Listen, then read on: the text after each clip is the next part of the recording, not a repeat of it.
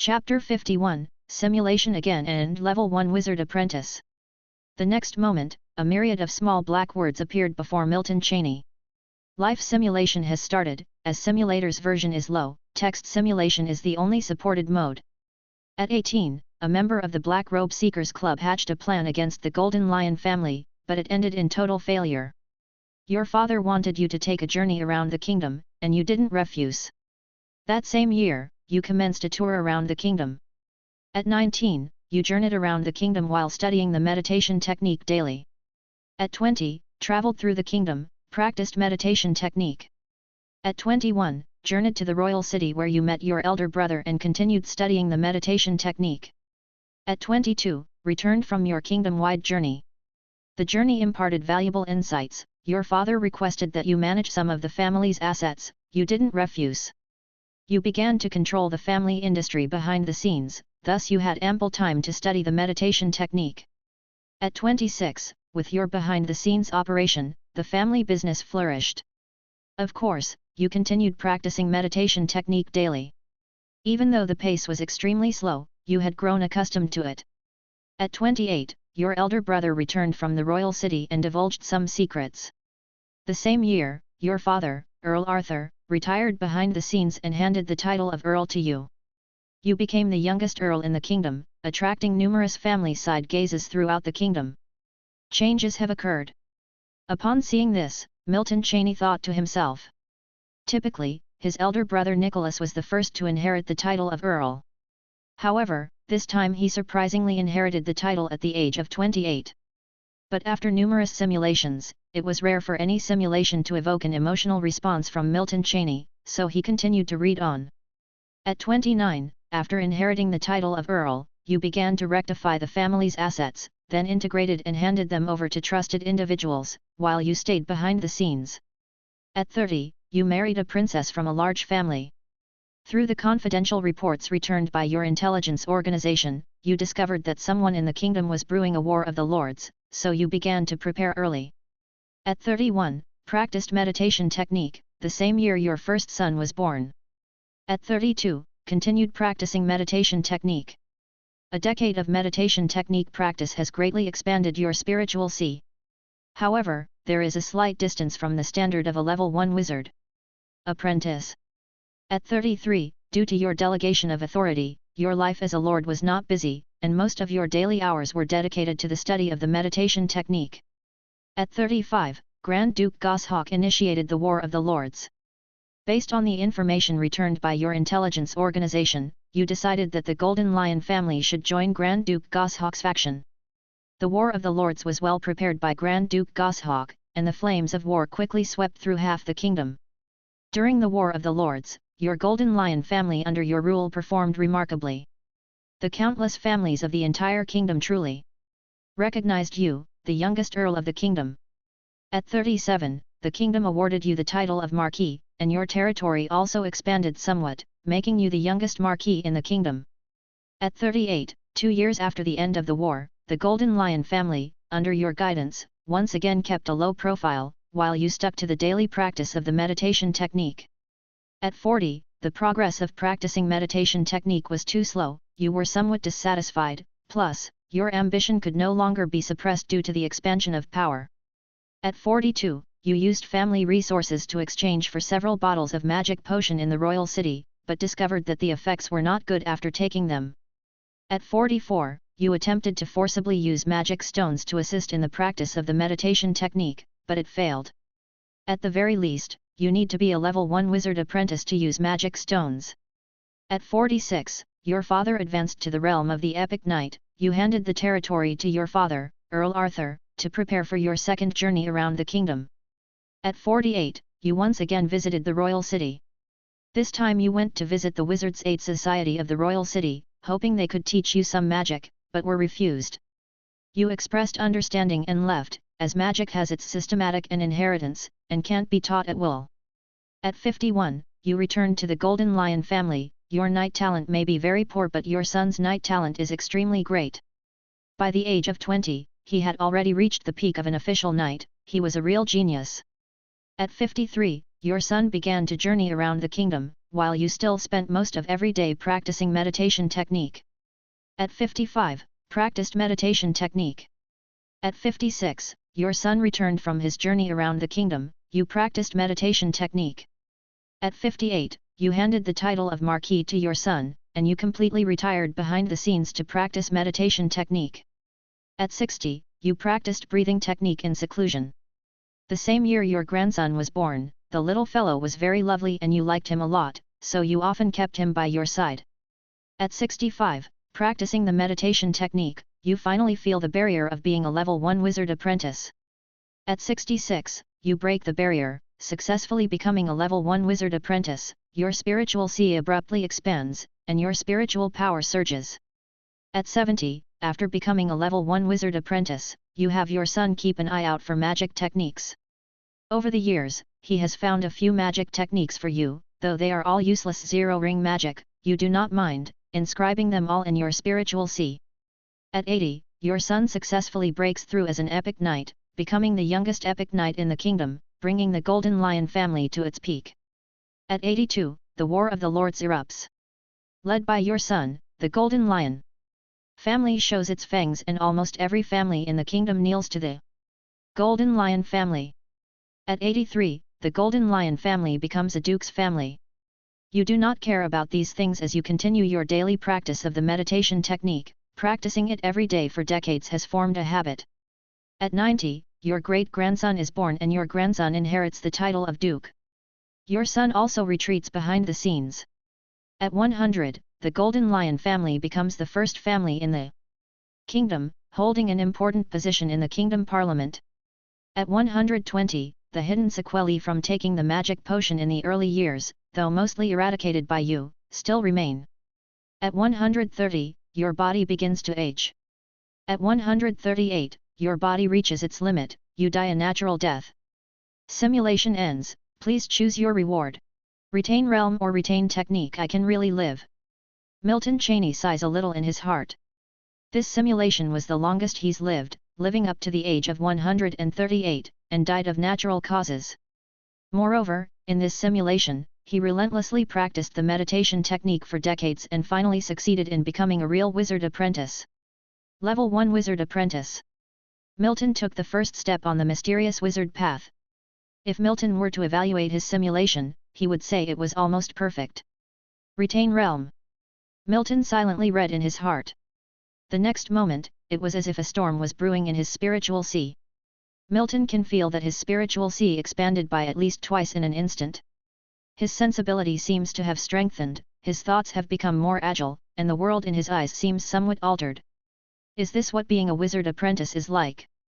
The feeling was completely different from when he became a knight. Milton doesn't know how to describe this feeling. If it can be said that he was filled with physical power after becoming a knight, then perhaps it's appropriate to say that he is filled with spiritual power after becoming a wizard apprentice. Such a description may be abstract, but that's exactly how Milton feels at this time. Just as Milton was about to open the panel to check how much his quantified spiritual power had increased, a mechanical voice suddenly sounded in his mind. This voice was not foreign to Milton. Like when he first bound the simulator, it was also a mechanical voice. Chapter 52, Spatial Key. Congratulations to the host for successfully embarking on the wizard path. The wizard's life simulator begins to upgrade, with the upgrade time being a natural day. Simulator upgrade. Milton Cheney was somewhat surprised. He didn't expect the simulator to upgrade after becoming a wizard apprentice. When he became a knight, and even a grand knight, the simulator showed no changes. Cheney thought that the simulator would always stay the same. But an upgrade is also normal since the name of the simulator is the Wizard's Life Simulator. Cheney is also curious about what the simulator would look like after the upgrade. However, the upgrade also requires time, and Cheney needs to wait for one natural day. Fortunately, this is not a long time. Panel. Cheney tried to summon the panel in his heart, and a transparent light screen floated in front of him as expected. Name, Milton Cheney Spiritual, 2.5. Physique, 6.8. Knight Realm, Grand Knight. Wizard Realm, Level 1 Wizard Apprentice. Breathing Technique, Golden Lion Breathing Technique, Perfect. Meditation Technique, Black Tower Meditation Technique, Beginner 12/400. Knight skills, Lionheart / Proficient 1324/1600, Armor splitting / Proficient 543/1600, Starfire arrow, Proficient 612/1600, Double blade. Continuous / Proficient 124/1600, Charged strike, Proficient 88/1600, Burst, Skilled 720/800, Magic, none. Simulation count, 0. The simulator may have upgraded, but the attribute panel can still be used as usual. Cheney focused his attention on the attribute panel. His spiritual power has jumped from 1.7 to 2.5, which is a significant increase. It must be known that every bit of improvement in spiritual power is exceedingly difficult. An increase of 0.8 is undoubtedly significant to Cheney. The Wizard Realm column has changed from none to level 1 Wizard Apprentice. Except for not having inscribed any magic in his spiritual sea, the current Cheney has no difference from a standard level 1 Wizard Apprentice. Magic. Cheney looked at the panel and muttered to himself. For a Wizard Apprentice, spiritual power is no doubt vital, but magic is also essential. And every Wizard Apprentice must make a considerate choice about the magic they inscribe in their spiritual sea. Because once a magic is inscribed in the spiritual sea, it is extraordinarily difficult to remove unless one becomes an official wizard. Before becoming a level 2 Wizard Apprentice, a level 1 Wizard Apprentice can inscribe up to 50 ring magic in their spiritual sea. Naturally, this requires a specific size of the spiritual sea. Cheney, who has just become a level 1 Wizard Apprentice, can inscribe 3, not 5. But when his spiritual sea expands to the limit of a level 1 Wizard Apprentice, he can inscribe up to 50 ring magic in his spiritual sea. A level 2 Wizard Apprentice can inscribe up to 80 ring magic, and a level 3 Wizard Apprentice can inscribe 9. That's right, only one more. 90 ring magic is the limit a wizard can inscribe into their spiritual sea before becoming an official wizard. As for the choice of magic, Cheney actually already had some ideas in his mind. Maybe in the simulation, I don't necessarily have to focus on myself. Perhaps I can change the method. Cheney muttered to himself. This thought only emerged after this simulation. The reason for having this idea was because during the simulation, he saw his son's talent. In the simulation, his son became an epic knight, indicating his extraordinary Emite talent. But what if this knight talent could be exchanged for wizard talent? He didn't take his son for a wizard talent test during the simulation, so Cheney didn't know if his child had the potential to be a wizard. But suppose his son indeed has a notable wizard talent, then perhaps. Is it possible, if I father a bunch of sons in the simulation, then send the ones with wizard potential to the wizard continent, and in the end wait for their reciprocation? Milton Cheney pondered in his heart. The final conclusion could be feasible, but verification was required. For instance, if he really fathered 10 sons, and they all possessed wizard potential. Without considering the strength of his son's potential, they could all be sent to the wizard continent. Ultimately, only a few might survive, and it's uncertain whether these few can grow up and possibly return to the subcontinent. There were too many factors that could influence this. In the end, Milton Cheney lightly shook his head, clearing the chaotic thoughts from his mind. Overthinking was useless, it would be better to try it during the next simulation. Right. The bronze key. Milton Cheney, who was feeling a surge in his spiritual power, suddenly remembered something. The next moment, Milton Cheney reached out and took out the bronze key from his chest. He had always attached great importance to this bronze key, so he wore it as a pendant around his neck. Without any hesitation, Milton Cheney cautiously touched the bronze key in his hand with his spiritual power. After becoming a level 1 Wizard Apprentice, the spiritual power in his spiritual sea could be manipulated to affect reality. Spiritual power was like Milton Cheney's third hand.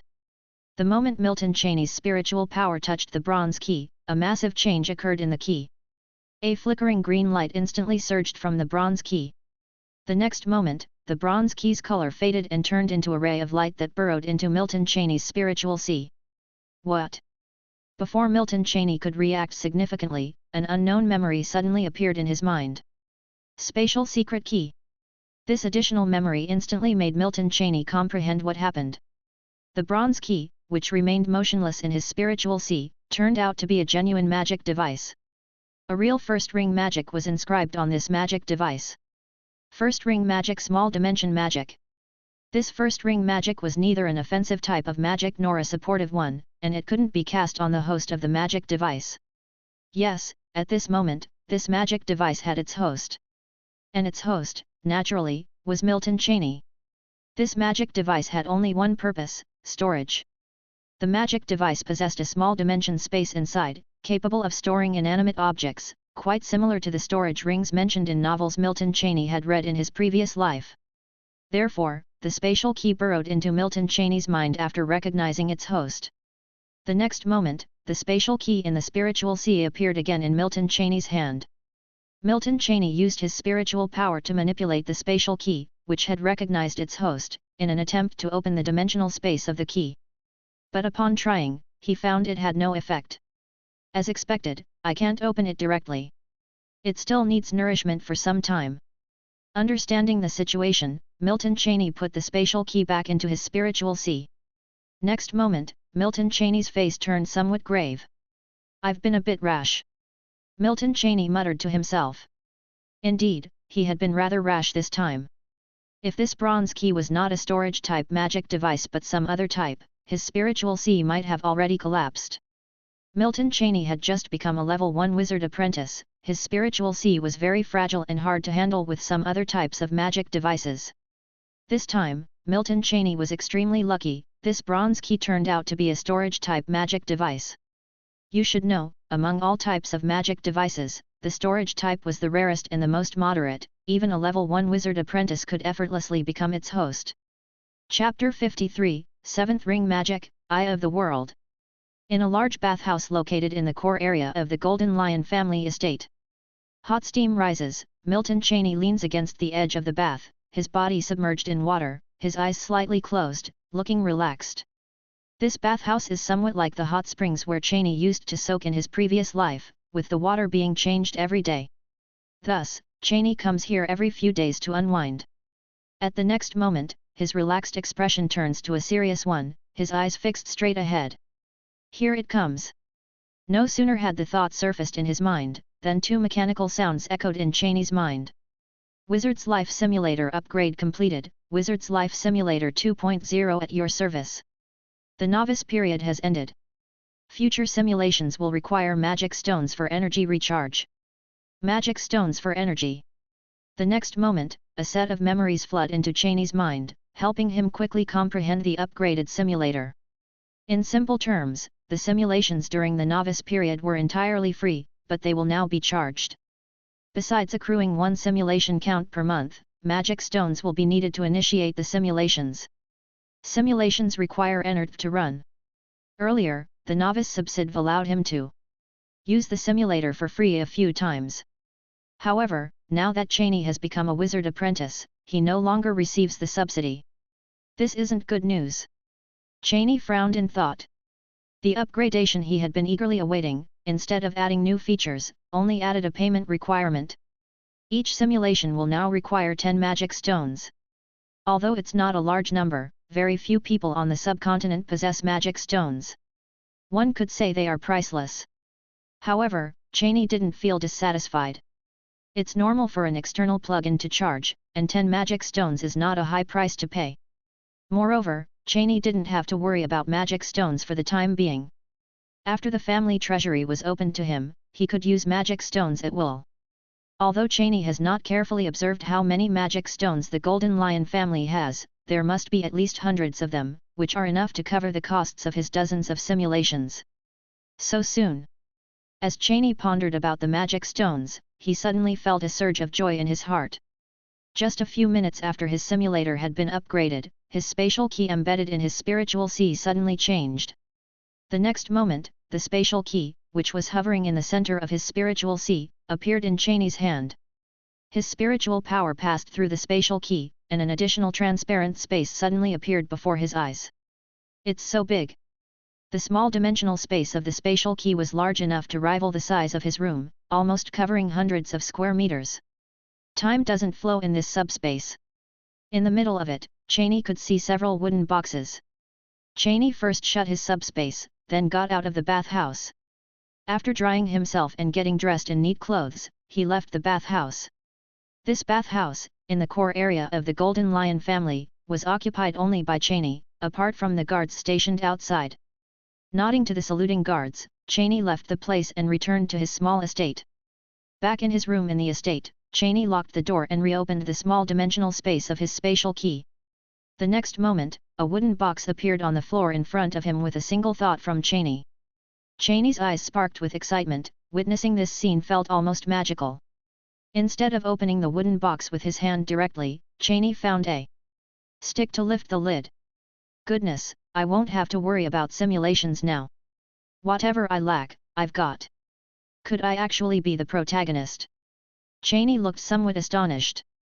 As the wooden box on the floor opened, everything inside was laid bare before Cheney's eyes. Inside the box was an array of perfectly orderly light purple gemstones. Milton Cheney was naturally familiar with these gems, they were magic stones. An entire box of magic stones. Milton Cheney approached the wooden box and casually picked up a magic stone. The light purple magic stone emitted a faint halo, mysterious and beautiful. Milton Cheney quickly counted the number of magic stones in the wooden box. 500. Exactly 500 magic stones neatly arranged inside the box. It should be noted that the Golden Lion family had accumulated only a little over 100 magic stones over hundreds of years, yet here before Milton Cheney was a box containing 500 magic stones. And within the small dimensional space accessed by the spatial key, Milton Cheney saw not just one box. There were 2 more boxes like this. If they were also filled with magic stones, then he would truly hit the jackpot. The next moment, Milton Cheney once again activated the spatial key, and 2 more boxes appeared before him. Milton Cheney skillfully lifted the lids with his wand, revealing the contents of the 2 boxes. Another whole box full of magic stones, and this, a book. Having mentally prepared himself, Milton Cheney wasn't as surprised when he saw another box filled with magic stones. However, the item in the other wooden box attracted his interest. The large wooden box held just an ordinary-looking book. Milton Cheney picked up the book, which seemed thin but was rather heavy. He could not ascertain the material of the book. An eye somewhat resembling a human eye was etched on the cover of the book.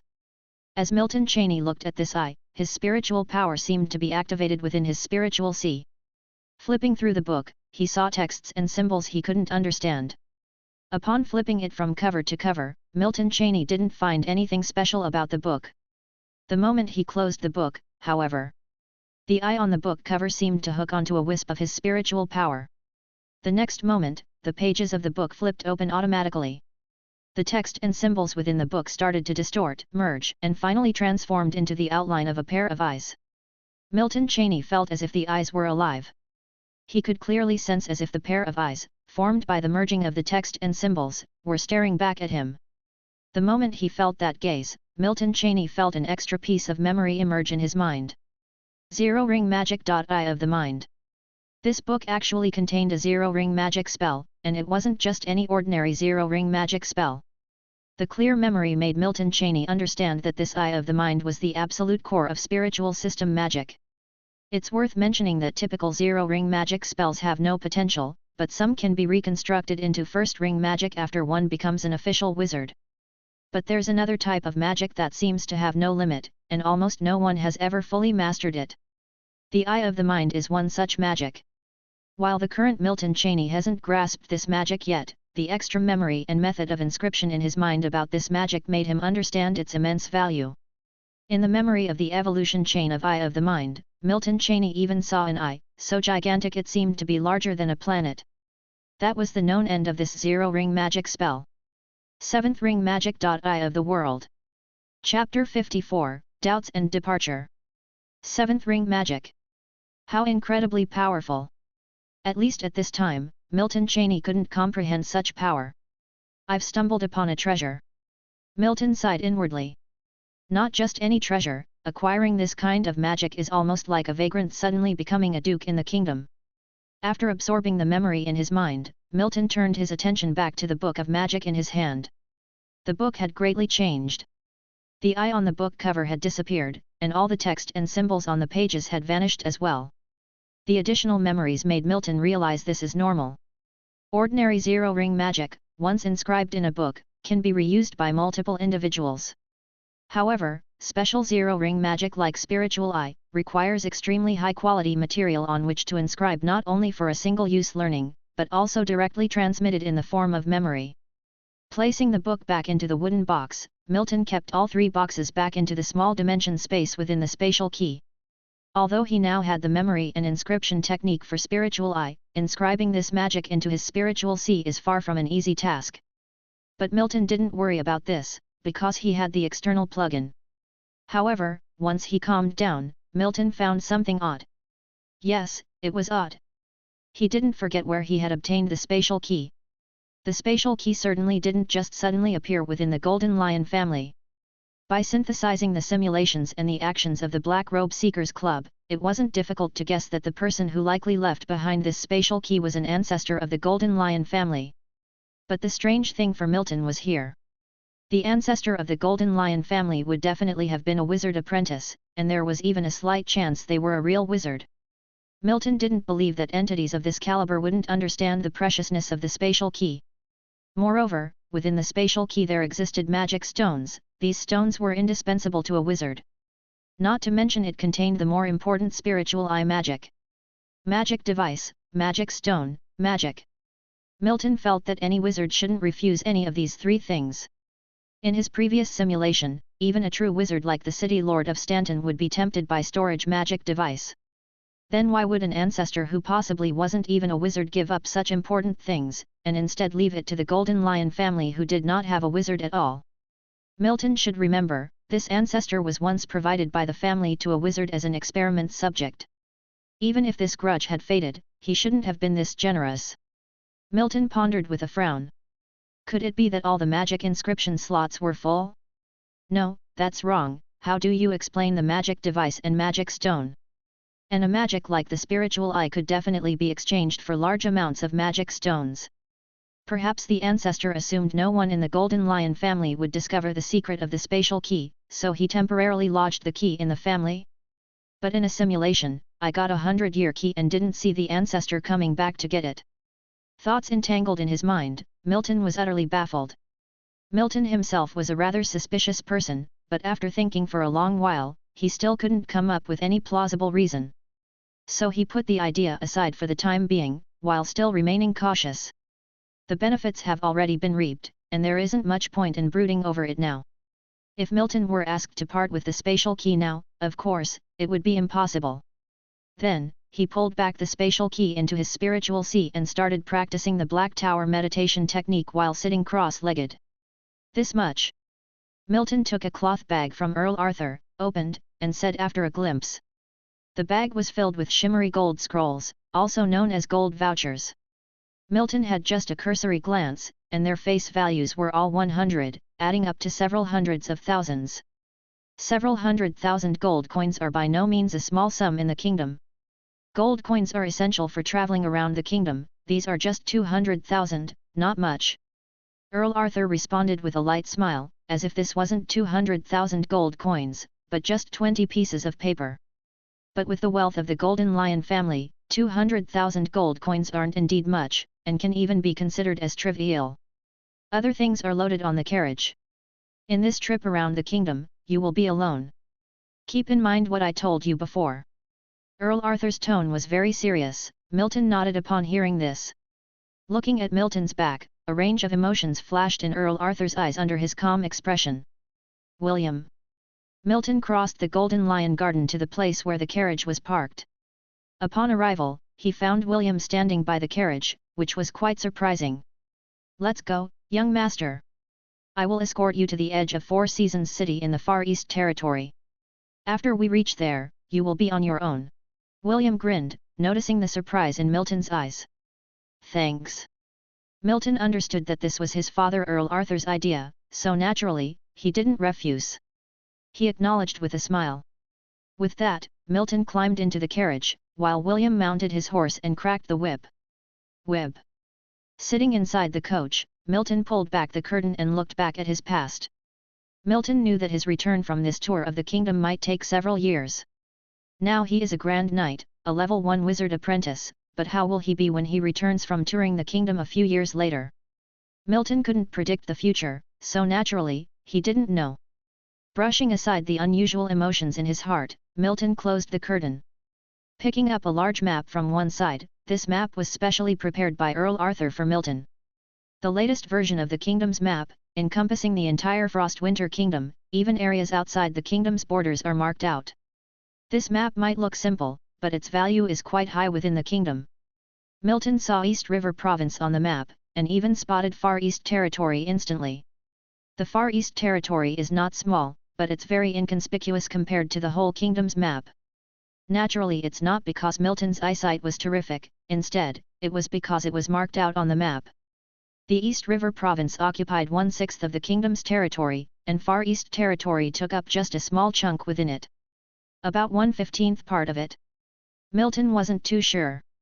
Milton examined the map carefully. Four Seasons City wasn't conspicuous on the massive map, but he found it nonetheless. William was right, Four Seasons City was at the farthest edge of the Far East Territory. Milton moved his gaze from the Four Seasons City on the map and observed the entire kingdom.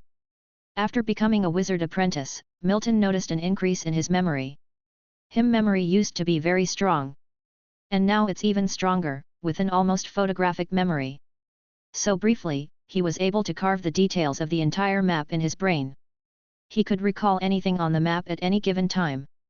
Chapter 55, Four Seasons City and Yellow Fiery Horse.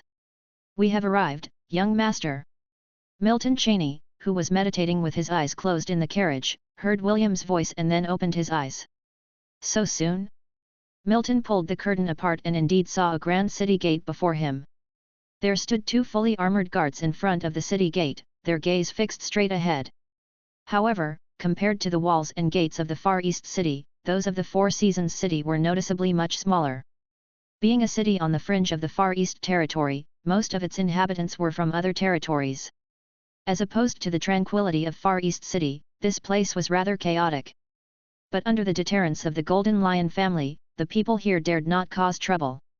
The carriage entered the city smoothly. Although the guards did not recognize William, they recognized the emblem of the Golden Lion family. None dared to impersonate a member of such a family in the Far East Territory. Young master, I will not linger in the city any longer. As Milton got out of the carriage, William, on his horse, spoke. Leaving so soon? Hearing Milton's words, William nodded. His only responsibility was to bring Milton to the Four Seasons City. After that, he had to return to the central area of the Golden Lion family. After all, the journey through the kingdom was Milton's solo venture, and even if he wanted to, William could not stay by to protect him. With his departure, William also took the family's carriage away. Now, other than money, Milton had nothing, although, this was more than sufficient. He carried a cloth bag filled with a map, gold vouchers, and some letters prepared for him by Earl Arthur. Milton looked around. Truth be told, he was completely unfamiliar with Four Seasons City, a city in his family's territory. The only familiar thing to him might be the name of this city, the Four Seasons City. As Milton surveyed his surroundings, a man seemed to muster his courage and approached him. Sir, it seems like this is your first time in Four Seasons City. I am a city guide for Four Seasons City. If there's anything you need, just let me know. I can guide you for just 1 silver coin. Blay also felt a little anxious. Originally, he did not have Milton as his target. Because they, the so-called Four Seasons City guides, were basically those intimately familiar with the city. This profession was birthed by the unique geographical location of Four Seasons City. As this was a frontier city of the Far East Territory, most of the people here were first-time visitors, hence the existence of this profession. They all had a pair of insightful eyes. Milton seemed to be a noble, who even had a dedicated carriage for transportation, showing an extraordinary momentum. However, the carriage left after just a brief moment, leading him to assume if Milton could be a down-and-out noble.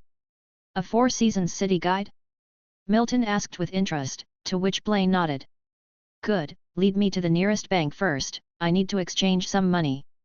Milton did not reject the proposal. Although he would not be in Four Seasons City for long, having a guide was certainly convenient. Moreover, 1 silver coin meant practically nothing to him. Seeing Milton agree, Blay suppressed his joy. This job was not as easy as imagined, not to mention the fierce competition. The price of a single silver coin was not something ordinary people would willingly pay. A single silver coin in Four Seasons City could afford a few good meals. Most people would rather stumble around like headless flies than hire a guide. Sir, do you want me to help you carry these things? Blay immediately got into work mode and casually offered help. No, leading the way will be enough. Milton refused. Hearing Milton's refusal, Blay did not show any peculiar emotions but enthusiastically introduced everything about Four Seasons City to Milton. Through Blay's narrations, Milton gained some understanding of this city lying on the border of the Far East Territory. Sir, we've arrived. This is the Royal Bank of the Frostwinter Kingdom in Four Seasons City. Upon arriving at the destination, Blay stopped and respectfully said to Milton. Milton then shifted his gaze to the bank in front of him. Although called a bank, it was actually a three-story tower. Milton understood this to be the unique architectural style of the Royal Bank. In all the cities throughout the kingdom, there was only one type of bank, the Royal Bank. There were already quite a few people coming and going in front of the tower. Sir, I can wait for you outside. Before Milton could speak, Blay, showing great tact, offered. Milton Cheney nodded his head and stepped inside the bank. Young master, how may I assist you? As soon as he entered, a decent-looking young girl in a uniform approached him and politely asked. Milton assessed the girl, his gaze unchanged. I need to exchange some gold vouchers for gold coins. Young master, come with me. Could you tell me how many gold coins you need to exchange? I'll lead you to the corresponding window. Milton gave it a slight thought and then spoke, let's start with 1,000. Upon hearing this, there was a glint of delight in the girl's eyes. Very well, young master. I'll guide you. Her voice had softened considerably. As Milton put it in his previous life, she was sucking up. The girl led Milton to the appropriate counter and then departed. The process of exchanging gold coins went smoothly. The Royal Bank had been standing in the Frostwinter Kingdom for hundreds of years and had naturally figured out the most efficient method. The bank teller handed Milton a bag filled with 1,000 gold coins. Milton took the bag and lifted it, finding it to be rather heavy. Of course, this heaviness was relative to an ordinary person. For Milton, this weight was virtually negligible. Back in the lobby, Milton saw the girl who had just led him to exchange his gold coins. As he passed by her, Milton casually picked a gold coin out of the money bag and handed it to her. A tip. Milton spoke calmly, seeing the surprise and delight in the girl's eyes. Thank you, young master. The girl realized she had encountered a generous noble and bowed respectfully in gratitude. Milton caught a glimpse of pure white. It must be said that this show of gratitude was quite quite respectful. Once he had exchanged his gold vouchers for coins, Milton gave Blay a gold coin. You've worked hard these past few days. Young master, I assure you I'll come at your call. Nobody knows Four Seasons City better than I do. Blay responded cheerfully. Milton was the first generous and polite noble he now seen. People he had served in the past never regarded him appropriately. Milton's simple comment made him feel he'd be willing to die for such a person. Milton firstly requested Blay to find him a place to stay. He would likely be in Four Seasons City for a couple of days, so naturally, he needed accommodation. As they passed by the shops, Milton bought a small money bag with 3 silver coins. The money bag was rather small, the size of a palm, and could hold at most 50 gold coins. Blay acted quickly and soon found a decent inn in Four Seasons City for Milton. This type of inn, similar to a mini apartment block, was the first choice for most visitors in Four Seasons City. At the inn room, Milton first summoned the spatial key from his spiritual sea, then stored the gold vouchers and map in the small dimension space. He only kept the small money bag and 50 gold coins from the money bag. In the following days, Blay guided Milton around Four Seasons City. With the gold coin that Milton had paid, Blay became extremely enthusiastic. In what felt like a blink of an eye, 3 days had passed. They were in a horse farm in Four Seasons City. Young master, this is the best horse in our farm. I promise you won't find a better one in the whole of Four Seasons City. Before Milton, a portly man in extravagant clothes spoke with assurances. Is this a golden lion's head? Milton touched the steed's pale golden mane before him and spoke. Don't joke around, young master. How could a small city like Four Seasons City have a golden lion's head? However, this yellow fiery horse here does have a bit of the golden lion's head bloodline. It could easily travel 1,000 miles a day. The fatty's tone got a bit awkward. Milton realized that the horse farm owner wasn't lying. Having looked around, this yellow fiery horse was indeed the best in the farm. Milton then nodded his head. "I'll take it." Chapter 56, Are You the So-Called Black Serpent Clan? The horse hooves were flying, stirring up a cloud of dust. Milton Cheney gently tugged at the reins, maintaining a stable posture. The surrounding scenery was retreating rapidly, and Milton wore a calm and composed expression on his face. The yellow fiery horse galloped swiftly across the wilderness, forming a magnificent image to those in the distance. It was now already the second day since Milton had left the Four Seasons city, and he was no longer in the Far East Territory. More precisely, he was now in the Blackwater Territory of the East River Province. However, he was in the wilderness at the edge of the Blackwater Territory, still a distance away from its cities. Being familiar with the kingdom map, Milton wasn't a stranger to the Blackwater Territory, which was actually larger than the Far East Territory. The entire Blackwater Territory was the domain of a kingdom's earl named Lopez Evans. Lopez Evans was also known as the Blackwater Lord or the Earl Black Serpent, and the Evans family was one of the more renowned clans in the East River Province. If the map is accurate, then this point must be about 200 miles from Black River City, the southernmost city of the Blackwater Territory. Milton, still mounted on the yellow fiery horse, pondered silently. Having memorized the kingdom map, he could recall everything with a slight effort. In his journey around the kingdom, the first territory he needed to cross was the Blackwater Territory. SHH. Suddenly, a faint sound reached Milton's ears. The next moment, Milton swiftly pulled the reins, bringing the yellow fiery horse to a halt with a neigh. The horse reared, churning up a swirl of dust. This low, mournful sound that reached his ears was not strange to Milton. It was the very noise produced when elasticity triggered the vibration of a bowstring pulled taut. In short, it was the sound emitted when a bowstring is drawn. A skilled archer like Milton could never be unfamiliar with this sound. As expected, almost the moment he halted the horse, an arrow appeared in the ground before him. The arrow had been fiercely pinned into the ground, close to Milton. Clearly, the person who shot it had aimed for him. If Milton hadn't halted the horse, the arrow might well have hit the yellow fiery horse. Milton's expression became slightly gloomy as he turned his gaze in the direction the arrow had come from. Meanwhile, not far from Milton, on a small hill, "Who told you to fire the arrow?"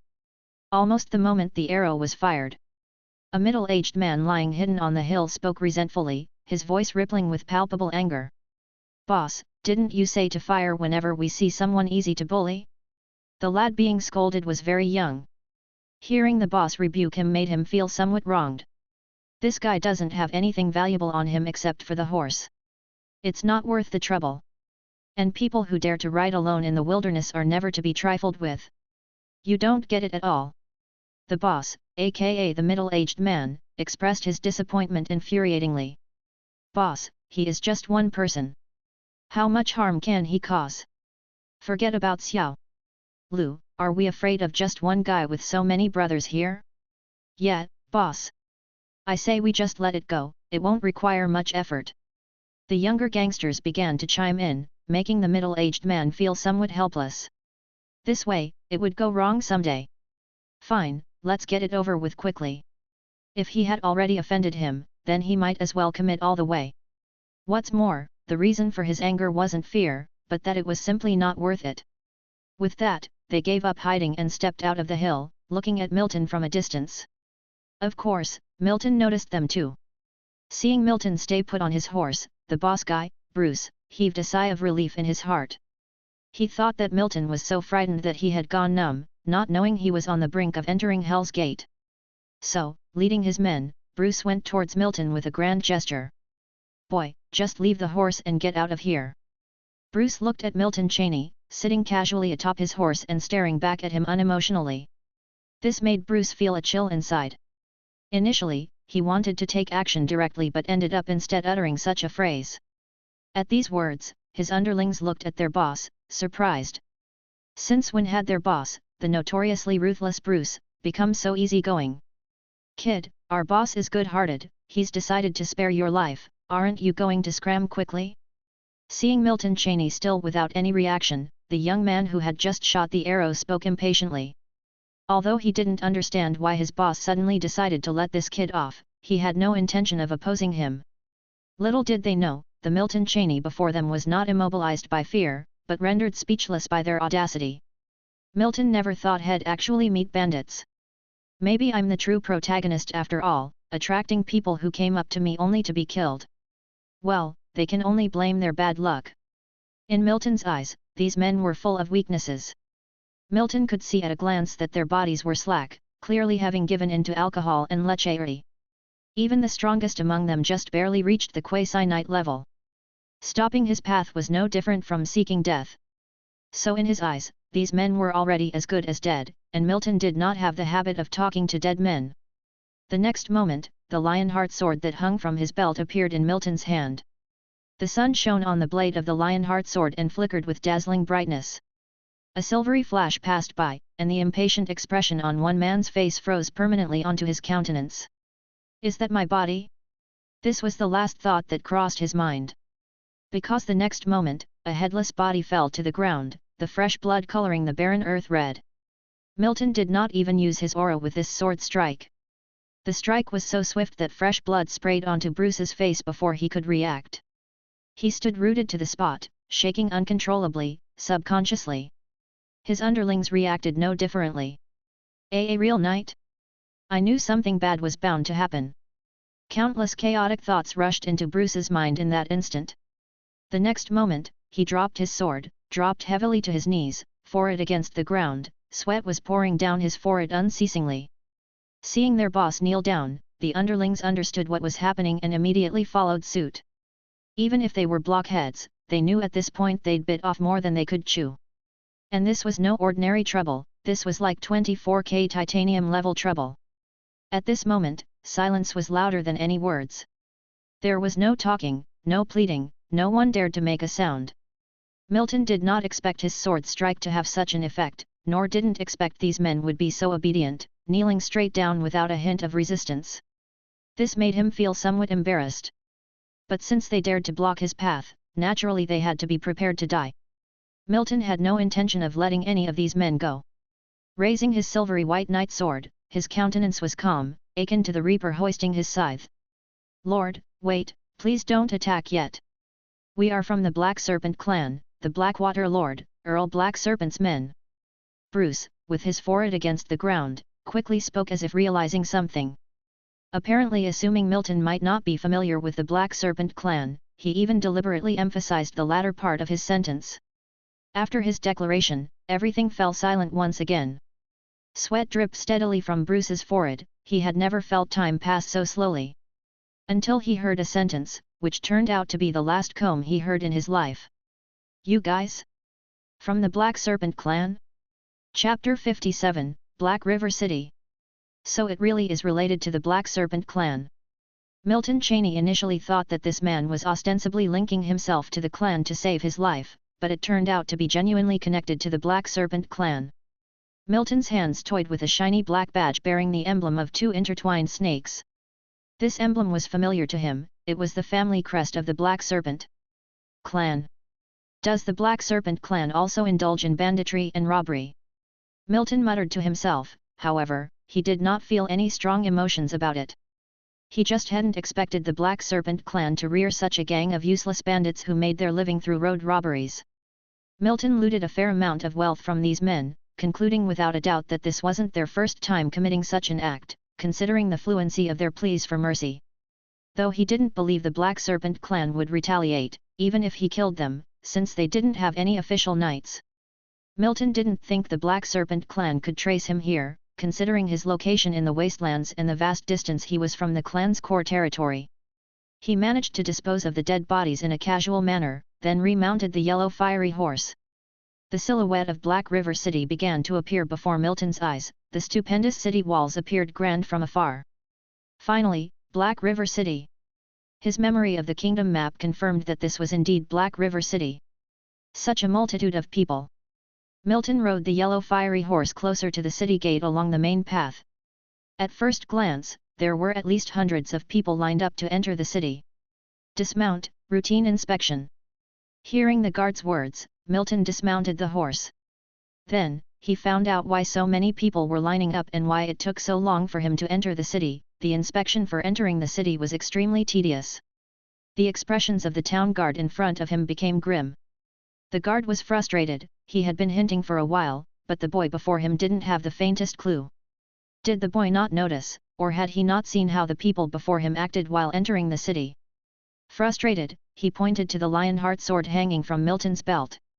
"You can't bring this into the city, leave it with me temporarily." As he finished speaking, he reached for the night sword hung at Milton's waist. However, the next moment, his wrist was gripped by Milton's hand, causing him to feel intense pain. "I haven't heard of a rule in Black River City that forbids carrying weapons." Milton frowned as he spoke. The town guard quickly realized what was happening. As a guard of Black River City, his insight was not weak. He was a knight apprentice level, and the fact that he couldn't resist while his wrist was seized indicated that Milton was not someone he could mess with. He was just a common town guard. There were too many people he couldn't afford to offend. Moreover, Milton wasn't a citizen of Blackwater territory, who knows what kind of noble identity he possessed. Arguing with him would not benefit the guard at all. "Apologies, sir, please enter the city. But there's a city entrance fee of a silver coin for outsiders," the town guard said while forcing a smile, taking care not to mention the weapon matter again. Milton casually took out a silver coin from his purse and handed it over to the guard. He led the yellow fiery horse into Black River City. Watching Milton's retreating figure, the guard's smile disappeared from his face, replaced once again by his usual grim look. He turned his head to the next person and said, "Dismount, routine inspection." As he entered the city, the sight of Black River City unfolded before Milton's eyes. His first impression of the city was that it was dirty and disorderly. The surroundings of the street were littered with garbage and it smelled terrible due to some puddles. The townsfolk seemed to ignore the disorder as if they were used to it. Right after Milton had entered the city, he observed an individual's package being slit open without them realizing it. Comparing it to Far East City would be a stretch. Even Four Seasons City seemed several times cleaner than here. Why would a border city, which represents the facade of a territory and is as disgraceful and disorderly as this, be left unattended by the Black Serpent clan? Milton wondered to himself. He well knew that a territory's border city holds vital strategic and geographical importance. The rulers often gave due importance to these border cities. But Black River City did not seem to reflect that at all. The whole city simply resembled an enlarged slum. No wonder there were so many people entering the city and even more leaving it. "Sir, you must be visiting Black River City for the first time. For 3 silver coins, I can serve as your guide here for the next few days." As Milton was surveying his surroundings, a skinny, dark-skinned boy approached him and offered his services. Milton's gaze shifted to the boy in front of him. "How do you know I'm only staying in Black River City for a few days?" "Sir, please, it's evident you're a nobleman. Surely you won't be staying long in a place like Black River City. If you intend to settle in Blackwater territory, I recommend Serpent Head City. It's one of the biggest cities in the territory and is more suitable for living." Arthur responded, not attempting to hide the longing in his voice when he mentioned Serpent Head City. Milton casually pulled out 3 silver coins and handed them to Arthur. Seeing the silver coins, Arthur's eyes lit up, and he hastily pocketed the coins. "Give me a brief introduction to Black River City." Milton spoke softly while Arthur eagerly nodded. "As you can see, sir, Black River City is dirty and disorderly. It's rumored that the Earl of Blackwater, Earl Black Serpent, has given up on this city. Sir, I noticed that you had a dispute with the town guard at the city gates earlier." Upon reaching this point, Arthur instinctively lowered his voice. Before Milton responded, he continued, "Sir, I know you must be of significant status, but in Black River City, the last people you'd want to cross are the town guards. They are the biggest tyrants in the city, some even say." At this point, Arthur suddenly clammed up, as though he realized he had said too much. "The biggest tyrants? So, there are smaller ones?" Milton became interested and asked. "There are. The Vine Tavern in the eastern part of the city and the Hunters Club in the west are places to be wary of, especially the Hunters Club. It's said to be a branch of the Royal City Hunting Mansion." When his employer showed interest, Arthur didn't hesitate to reveal everything he knew to Milton. Arthur's brief explanation gave Milton a rough idea about the power distribution in Black River City. First, help me find a place to keep my horse, then take me to a place to stay. The place should be the best available, the rest about Black River City, we can talk about it on the way. Milton softly commanded. Arthur hastily nodded and led the way. All the while, ensuring to share everything he knew or could tell about Black River City with Milton. Sir, Black River City is the remotest city in Blackwater territory, there's. Listening to Arthur's words, Milton slowly formed an image of Black River City in his mind.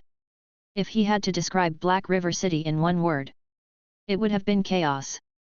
The situation of a place far from the Emperor's reach was extremely evident in Black River City, located on the edge of Blackwater territory. Chapter 58, The Road to Death. Within the Purple Thorns Inn apartments in Black River City, Milton Cheney sits cross-legged on the bed with his eyes tightly closed. Despite the calmness outside, Milton's spiritual sea is anything but calm at the moment. This is too hard. The next moment, Milton opens his eyes, inwardly sighing. He was just attempting to inscribe the spiritual eye magic within his spiritual sea. You can't call it a failure, nor a success. If push comes to shove, Milton has already succeeded by a 49th at this time. To inscribe magic in the spiritual sea, you need to inscribe corresponding mysterious symbols according to the magic inscription method, finally forming a magic structure. Generally, it may only take a few mysterious symbols to inscribe simpler magic. But the spiritual eye magic requires the inscription of 49 different mysterious symbols within the spiritual sea, finally forming a stable spiritual eye magic structure. The difficulty is undeniable. Although Milton has succeeded in inscribing a mysterious symbol in the spiritual sea, the difficulty increases as the process continues. Discovering that the second inscription was more difficult than the first one. Just as Milton was about to push forward and continue inscribing, someone knocked on the apartment door. So Milton got up and opened the door to the apartment. Standing at the door was a thin, dark-skinned lad, looking somewhat anxious. Arthur, what are you doing here? The thin lad turned out to be the very Arthur who had shown him around when he first came to Black River City, and they had gotten along quite well over the past few days. Seeing that Milton had opened the door, Arthur seemed to breathe a sigh of relief, but still spoke anxiously. Sir, leave Black River City as soon as possible. I've received news that the town guards are planning to move against you.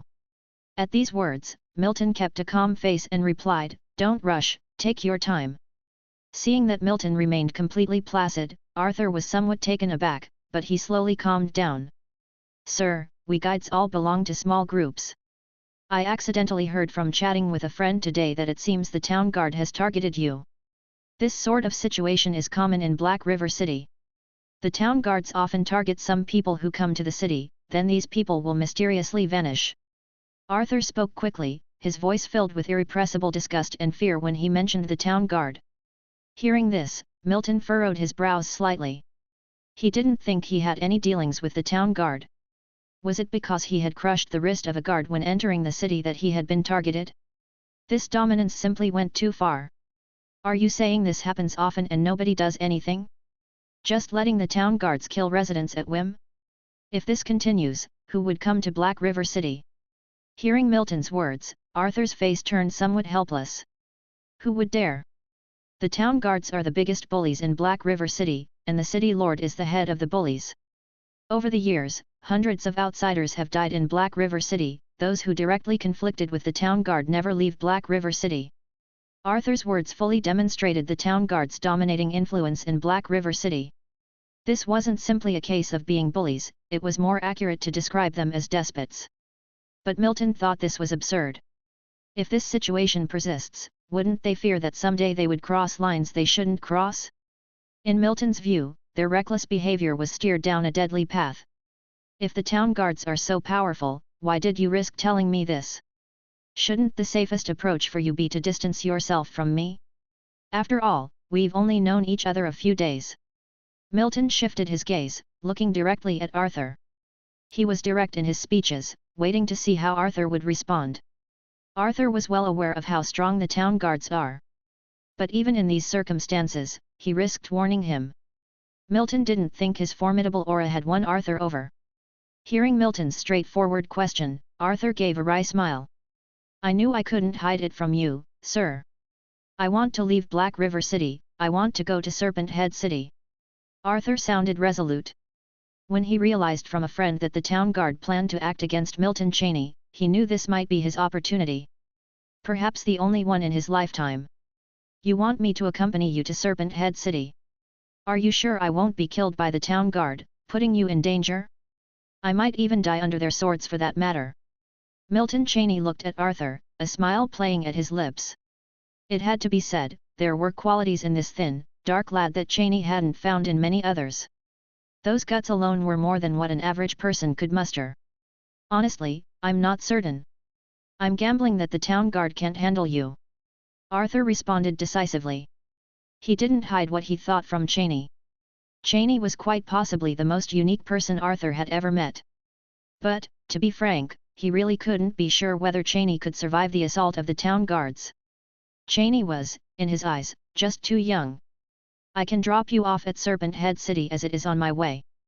But after that, you and I are strangers. I won't help you again. Mister, that's enough. Arthur said, surprised and delighted. Given what Cheney had just said, Arthur realized that he must be very confident. He knew he had made the right bet and grabbed hold of this opportunity. As for whether Cheney was bluffing or trying to deceive him, Arthur no longer cared. At this point, he was still gambling. Except that now, this was the only road he could walk, and he had to follow it to the end. So, tell me where the town guards who are targeting me are stationed in Black River City. As Cheney finished speaking, Arthur lifted his head suddenly, surprise in his eyes. That night, Black River City was enveloped in darkness. Darkness and silence were the prevailing themes of the Black River City nights, at least in the eyes of ordinary people. Black River City had one thing in common with Four Seasons City, a curfew. It wasn't permissible to be out at night. Like a shadow, Cheney moved through the streets of Black River City. Made it in so easily. Not even a guard in sight? Upon stepping into one of the town guard's posts in Black River City, Cheney took a quick survey of his surroundings. No wonder, after all, this was the town guard's territory. They wouldn't expect someone bold enough to venture here at night. Cheney's ears twitched as a voice reached them. Cheney subdued his footsteps, approaching what looked like a tent-like structure. There's an old saying, better late than never. The voices discussing him inside the tent startled Cheney. Even he had to marvel at the fortuitous timing of his arrival. He's just a young noble.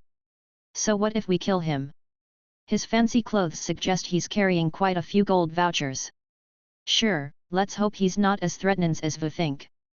Might pose some threat. He does pack a punch, but he's a quasi-knight level at best. Come, let's drink, it's going to be a long night dealing with this lot. As the dozen or so men inside the tent indulged in their drinks, the candle inside flickered. A young man with an indifferent expression gently lifted the tent flap. All eyes instantly landed on Cheney. The quicker amongst them immediately reached for their weapons. One of them, however, looked as if had seen a ghost. His pupils dilated suddenly. Who the hell are you? He. A soft chuckle escaped Cheney. Nice to see you again. Chapter 59, Flower Plains. What's going on? How much did they drink last night that they're still not changing shifts this late? A middle-aged man grumbled, kicking the fence in front of him open with a disgusted look on his face. Walking into the town guard's base, the man's brows furrowed instantly. He found something unusual in the air as he took a sniff. Is this the smell of fresh blood? It's not an unfamiliar smell to him, but the sudden scent of blood caused the man's expression to drastically change. The man quickly ran towards the tent in the base, with the scent of blood increasing in intensity the closer he got to it. The next moment, his hand gripped the hilt of his long sword, forcibly flinging the tent's curtain open. But what he saw inside left him speechless. The smell of blood was overwhelmingly strong, with the entire tent soaked in it. More than a dozen lifeless bodies sprawled on the ground, each with a huge gash across their throats. What? Meanwhile, out in the wilderness, Milton Cheney was riding on a yellow fiery horse through the wilderness, closely followed by Arthur, who was also on horseback. It was indeed Milton Cheney and Arthur who had already left Black River City. It's ridiculous how troublesome the entry procedures into Black River City were, but not a single procedure was needed when leaving. The town guards at the city gate didn't even spare them a glance. After assassinating the town guards, Milton intended to break through the city gate with Arthur. After all, the town guards would not likely stop him, who is now a grand knight. What surprised him, however, was that no one discovered the murdered men even by dawn, and they easily rode out of the city gate without any hindrance. According to the map, there's approximately 1,000 miles between Black River City and Serpent Head City. If we ride, we can reach there at the latest by tomorrow. The surroundings quickly receded as Milton muttered to himself. In reality, if it weren't for considering Arthur's feelings, Milton could have even arrived at Serpent Head City by tonight just by himself. However, since he had promised Arthur that he would take him to Serpent Head City, Milton naturally would not back out. As it happens, Serpent Head City was also on his planned route. Now, Milton understood why he was intercepted by the bandits that day. While he had initially joked that it's because he was the protagonist, the actual reason wasn't as humorous. It wasn't occasional for bandits to rob and kill in Blackwater territory. The deeper you get into Blackwater territory, the more bandits there are. In fact, their numbers seem to increase. Within several hours of leaving Black River City, Milton and Arthur had already encountered 2 waves of bandits. Of course, not a single bandit from those groups survived. Those who intended to attack Milton were simply unlucky. Arthur now only looked at Milton with a sense of awe in his eyes. After all, he'd seen Milton's true strength, or so he thought, and he knew he'd hit the jackpot. The reason why he didn't dare to leave Black River City alone was that he was too weak. He was so weak that anyone in the wilderness could end his life. Again. Seeing several figures appear on the necessary path just 100 meters away from them, Milton could only sigh in resignation. Just how many people are there interested in dying? He did not show any intention of stopping his yellow fiery horse, lightly swaying the reins as he continued. Without any effort, he drawn a longbow from his back, and took several arrows from the quiver hanging on the side of the horse. The moment Milton Cheney, atop his horse, pulled the bowstring to its limit, creating a shrill sound. The next moment, 3 arrows turned into 3 silver lights, shooting towards the people who were blocking the path 100 meters away. The speed of Milton Cheney's arrows had been so swift that the men blocking his way didn't even know they should dodge, and thus remained stationary as if they hadn't processed the action. Less than a second later, 3 of the men's throats were penetrated by sharp arrows. However, Milton did not lower his longbow but instinctively pulled out several more arrows from his quiver. With 4 more flashes of silver light, the remaining 4 men fell lifeless to the ground. The yellow fiery horse stepping on the corpses did not bother Milton, who didn't even bother to glance at the ground. Conversely, Arthur, who was following him, looked upon the corpses with a trace of pity in his eyes. But in the next moment, that sentiment vanished, and he muttered something under his breath. Too brutal, the 3rd wave. As time passed, the 3 suns set one after another, and Milton's steed continued to gallop non-stop across the wasteland. Until glow of the setting sun was projected onto the expanse of the wasteland. Milton's view suddenly bloomed with colors that contrasted with endless yellowish-brown scenes previously seen. In front of him, vibrant colors burst open, a contrast to the previous barren wasteland, making it undeniably refreshing. Milton's eyes brightened up. He was no stranger to this place since it was marked on the map. This was the famous flower plains in the Blackwater territory. Milton slowed down his pace, and when Arthur saw him, he followed suit. So beautiful! Arthur exclaimed in awe, having spent all his life in the poverty-stricken sector of Black River City, seeing such a beautiful sight was a first for him. Hearing Arthur's exclamation, Milton couldn't help but nod. Even for Milton, it was the first time seeing such a variety of flowers. Even the gardens of the Golden Lion family paled in comparison to this place. Compared to the barren wasteland, the flower plains could indeed be said to be incredibly beautiful. Innumerable flowers almost covered the entire plain, it was truly a sea of flowers. Calling it a sea of flowers was not an exaggeration. The sea of flowers undoubtedly brought joy and euphoria to the onlookers, Milton was no exception, which was why he instinctually slowed down. Amongst the sea of flowers, Milton was as if he was in a vibrant and colorful garden. The glow of the setting sun shone on the sea of flowers, the petals under the glow seemed as soft as silk, and Milton could even smell a captivating scent. In the sea of flowers, Milton could observe many colors, different shapes and sizes of flowers, and each color had its own unique charm. The flowers in the sea were scattered on the ground, on the trees, covering Milton's entire field of vision. The atmosphere in the flower sea was something Milton had never experienced before, in both his previous or current life. The purpose of traveling the kingdom was to experience its diverse sights. If it was just about gaining power, he could also improve his strength on the estate with the simulator. Let's go.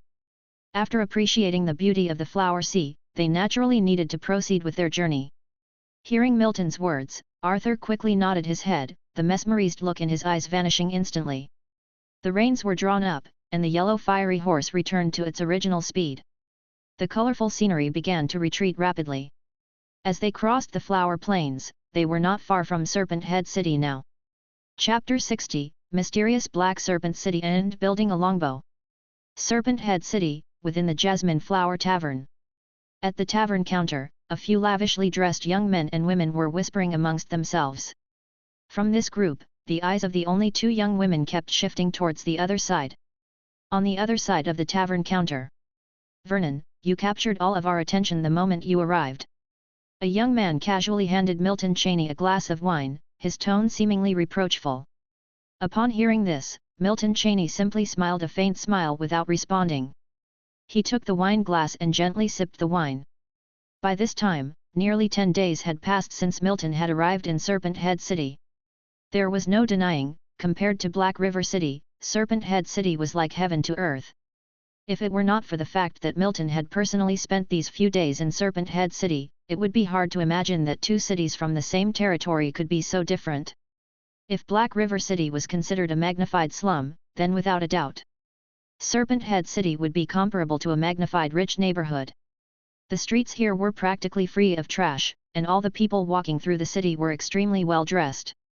As for the black-haired young man in front of Milton, Bryn, he was someone Milton had met due to an accident. It could be said that the two got acquainted through adversity. Milton, who had just arrived at Serpent Head City, almost taught Bryn a lesson. In short, their current relationship was quite good. At least Milton did not take the previous joke to heart. Oh, I've found out some information you wanted about a place where a good longbow could be forged. I usually don't pay much attention to this sort of thing, but these past few days I did ask around for you.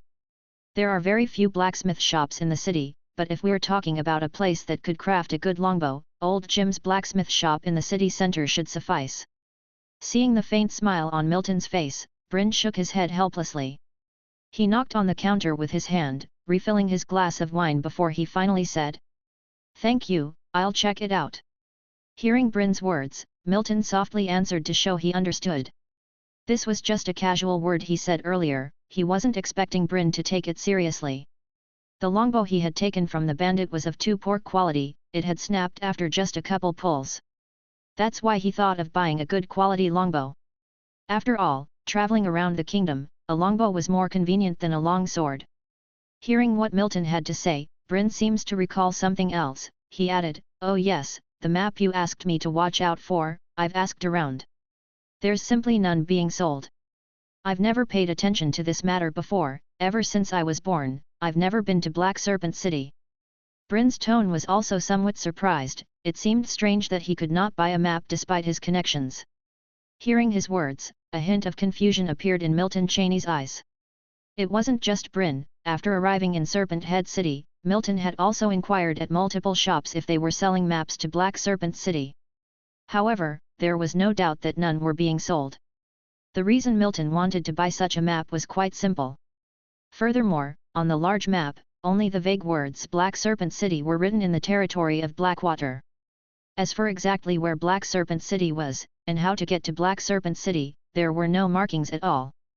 This was completely different from Serpent Head City and Blackwater City. You could say that Black Serpent City seemed incredibly mysterious. Everyone knew that it was in Blackwater territory, but no one knew the exact location. "Do you know anyone who has been to Black Serpent City?" Milton gently sipped the wine, then asked. Bryn immediately wrinkled his eyebrows in thought. After a while, he shook his head. "Never have. Actually, if you hadn't mentioned Black Serpent City, I would have forgotten that such a city even existed in Blackwater territory. This city's existence is very low profile within Blackwater territory." Milton was somewhat surprised by his response. In his opinion, Black Serpent City should be a core city like Far East City. It was unexpected that even the original inhabitants of Blackwater territory knew so little about this city. What about the Blackwater Lord, that Earl Black Serpent, have you ever seen him? Milton asked again. This time Bryn answered more decisively. Never. The one controlling the Serpent Head City is also from the Black Serpent clan, but it isn't the Blackwater Lord. This. Milton Cheney slightly knit his brows, swirling the wine glass in his hand. Both his wish to obtain a map of Black Serpent City and ask about the route to get there were for a reason. He had a letter from Earl Arthur that needed to be delivered to Earl Black Serpent. If not for this, Milton Cheney wouldn't really be interested in Black Serpent City. You want to go to Black Serpent City? Actually, I know someone who would definitely know where it is. Seeing Milton in deep thought, Bryn spoke again. Before Milton could ask further, Bryn had already mentioned the person. That would be the Serpent Head City Lord. He would definitely know the exact location of Black Serpent City. Upon hearing these words, Milton glanced at Bryn speechlessly. I'm not that stupid, obviously I know that the Serpent Head City Lord would know where Black Serpent City is. Bryn seemed to have realized that he had made a foolish comment, and thus laughed awkwardly. However, an idea did arise in Milton's mind. Maybe I really should ask the Serpent Head City Lord. Time passed, and a few days later. At this time, Milton, who had arrived at the central area of Serpent Head City, found a blacksmith shop according to the location provided by Bryn. Milton looked up, leaving no doubt that the word Jim's Blacksmith Shop was written on the plaque. It's here for sure. Milton stepped into the blacksmith shop. This shop front exposed outside was just a facade, the actual blacksmith shop was a remodeled small courtyard. Upon entering the courtyard, Milton found that it was quite spacious. In the yard, there was only a middle-aged man with a black beard busying himself. The large hammer in his hand kept striking, producing a large number of sounds of iron collision. Looking to buy weapons? They're all over there, go choose one yourself. Upon seeing Milton, the black-bearded middle-aged man allowed his gaze to linger on Milton's face for a second. Upon noticing a young man, he casually said, "When did official knights become so common?" Milton murmured to himself. This level of handling iron at least required the realm of an official knight. Whether or not he is a grand knight, Milton couldn't tell with just his naked eye. Seeing the black-bearded middle-aged man saying a line and then ignoring him while busying himself with his own tasks, Milton walked around the yard. The weapons the middle-aged man told him to choose from were piled up in a heap on the ground. If one didn't know better, they would think these were all defective. Milton casually flipped through the weapons thrown on the ground, and surprise filled his eyes. These seemingly discarded weapons were exceptionally well crafted. At this point, these exceptional weapons were carelessly tossed aside. But Milton didn't see a longbow among the pile of weapons. So, he approached the black-bearded man and asked, "Do you have any longbows?" Hearing Milton's question, Jim looked at him in surprise. "You want to buy a bow?" "I don't have any finished products here, you'll need to custom order." Milton nodded, "Then I'd like a custom one." Jim got up, looked Milton up and down, and then took out a ruler from behind him. "Give me your hand, let me measure." Jim measured Milton from head to toe, even measuring his height, arm span, and leg length. "I can do a custom order, how strong of a bow do you want?" "Just to be clear, my custom longbows aren't cheap." After clarifying everything, Jim spoke again. 50 gold for a deposit, a total of 300 gold, pick up the bow in 3 days. Chapter 61, New Simulation. Time passed, and a few more days went by. Milton Cheney sat cross-legged on the bed in his apartment at the Serpent Head City Hostel, practicing his meditation technique. Although his talent limited his meditation progress in reality, Milton still persevered in his cultivation. The next moment, ripples stirred in his spiritual sea, and the spatial key suspended in the center of the spiritual sea appeared in his hand. With a thought, exactly 10 magic stones emitting a faint purple glow appeared before him. Then a transparent light blue screen emerged in front of Milton's eyes. Name, Milton Cheney. Spiritual, 2.5.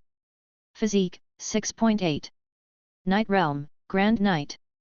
Wizard Realm, Level 1 Wizard Apprentice. Breathing Technique, Golden Lion Breathing Technique, Perfect. Meditation Technique, Black Tower Meditation Technique, Beginner 13/400. Knight Skills, Lionheart / Expert 1359/1600, Armor Splitting / Expert 591/1600, Starfire Arrow, Expert 630/1600, Double Blade. Continuous Slash, Expert 128/1600, Charged Strike, Expert 113/1600, Burst. Proficient 732/800. Magic, none. Simulation count, 1. The next simulation had refreshed, and this time, Milton didn't plan to save up. Start life simulation? Starting this simulation requires 10 magic stones. Start. Milton didn't hesitate and muttered in his heart. He wanted to verify some of his previous speculations with this simulation. The next moment, the color of the 10 magic stones in front of him began to fade slowly until they disappeared. At the same time, the attribute information on the light blue screen disappeared, changing into black text. Life simulation has started. Due to outdated simulator version, only text simulation is supported.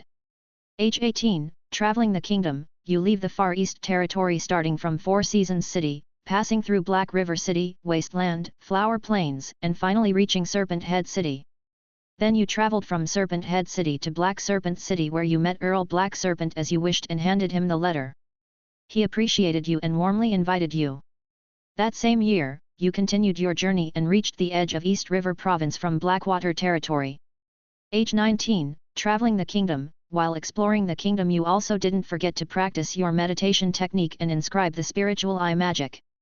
Age 20, traveling the kingdom, practicing meditation, inscribing magic, the experiences from the journey have benefited you a lot. Age 23, you inform your father of your intention to marry and have children in order to expand the Golden Lion family. Your father is quite suspicious as this isn't in your character, but he agrees anyway. He introduces you to several excellent noble girls that same year.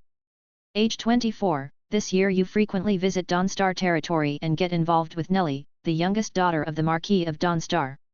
The same year, the Golden Lion family and the Dawnstar family marry into each other's families, and you marry Nellie as your wife.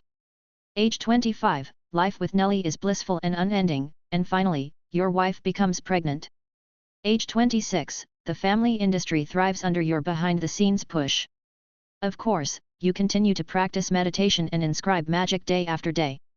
The same year, your wife gives birth to a boy and a girl. Age 28, your father transfers the title of Earl to you. You inherit the Far East Territory, becoming its lord.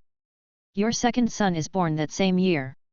Age 29, after inheriting the title of Earl, you start reorganizing the family industries, integrated it, and handed it over to trusted personnel to manage it, while you stay behind the scenes starting to raise children. Age 30, you marry 2 noble girls as concubines, and both of your concubines are pregnant this year. 31 years old, 2 of your concubines gave birth to 3 sons for you. In the same year, you and Nellie decided to take your eldest son for a wizard talent test. Over the years, you have instilled your eldest son, Zeus, with the idea of returning to the subcontinent once he has achieved great skill in his cultivation. When his wizard talent was tested, his level 2 magic aptitude shocked the entire kingdom, and he set off for the wizard continent. 32 years old, practice your meditation techniques and magical inscription, devote some time to romantic endeavors. In the same year, your wife, Nellie, got pregnant again, to your surprise and delight. 33 years old, your wife, Nellie, gave birth to another son for you, and in the same year, your 2 concubines also became pregnant. 34 years old, your 2 concubines each gave birth to a child for you, a son and a daughter. In the same year, you married 2 more concubines. Your father, Earl Arthur, advised you to moderate your appetites, fearing that you would be so lost in carnal pleasures you would be unable to break through to becoming an epic knight. 35 years old, the Lord's War breaks out, but because the relationships within the Golden Lion family under your management have become incredibly complex, you were not caught up in this war. In the same year, your newly married concubines became pregnant. 36 years old, your 2 concubines each give birth to a son for you, and in the same year, you tested the wizard talents of your 3 sons. One has level 3, one has level 4, and the other had no magical aptitude. You decide to send your 2 sons who had magic aptitude overseas. Before they set off, you gave them your instructions. 38 years old, you took your son to test his wizard talent, but you returned disappointed. 40 years old, you took your son and daughter to test their wizard talent, only your daughter had a level 5 qualification. So, you took them both back home, because you know that the chances of success on the wizard path with a level 5 qualification are very slim. 41 years old, you took your 2 sons to test their talents, and thankfully, both of them had level 3 wizard talent. So, you put them both on a ship heading for the wizard continent. 42 years old, you keep enjoying your life, marrying concubines. 43 years old, enjoy life, get concubines. R4 F011 R years old, enjoy life. Get concubines 1. 46 years old, your father, Earl Arthur, breaks through the barrier of the Grand Knight and became the kingdom's epic knight. 52 years old, over the years, you've married a lawful wife, Nellie, and 10 concubines. The core members of the Golden Lion family also swiftly expanded, and you sent as many as 12 of your offspring to the wizard continent, your oldest son, Zeus, being the most talented among them. 55 years old, you continued practicing meditation and inscribing the spiritual eye magic. Years of indulgence have slightly harmed your physique, but it doesn't pose a significant problem. 58 years old, this is the last time you sent your offspring to the wizard continent. Up to now, you have sent 15 of your direct descendants there. 60 years old, another Lord's War broke out. This time, the Golden Lion family no longer hid. Your territory expanded substantially, and you were conferred the title of Marquis by the kingdom. 65 years old, constant practice of meditation and the inscription of the spiritual eye magic. 70 years old, there's no news from your kids who were sent to the wizard continent, and the engraving of the spiritual eye magic has reached a bottleneck. 80 years old, still no news. You pass the title of Marquis to your son, who is now an official knight, and retire to wait for news. 82 years old, your wife and concubines have passed away one after another.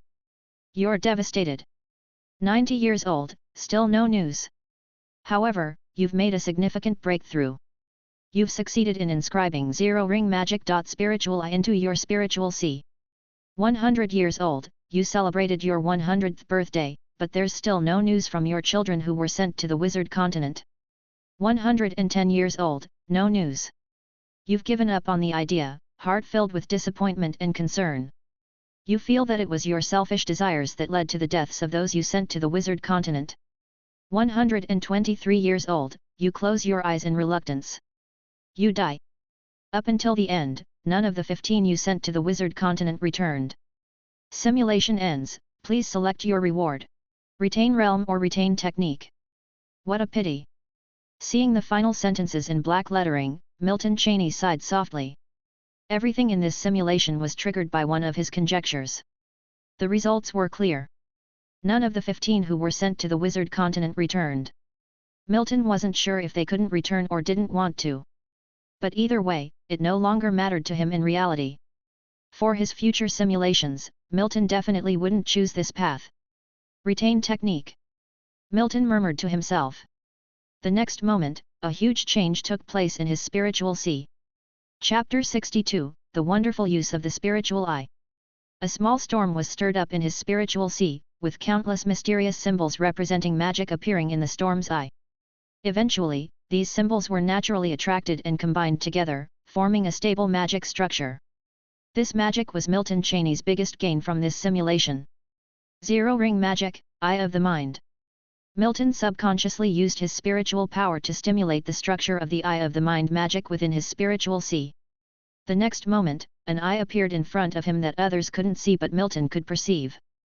This solitary eye was like Milton's own unique organ. He could perfectly control this eye, similar to having a third eye. With a thought, the eye no one else could see darted out of the apartment at the hostel. Scenes from outside the room instantaneously appeared in Milton's mind, as if turned into a series of clear images. Extremely clear, even clearer than what Milton could observe with his own 2 eyes. Bear in mind, Milton was seated on his bed in the hostel, unmoving. Meaning, Milton was able to clearly see the scenery outside the room while inside. Of course, the wonders of the eye of the mind magic didn't stop there. Milton, who had memorized this magic, knew there were other remarkable uses of the eye of the mind. With a thought, the scene before his eyes changed once more. Not merely observing the surface, the interior structures of countless buildings now also appeared in Milton's mind.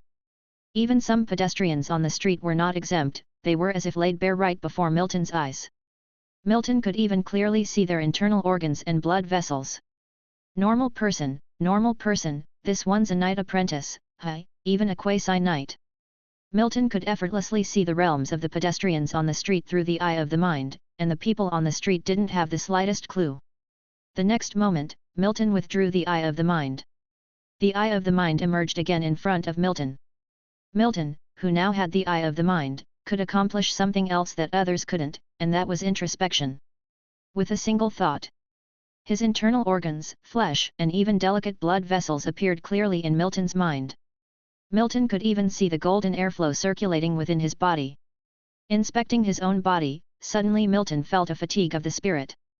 This fatigue of the spirit rarely occurred after Milton became an official knight, let alone now when he had become both a grand knight and a wizard apprentice. Milton immediately understood what had happened. This must be the consequence of overusing magic. So, Milton interrupted the eye of the mind magic. The next moment, the eye of the mind floating in front of him disappeared and Milton's consciousness returned to a state of tranquility. The magic, which possesses infinite potential, is indeed extravagant even at zero-ring level. Milton sighed slightly in his heart. Only a real user can understand the strength of magic. This is an extraordinary path completely different from that of the knights. And this is only a zero-ring magic. The strongest wizard apprentice can even inscribe 9 zero-ring magic in the spiritual sea. Not to mention the real wizards. There is a reason why countless people aspire to become wizards. And the powerful strength and incomparable methods are the main reasons. It seems that apart from having a relatively weak body, wizards do not have any drawbacks. This path is almost perfect. After experiencing the power of magic, Milton slowly closed his eyes. The retention technique not only brought him magic, but also enhanced his meditation technique. Name, Milton Cheney Spiritual, 2.5. Physique, 6.8. Knight Realm, Grand Knight. Wizard Realm, Level 1 Wizard Apprentice. Breathing Technique, Golden Lion Breathing Technique, Perfect, Meditation Technique, Black Tower Meditation Technique, Skilled 25/800. Knight Skills, Lionheart / Perfect, Armor Splitting / Mastered. 922/1600, Starfire Arrow, Mastered 1160/1600, Double Blade Continuous. Mastered 1456/1600, Charged Strike, Mastered 322/1600, Burst. Mastered 140/1600, Magic, Spiritual Eye, 0 ring.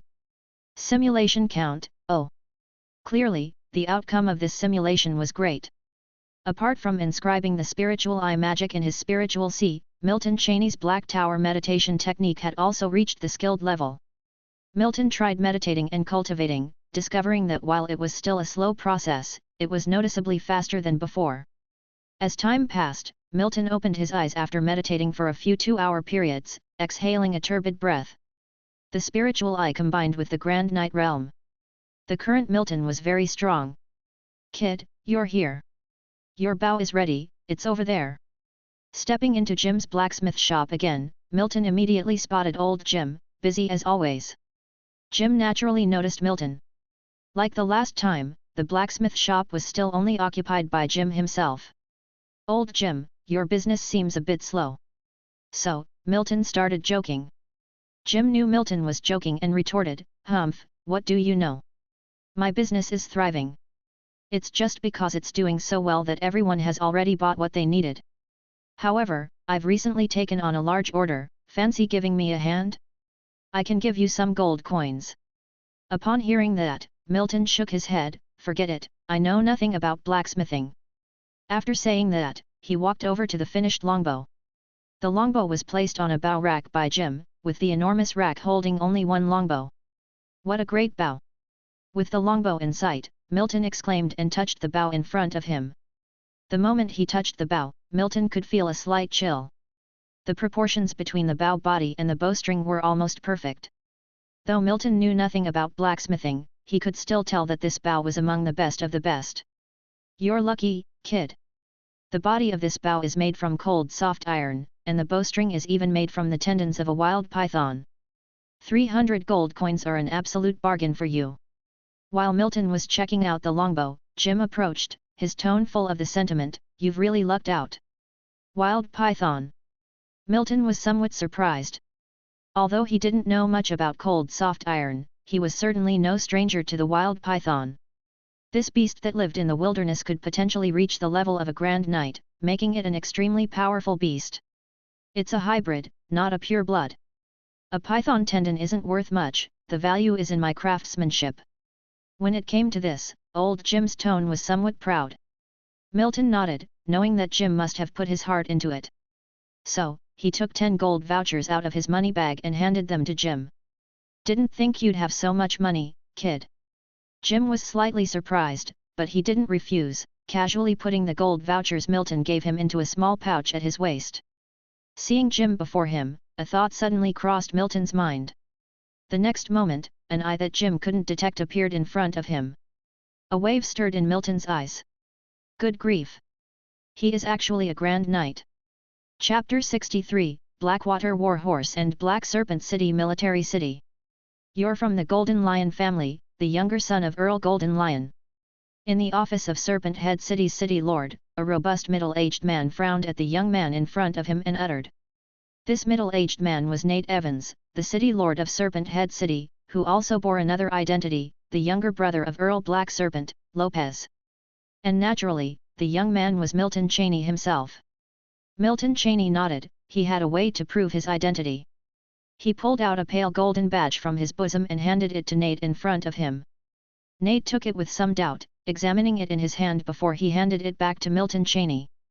After a while, Nate nodded and asked in confusion, "Why would your father let you tour the kingdom? Aren't they worried about you getting into some trouble?"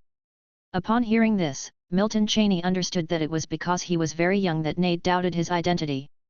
"That's my father's request. He is not worried about me getting into trouble while touring the kingdom," Milton Cheney answered with a faint smile. Nate got the message behind Milton Cheney's tone, which essentially meant if my father isn't worried about me, you shouldn't either. So he didn't probe further and said while scratching his head, "All right then, I'll tell you the exact location of Black Serpent City, but you can't disclose it to anyone else." After all, Milton Cheney was seeking his brother, not him. The location of Black Serpent City was not a secret for the nobles. Moreover, he didn't think this noble lad, even if he was the son of Earl Golden Lion, could stir up any trouble in Black Serpent City. So he lowered his voice and informed Milton Cheney about the specific coordinates of the Black Serpent City. After listening, Milton Cheney nodded and promised that he wouldn't reveal it to anyone else. Actually, if there wasn't a letter to be delivered, he wouldn't have been interested in Black Serpent City. But you will need to switch horses. The defense mechanism of Black Serpent City is high, they attack unfamiliar horses that come near. After giving location of Black Serpent City to Milton Cheney, Nate signaled him to follow. So, Milton Cheney followed Nate to a horse farm after nodding. This horse farm was not the one where Milton Cheney had his yellow fiery horse. This one was behind the city lord's office, the place where the town guards of the Serpent One, lead city usually train horses. All horses on the farm were black steeds, with no other color to be seen. As he approached a black steed, the steed neighed at Milton Cheney's approach. "Is this a war horse?" Milton Cheney asked in a soft voice. His knowledge of horses was limited to what he had read in books. But these horses had an unusual vibe about them, you can feel a battle aura when you get close. Yes, they are purebred Blackwater war horses, unique to Blackwater territory, and somewhat similar to the golden war horses of your Golden Lion family, Nate confirmed with a nod. Trained war horses had more endurance and load-bearing capacity than ordinary horses. Also, no matter how heavily armed the rider may be, these horses can still run swiftly. Milton Cheney was familiar with the golden war horses of his family. The fact that these Blackwater war horses were comparable to them showed their excellence. You can choose any horse. If you're in a hurry, you can leave the city today itself. Nate's attitude toward Milton Cheney improved a lot after learning his identity. The Golden Lion family and the Black Serpent clan had no conflicts of interest, so the two families had a good relationship over the years. All right. After looking around the horse farm, Milton Cheney selected a steed with darker fur and brighter eyes. This horse had a better appearance than the others, and it was validated by Milton Cheney's eye of the mind. Your taste isn't bad. This is the horse I usually ride. I didn't expect you to pick it at first glance. Nate voiced, looking at Milton Cheney with some surprise in his eyes. Milton Cheney was surprised too at having chosen the city lord's horse and wondered if it was appropriate. Before Milton Cheney could say anything, Nate waved his concerns away nonchalantly. "Let it be, I don't often ride horses in Serpent Head City." The three suns hanging in the sky each set in turn, their sunset hues spilling across the landscape. A steed was galloping on a path, kicking up clouds of dust. A bamboo forest that split the path into two caught Milton Cheney's eyes. He subconsciously hastened the speed of the Blackwater war horse. "Bamboo Snake Forest, after crossing this, I will reach Black Serpent City." The Blackwater war horse was swift, allowing Milton Cheney to traverse the Bamboo Snake Forest and suddenly open up to a clear view. However, the scene before his eyes sparked a peculiar emotion in him. It almost made him reconsider his plan to go to Black Serpent City. If it hadn't been for the fact that heading to Black Serpent City was safe in the simulation, the present Cheney might have already turned around and left. Before him was an enormous drill ground, teeming with people. This is an army. Innumerable structures resembling tents were erected on the drill ground. Countless people in light black armor were training on it. A scent of iron and blood swept over him. Thousands of people, perhaps tens of thousands even. The drill ground did little to hide the giant city behind it, a massive city sizable to Far East City. An army of thousands, towering city walls, and hundreds of guards atop them. This was the sight that presently met Cheney's eyes. Subconsciously, Cheney triggered the magic structure within his spiritual zero ring magic, eye of the mind. An eye that no one else could see appeared above the drill field. Most of them were ordinary people, but there were quite a few knight apprentices and quasi-knights, even several full-fledged knights were spotted by Cheney. If he were to be surrounded by this army of thousands at this moment, Cheney's choice would be to break through encirclement, not to confront. Even though he is a grand knight, and a wizard apprentice. Battling an army of tens of thousands alone would be nothing short of a pipe dream. Upon seeing these people, including comprehending their realms using eye of mind, everything occurred in a split second. Halt! Right when Cheney appeared here, a stern shout stopped him. "Who are you? Why would you appear here riding a Blackwater war horse?" The person asking the questions had a stern tone. If not for the fact that Cheney was riding the Blackwater war horse, they might have already attacked him. After all, Black Serpent City could even be considered a forbidden place to outsiders. This is the only military city in the Blackwater territory, everything here is kept secret. Cheney informed the guard in front of him of his purpose for coming, without making a fuss. Upon hearing Cheney's words, the faces of the guards in front of him softened somewhat before one of them said, "I'll report this. You wait here, for now, you're not permitted to enter the city." Cheney nodded in understanding. Waiting a while didn't bother him, thus, Cheney stood in place and observed the drill ground and the great city behind it. After a moment, the guard returned, nodded at Cheney and said, "Follow me." The guard led Cheney across the drill field. Quite a number of people on the drill field were curious about Cheney, but most only spared him a glance before looking away. "Young master, please wait a moment and put this on. Every outsider who comes here must wear it." "It's not targeting you," the guard said as they approached the city gate and handed Cheney a black blindfold. Perhaps fearing a misunderstanding, he explained deliberately, subtly apologizing in his tone. He already knew Cheney's identity at this point, but rules were rules.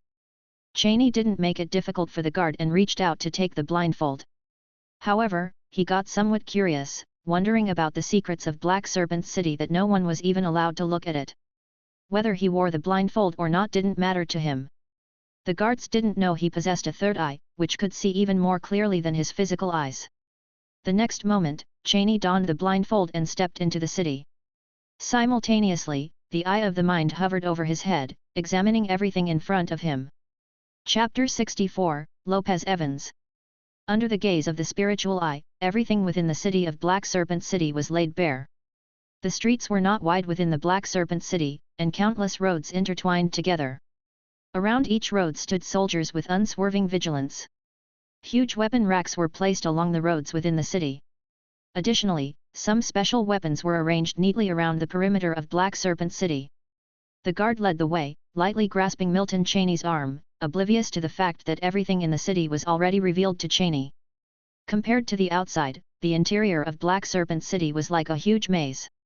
It was like a massive military base built on the surface of the earth. If you say that the Golden Lion family's underground palace represents the family's foundation, then, undoubtedly, Black Serpent City was the foundation of the Black Serpent clan, only this foundation was laid out in the open by the clan. Without a doubt, this was not a place where the residents of Black Serpent City dwelled, it purely belonged to the soldiers of the Blackwater territory. "We're here." The guard stopped before a huge tower. After leading Cheney into the tower and closing the main door, the guard signaled for him to remove the blindfold. Cheney removed his blindfold and gently opened his eyes. Although he already had a mental image of the interior of the tower, Cheney still revealed a sense of surprise in his demeanor. The first floor of the tower was a large hall, devoid of any additional structures. There was no one in the hall, only a giant spiral staircase in the middle. "Lord Blackwater is waiting for you on the second floor, I will take my leave now." The guard spoke softly, bowed, and retreated, leaving Cheney alone to traverse the spiral staircase in the center of the hall. Upon reaching the second floor, several small rooms came into Cheney's view, with the door to the room in the middle wide open. Upon entering the room, Cheney immediately noticed the Blackwater Lord, also known as Earl Black Serpent, Lopez Evans, seated in the center of the room. Lopez had dark hair, a handsome face, and bright eyes. He didn't look like a powerful earl at all, but more like an uncle Cheney hadn't seen for a while. Lopez had a smile on his face, and he regarded Cheney with a gentle gaze. Seeing Cheney enter, he spoke first. "Vernon, when the guard told me you were here, I thought I had misheard. I can't believe it's really you. We met once when you were a child. In a blink of an eye, you've grown so much." Cheney could feel Lopez's kindness. Having lived two lives, he could easily tell whether a person's kindness was genuine or fabricated. Lopez's kindness was sincere, Cheney was sure of it. As for the instance Lopez mentioned about meeting him during childhood, it indeed occurred. In his past life's memory, Cheney was only 5 years old at that time. At that time, his father, Arthur, and Lopez took their children together for wizard talent inspection, hence the encounter took place. However, Cheney, with a level 5 wizard talent, was taken home, while Lopez's child, with a level 3 wizard talent, was sent to the wizard continent. Yet, Lopez's expression turned baffled. He was puzzled as he asked, "Why did Arthur send you out to travel around the kingdom so early? It's too dangerous. You have little experience, it's very easy for you to get into some trouble during your journey around the kingdom. What happened to Arthur? He was never so impulsive in the past. In that case, stay in the Black Serpent City for a few days. In a few days, I'll send you back. It's too dangerous, you're only 18. Young man, don't be formal with me. Just call me Uncle Lopez." Saying so, he was prepared to summon someone to attend to Cheney's daily needs during his stay. Cheney stopped Lopez, shaking his head and saying, "Uncle Lopez, my father has a letter for me to deliver to you." Then, reaching into his chest pocket, he removed a letter prepared by Earl Arthur and handed it to Lopez before him. Perceiving the sincerity in Cheney's face, Lopez accepted the letter and immediately opened it. As Cheney hadn't privately opened and read the letter, naturally, he didn't know its content. Of course, he was not curious about what was written in it. However, as Lopez looked at the content of the letter, Cheney also observed Lopez. After quickly scanning the letter, Lopez looked surprised. He looked up at Cheney for a moment, then continued reading the letter in his hand. Once the entire content of the letter was read, Lopez folded it away. The surprise on his face vanished, replaced by a mix of laughter and stillness. "Do you know what your father wrote in this letter?" Lopez asked clinically, suppressing a laugh. Cheney shook his head. He hadn't read the letter, so naturally, he didn't know its content. That old Arthur sure did a good piece of calculations. He wants me to introduce my daughter to you." "What?" He had speculated about the content of the letter, but he certainly hadn't expected his father to be setting up a marriage for him. "But if you had come a few days earlier, I naturally wouldn't have refused. But now, my daughter isn't in the territory. She and her mother have gone to the royal city, so even if I wanted to introduce her to you, I wouldn't have the opportunity," Lopez stated somewhat helplessly. Naturally, Lopez would not stop his daughter from meeting the accomplished Cheney. An alliance through marriage between the Golden Lion family and the Black Serpent clan would benefit both families significantly. But, ironically, his daughter was not in the territory at this moment. So, he felt rather helpless. His daughter and wife just left, so they wouldn't be able to return in a day or two. Besides this matter, Earl Arthur's letter also conveyed Cheyney's realm to him. No wonder Arthur allowed Cheyney to travel around the kingdom alone so early, as he was already an official knight. An 18-year-old official knight, he could already be considered the youngest official knight in the kingdom. However, what he didn't know was that Arthur had concealed another realm. At this moment, Cheyney was not an official knight but a true grand knight. Since you're already an official knight, I won't stop you from traveling around the kingdom anymore. I'm sure your father has already alerted you to the things you need to be mindful of while traveling around the kingdom, so I won't elaborate any further. If there's anything you need, just tell me. For now, stay here for a few days. I will host a banquet. My sons are in the territory, and you all can get acquainted. Oh, and you don't need to wear the blindfold anymore. Your father has also been to Black Serpent City, so this is not really a secret for you people. Lopez stated, and this time Cheyney didn't refuse. At this point, Cheyney had already understood that this Earl Black Serpent before him seemed to be a person his father trusted greatly. Among the 3 letters his father left him, Earl Garden's name didn't seem to be included. It seemed that his father's relationship with Earl Garden wasn't as good as it appeared on the surface. In contrast, this Earl Black Serpent, whom he hadn't heard his father mentioned, didn't try to hide his goodwill towards him at all. Chapter 65, Snake Swarm and Sacred Altar. At the city gate of Black Serpent City, Milton Cheyney mounted the Blackwater war horse, bidding Lopez farewell. Actually, after the banquet, Milton had planned to leave, but was charmed by Lopez's hospitality and ended up staying in the city for a few more days. It must be said that this Earl Black Serpent was genuinely good to him, treating him as if he was a favored younger generation. Next was to continue his journey throughout the kingdom. The location of Blackwater territory was actually already near the edge of East River Province. Crossing Blackwater territory, one could reach the actual border of East River Province. That area was the territory of a viscount, who Milton didn't know, and his journey required him to pass through there. Time passed, hooves echoed. Milton slowed down his Blackwater war horse in front of a giant canyon. Recalling the map in his mind, Milton recognized that this place must be the Brutus Grand Canyon in Blackwater territory. Once past here, he would depart from the territory of Blackwater. Because of the constraints of the unique environment of the canyon, Milton instinctively slowed down his horse. The psychic eye was activated by Milton, surveying the surrounding environment. The Black Vader horse galloped in the canyon.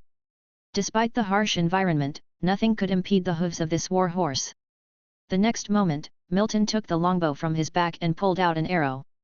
He set the arrow to the bow, releasing it with a flash of silvery white light. A venomous snake trying to approach Milton was pinned to the ground. The body of the snake writhed a bit and finally settled down. In the following 2 hours, most of Milton's arrows were shot, but still, there were plenty of poisonous snakes crawling toward him. Why are there so many snakes? Milton frowned slightly on the horse, shooting another arrow from his longbow. Yet compared to the countless venomous snakes, a mere few arrows did not make much difference. The deeper one went into the canyon, the more snakes there were, so many that it was creepy just to look at. What's more, these venomous snakes surged towards him passionately as if attracted by something on Milton. Milton's psychic eye rose towards the sky, overlooking the canyon. The scene inside the canyon instantly presented itself in Milton's mind. There are just too many. Milton was somewhat shocked. His psychic eye would not deceive him. Inside the canyon, countless venomous snakes coiled around one another, forming spheres. At a rough estimate, there must be at least 10,000 snakes that seemed to have suddenly sprung up. Milton pushed harder, hoping to let the whole canyon fall under his psychic eye. But the coverage of a zero-ring psychic eye was very limited. But even within this limited range, Milton had already seen no fewer than 10,000 snakes. This place should be called Snake Valley or Snake Pit instead of Brutus Grand Canyon. This place was truly a paradise for venomous snakes, and at this moment, Milton without a doubt was the sole target for these snakes. It was impossible to get through this canyon just by riding a horse. So Milton turned the direction of his Blackwater horse, ready to go back first. And then find another way. Detour might take a bit more time, but it was much better than plunging headlong. As using the psychic eye for a long time would make his spirit tired, Milton stopped using the psychic eye. Milton turned his head, pulling the reins of the horse, slightly increasing the speed of the Blackwater horse. However, before Milton could get far, the sight in front of him made his face slightly solemn. Hundreds of snakes, one after another, gathered together closely. He was certain that when he passed through this way just now, there weren't this many snakes here. The snake corpses that he had shot down had also disappeared. There was something wrong here. Moreover, there was more bad news: he was surrounded. Yes, at this moment, he was trapped by the snake swarm. How did these snakes appear, and when did they appear? Milton didn't know any of it at the time. It was as if these swarms of snakes appeared out of thin air. This was extremely unsettling. Despite Milton Cheney's high level of vigilance, he still couldn't discern anything. One should know, although Brutus Grand Canyon is indeed a canyon, from a bird's eye view, it looked as though it was cleaved open by a sword. The canyon walls on either side were extremely smooth. Now, even if Milton abandoned his horse, he wouldn't be able to escape upwards. The surface of the canyon walls was too smooth, devoid of any footholds. Milton couldn't fly, he was now truly trapped in a helpless situation. After surrounding Milton, nothing seemed to come from the serpents. This strange scene gave Milton a peculiar idea. Could it be that these snakes are being manipulated by someone? Can't blame Milton for thinking so, the behavior of these swarms of snakes was indeed very peculiar. Previously, he had never heard of so many snakes in this canyon. If this place is densely populated with venomous snakes all year round, it was impossible that no one noticed up till now. However, to be able to manipulate tens of thousands or even hundreds of thousands of venomous snakes, presumably, only a level 3 wizard apprentice or a true wizard could do it. The next moment, the situation dramatically changed. These swarms of snakes, as if gone mad, rushed towards Milton. The sky and ground were full of snakes. Milton drew the night sword that hung by his waist.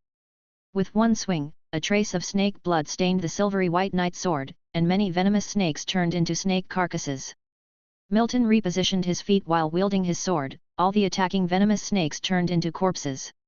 However, in comparison to the vast number of snakes, these deaths were like a drop in the bucket. Frighteningly, the discipline of these snakes was also high. Only about 10 or so would attack each time, as if intentionally draining Milton's energy.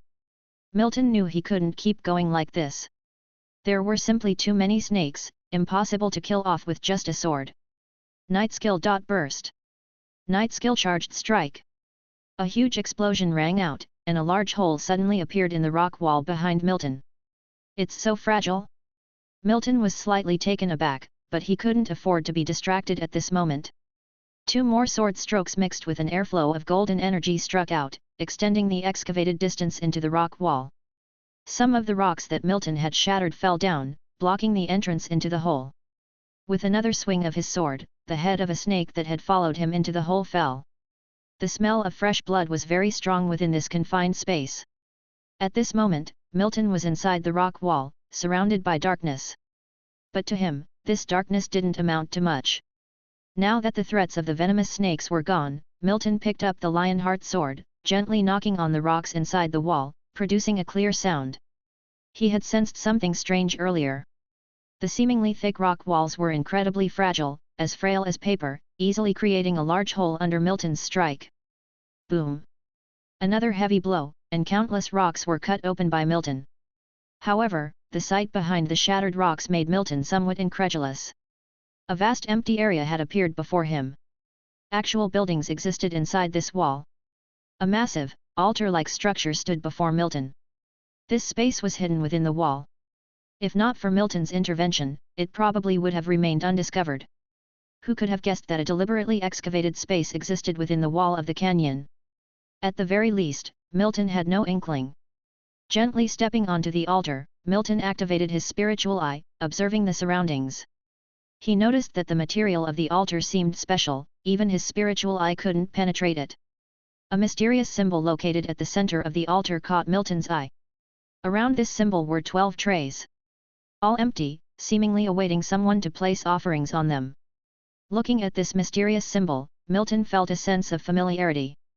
The next moment, a spatial key, which was suspended in his spiritual sea, materialized in his hand. Milton shifted his gaze to the lotus-like symbol in the middle of the spatial key, comparing it with the symbol in the middle of the altar. They were identical. Chapter 66, Consciousness, Darkness and Abandoned Mine Cave. This it's identical? Milton Cheney carefully compared once again.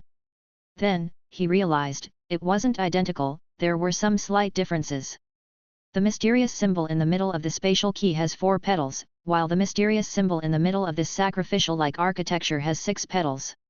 What does this represent? Milton realized that he was struggling to contain his curiosity. It was as if by instinct that he took out 12 magic stones from the spatial key and then placed them on the sacred altar in sequence.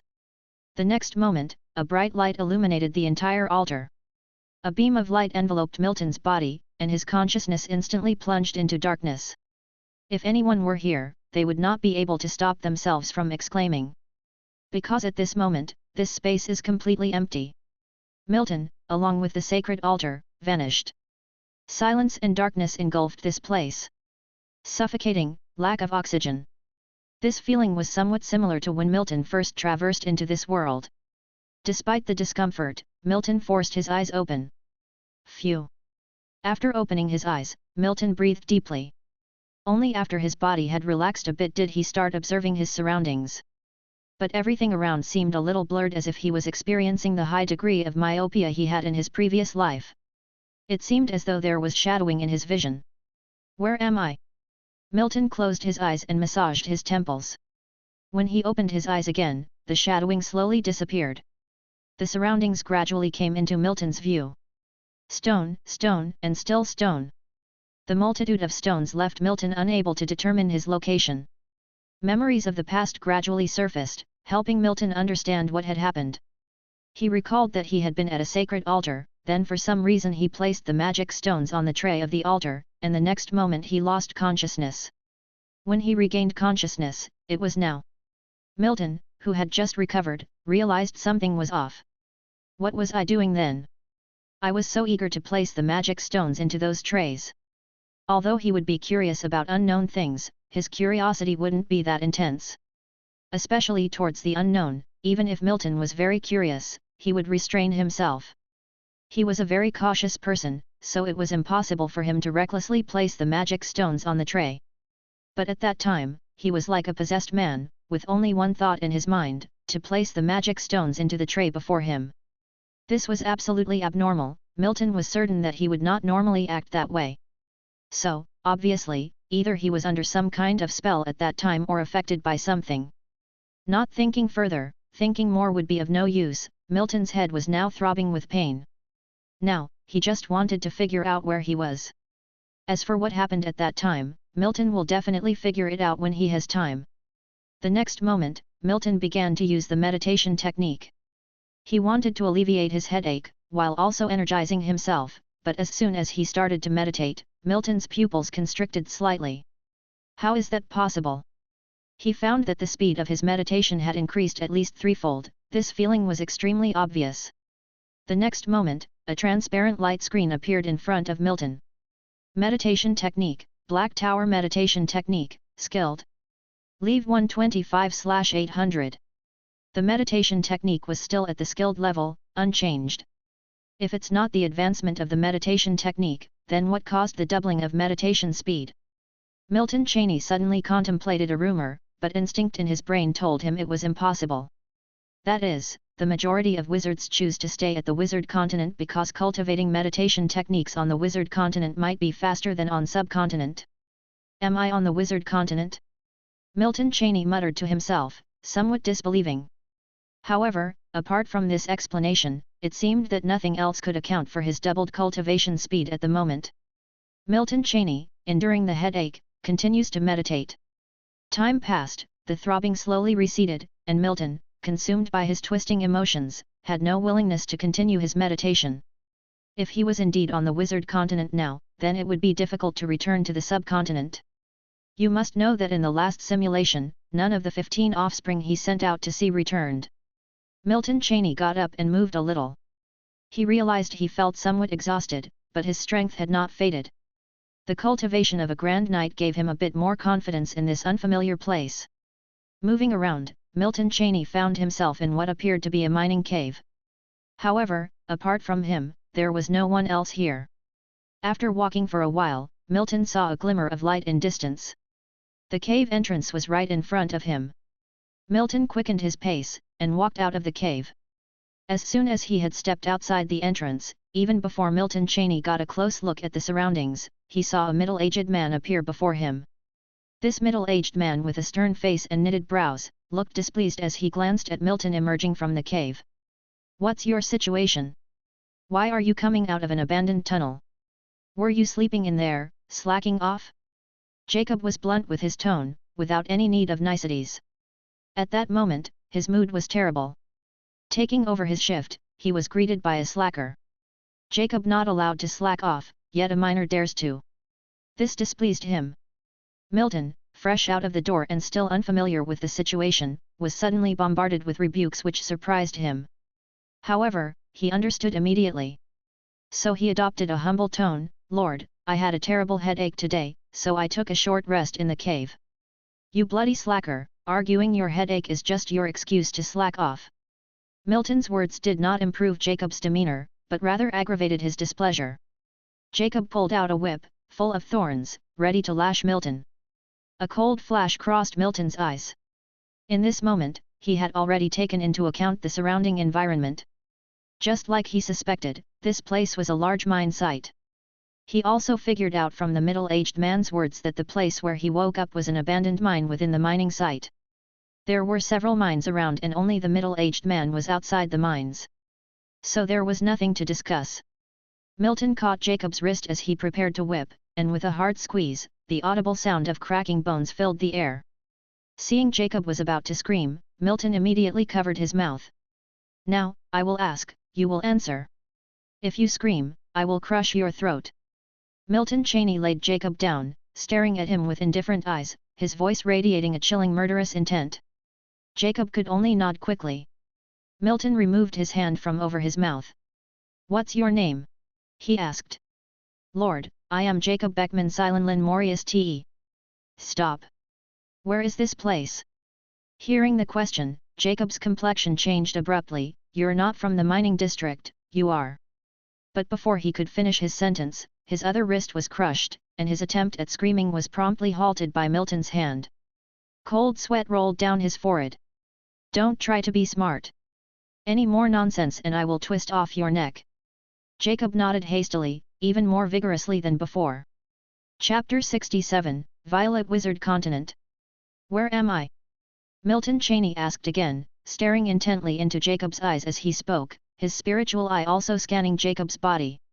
"Lord, this is Collins Mining Area, a territory of Collins Wizard Academy." Upon hearing this, Milton sighed and shook his head. "You're not being truthful. I have no choice but to get rid of you. Get going." With that, he seized Jacob's neck with his right hand, his gaze still as an ancient well. Under the skin of the spiritual eye, the inside of Jacob's body was vividly imprinted in Milton's mind. Most people's heartbeat speeds up when they lie. Perhaps some wizards can lie without leaving a trace, but Jacob was clearly incapable of doing so. Just like an unconventional lie detector, Milton naturally detected Jacob's lie the moment he tried to deceive him. Jacob's pupils dilated, as he frantically shook his head. Give me one more chance." Milton feigned contemplation, then nodded. "This is your last chance. I hope you seize it." Jacob nodded frantically as if he resigned to his fate. "Where are we exactly, in relation to the entire continent?" "This is the Violet Wizard Continent, a section of the Corner Sea that's part of the Level 2 Wizard Continent.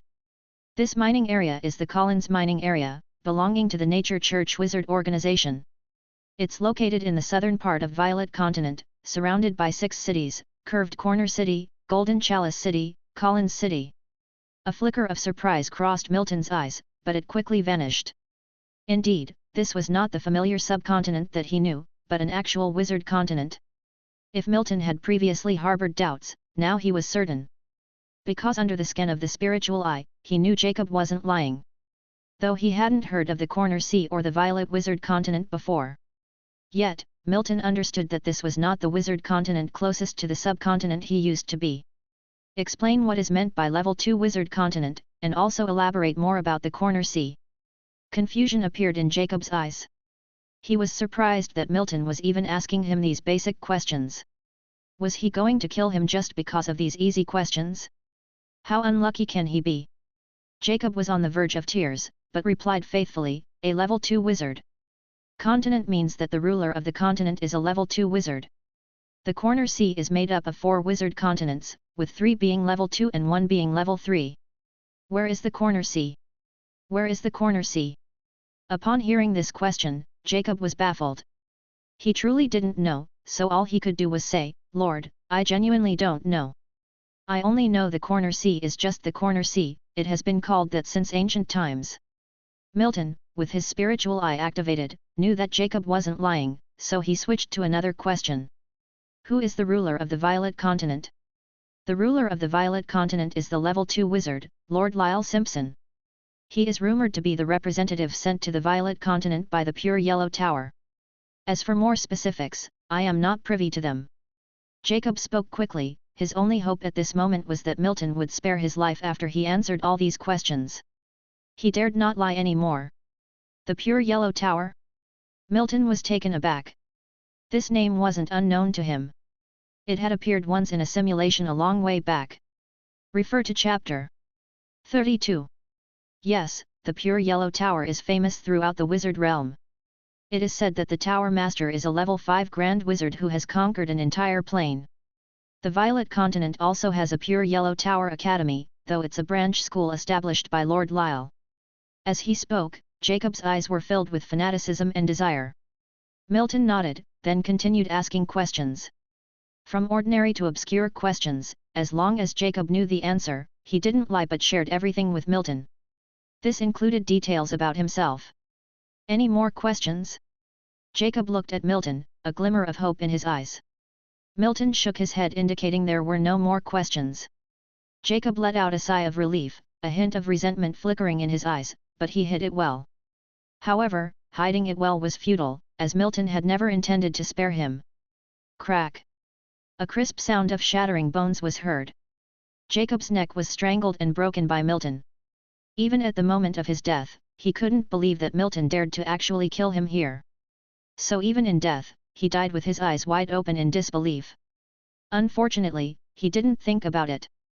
Anyone who was asked so many questions would suspect something was wrong. How could Milton possibly spare him? Milton picked up Jacob's corpse and entered the abandoned tunnel he had originally emerged from. Then he began to slowly head deeper into the mine. Of course, he couldn't just leave the body there. The later the body was discovered, the better advantage it gave him. Milton didn't intend to stay in this minefield. However, getting out of here wasn't easy either. This mining area was like a large prison. Unless you were one of the workers, it was very hard to leave. But of course, Milton had a way. Milton removed Jacob's clothes and put them on himself. No wonder Jacob didn't suspect Milton's identity when he first came out of the mine. His clothes were rotten and riddled with holes. He looked more like a miner than the miners themselves. Once he had changed, Milton's body and facial bones began to wriggle, eventually taking on the same appearance as Jacob. Up close, anyone would notice that his skin looked healthier than Jacob's. Both him and Jacob had golden hair, hence Milton was considering changing identities since the moment he started questioning Jacob. If Jacob were alive now, he would undoubtedly regret this. Milton never intended to let him lie from the beginning. Even the questions about him were asked to better impersonate him. Picking up the thorny whip that originally belonged to Jacob, Milton gave it a test swing. The Lionheart sword had been lost, and this whip now temporarily served as his weapon. Fortunately, the most critical spatial key was still in his spiritual sea. If the spatial key had been lost, Milton would truly have nowhere left to cry. Milton found a deeper pit in the mine and threw Jacob in, burying his body under a pile of boulders. After completely covering up the deep pit, Milton dusted himself off and emerged from the tunnel. No one would typically come to this tunnel, so Jacob's body would probably never see the light of day again. After exiting the tunnel, Milton surveyed his surroundings and then settled at the spot where Jacob had previously paused. He couldn't leave yet, he needed to wait for his opportunity. The night shift changeover might serve as a good opportunity. It's time to test my acting skills. Chapter 68, Leaving the Mining Area. Collins Mine, Southern Mining Area. The entire Collins mine is a private property of the wizard organization Nature Church. It produces a rare mineral known as mica mine, which is quite pricey. The southern mining area alone has hundreds of mine caves, supervised by a level 2 wizard apprentice from Nature Church. And Milton Cheney, disguised as Jacob, is also from Nature Church, although he's just an inconspicuous outer peripheral member. On this continent, being an official knight does not make you much superior to an ordinary person. So, after Jacob joined this wizard organization as an outer peripheral member, he did not receive much attention and was assigned to work as a supervisor in the Collins mining area. Considering he is backed by the Nature Church, not many would dare to mess with him apart from the wizard apprentices. This arrangement is already pretty good. At the restaurant in the southern mining area, Milton Cheney was eating slowly, head bowed low. "Jacob, what's happened to you? You've changed in the past few days. You're not talking as much anymore." Sitting beside Milton Cheney was a middle-aged man with a large beard named Theodore, who had developed quite a good rapport with Jacob. But, of course, quite good was the best one could say about their rapport. Based on Milton's recollection, Jacob was chatterbox, yet he did not have any close friends here. Theodore, scratching his head confusedly, was eyeing Milton Cheney, who was silently eating his meal. Jacob used to be the most talkative. Even during mealtimes, he couldn't keep his mouth shut. But now, he had become so quiet, it was like he had become a completely different person. Milton swallowed the food in his mouth, gave a light cough. "I've been feeling a bit under the weather for the past few days. I think it's better if I don't talk much." Milton spoke softly, deliberately lowering his voice to match Jacob's. Theodore didn't notice anything amiss and gave a nod, indicating his understanding. One couldn't deny that Milton's talent for disguise was impressive. No one had noticed anything strange about him over the past few days. The most that the people, who knew him well, thought was that he was talking less. But no one paid any mind to it. Having finished his meal, Milton put his plate in the recycling area and left the restaurant. After 2 days, thanks to his spiritual eye and personal observations, he had pretty much figured out the workings of the mining area. Now, it was time for him to leave the mining area. "You're leaving the mining area?" In the records office of the southern mining area, Malik, who was responsible for registering the information, was slightly surprised. As he spoke, Malik glanced at Milton standing in front of him. Milton was a bit unfamiliar to him. Nevertheless, he managed to find the name Jacob in the register. Looking at the name Jacob in the register and then at the date next to it, Malik spoke. "You've only been here for 6 months. Could you tell me why you're leaving? Being a supervisor here is a decent gig. The organization won't arrange any other work for you after you leave." Milton had prepared a script beforehand. He knew exactly what to answer. So he spoke quietly, "Lord Malik, I don't think the work environment here suits me. Although I've only been here for half a year, I can feel my health deteriorating." As he spoke, he added on a few bouts of coughing. His cough sounded severe, so much so that onlookers might believe he was about to cough up a lung. Seeing that Milton's act was convincing, Malik, looking slightly disgusted, covered his nose and waved his hand. "All right, register for the departure from the mining area."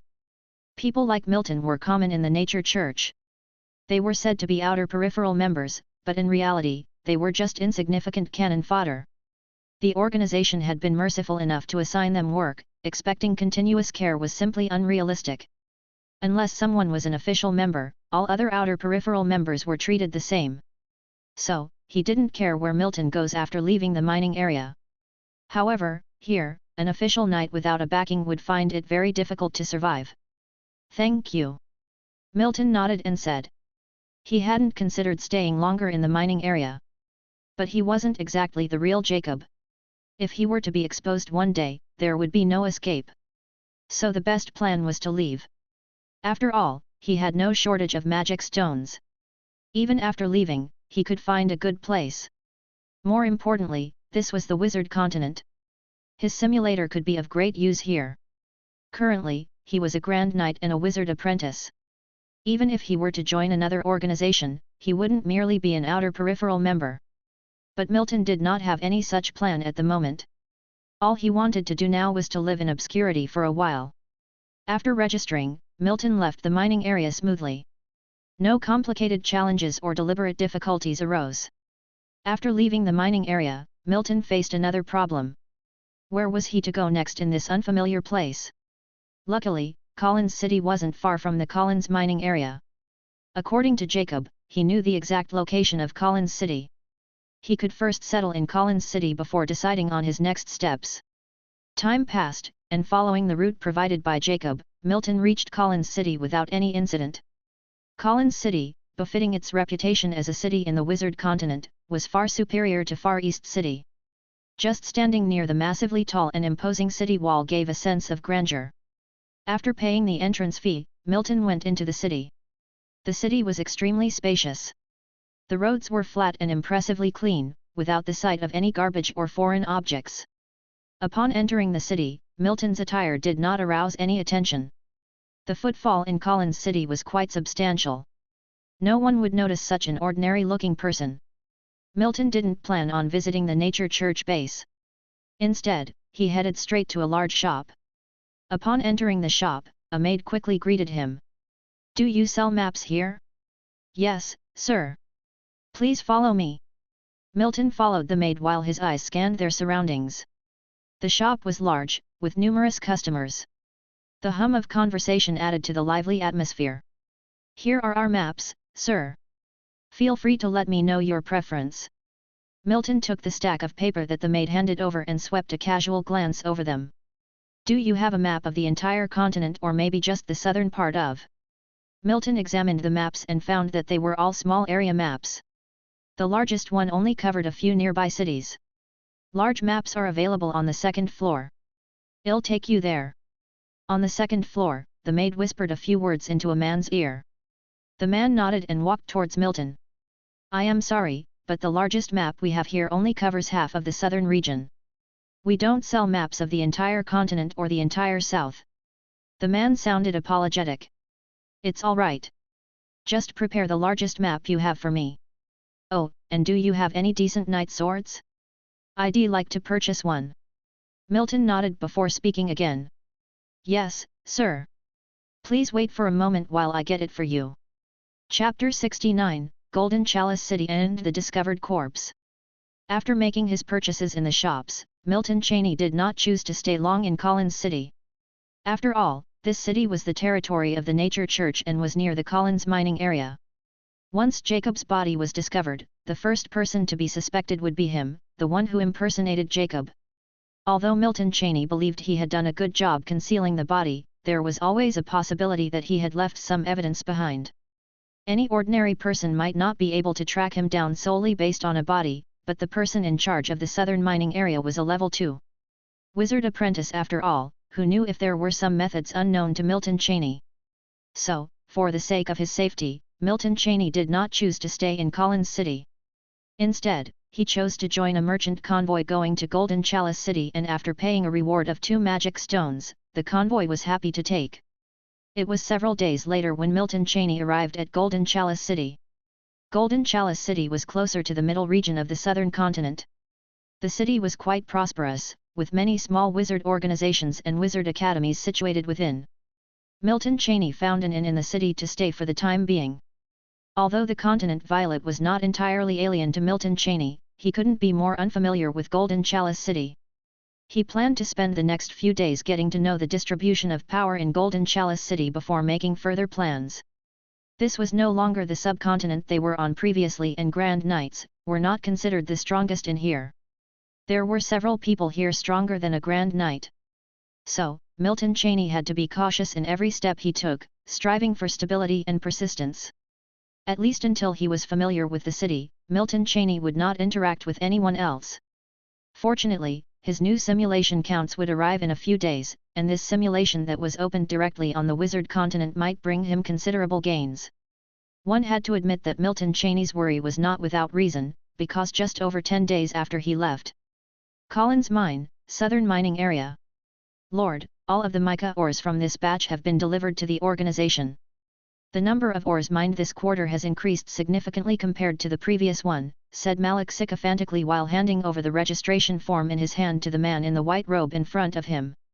The man in the white robe, a level 2 wizard apprentice by the name of EKA, took the form, glanced over it, and nodded. Malik could not possibly falsify the quantity of ores, so EKA just casually inspected it. After the inspection, EKA didn't speak. He signaled for Malik to follow him. Next, he needed to patrol the entire southern mining area. The wizard apprentices in charge of the mining area needed to make routine checks every quarter, but for EKA, this was just a formality. After all, not many people would dare to cause trouble in the Collins mining area, knowing it was the territory of the Nature Church. At the moment, he just wanted to make a perfunctory patrol and leave this place. He felt that even the air here was dirty. As a genius with level 2 magic aptitude, coming here was absolutely a waste of his precious meditation time. After passing through various mine caves, EKA did not stop. Malik was closely following behind EKA. Hi! Finally, when passing by an abandoned mine cave, EKA stopped and let out a soft sound of surprise. Is this cave still being mined? EKA asked softly, the first words he had spoken since his arrival. Malik quickly shifted his gaze to the cave that EKA was pointing at. After taking a glance, he shook his head and said, "Lord, this is an abandoned mine, currently, no one is mining here." An abandoned mine? EKA let out a soft chuckle, and motioned for Malik to follow him as he stepped into the abandoned mine. Although curious, Malik remained silent and followed behind EKA. Upon entering the abandoned mine, Aika slightly furrowed her eyebrows, covering her mouth and nose. Zero ring magic. Cleaning. A cleaning spell was cast by Aika, and the dust in the mine disappeared instantly, making it quite clean. Malik had seen a wizard's tricks before, so he wasn't surprised by this. Move these stones. Upon reaching the depths of this abandoned mine, Aika stopped and spoke. There were only 2 of them here. Malik obviously knew the instructions were for him. Without hesitating, an enveloping white airflow covered his 2 arms, and he moved the enormous stones as if they were mere foam. Before he even finished moving all the stones, Malik smelled something metallic. His face changed slightly, and he picked up his pace. In no time, all of the large stones had been moved. This. A corpse. Malik muttered under his breath, his voice trembling slightly, cold sweat appearing on his forehead. The identities of all the mine workers and supervisors were logged in his records. It was impossible for a corpse to mysteriously appear. He was the only one responsible for these records in the entire southern mining area. Many wizard apprentices disdain this somewhat important job, and official knights aren't qualified, so the job naturally fell to him, the Grand Knight. He was certain everything he logged was accurate, and he had just shown Aika. However, the sight in front of him made him doubt himself. This was definitely an extra body, it seemed to have appeared out of thin air. Malik moved the body to lay it flat on the ground, evaluating the face of the corpse. Then, he realized the corpse's face was so mangled that he couldn't make out any identifiable features. Explain this. Aika spoke softly, seemingly emotionless. However, Malik understood this was how Aika expressed her anger, as he had delayed her precious time. Malik's mind was spinning, trying to come up with a viable explanation, but the more he tried, the more he couldn't. Seeing Malik silent, Aika shifted her gaze to the body lying on the ground in front of him. Just then, Malik suddenly remembered something and exclaimed. I remember now, but how could he possibly have died here? Although the corpse's features were mangled, Malik still had a feeling of familiarity. An unexpected sudden flash of memory made him recognize this person. You know this person? This person seems to be a peripheral member of the organization, a former overseer of the mining area. But he said he wasn't feeling well a few days ago and left the mining area. Jacob, yes, his name is Jacob. After contemplating for a moment, Malik answered with certainty. He was the one who logged him in, only a few days ago, so Malik obviously remembered him. However, what baffled Malik was that he distinctly saw Jacob leave. Why would he end up dead in an abandoned mine? Could someone have impersonated him? Aika spoke. She usually didn't stay in the mining area, so she wasn't very familiar with how detailed the registration of the mining workers and supervisors was. But it was her words that shattered Malik's line of thought. Impersonated by someone else? Malik once again carefully examined the mangled corpse in front of him. And came to a conclusion. The Jacob who left the mine was fake. Chapter 70, Simulation and Enhancement. Milton Cheney, who is already in Golden Chalice City, is naturally unaware that far away in the Collins mining area, someone had already discovered his real identity. But even if Milton knew about it, he wouldn't care because he had already adopted a new appearance and name. During his travels, an alias was a necessity. Over the past few days, Milton has spent most of his time inside the inn with very little time outside. However, perhaps after today, Milton could leave the inn to fully explore the entirety of Golden Chalice City. Inside the guest room of the inn, Milton sits cross-legged on the bed. The next moment, a translucent light blue screen abruptly appears in front of him. Milton ignores the other aspects and focuses his gaze on the Simulation Count section. Simulation Count 1. The new simulation count was already in place, which was no doubt extremely important for Milton.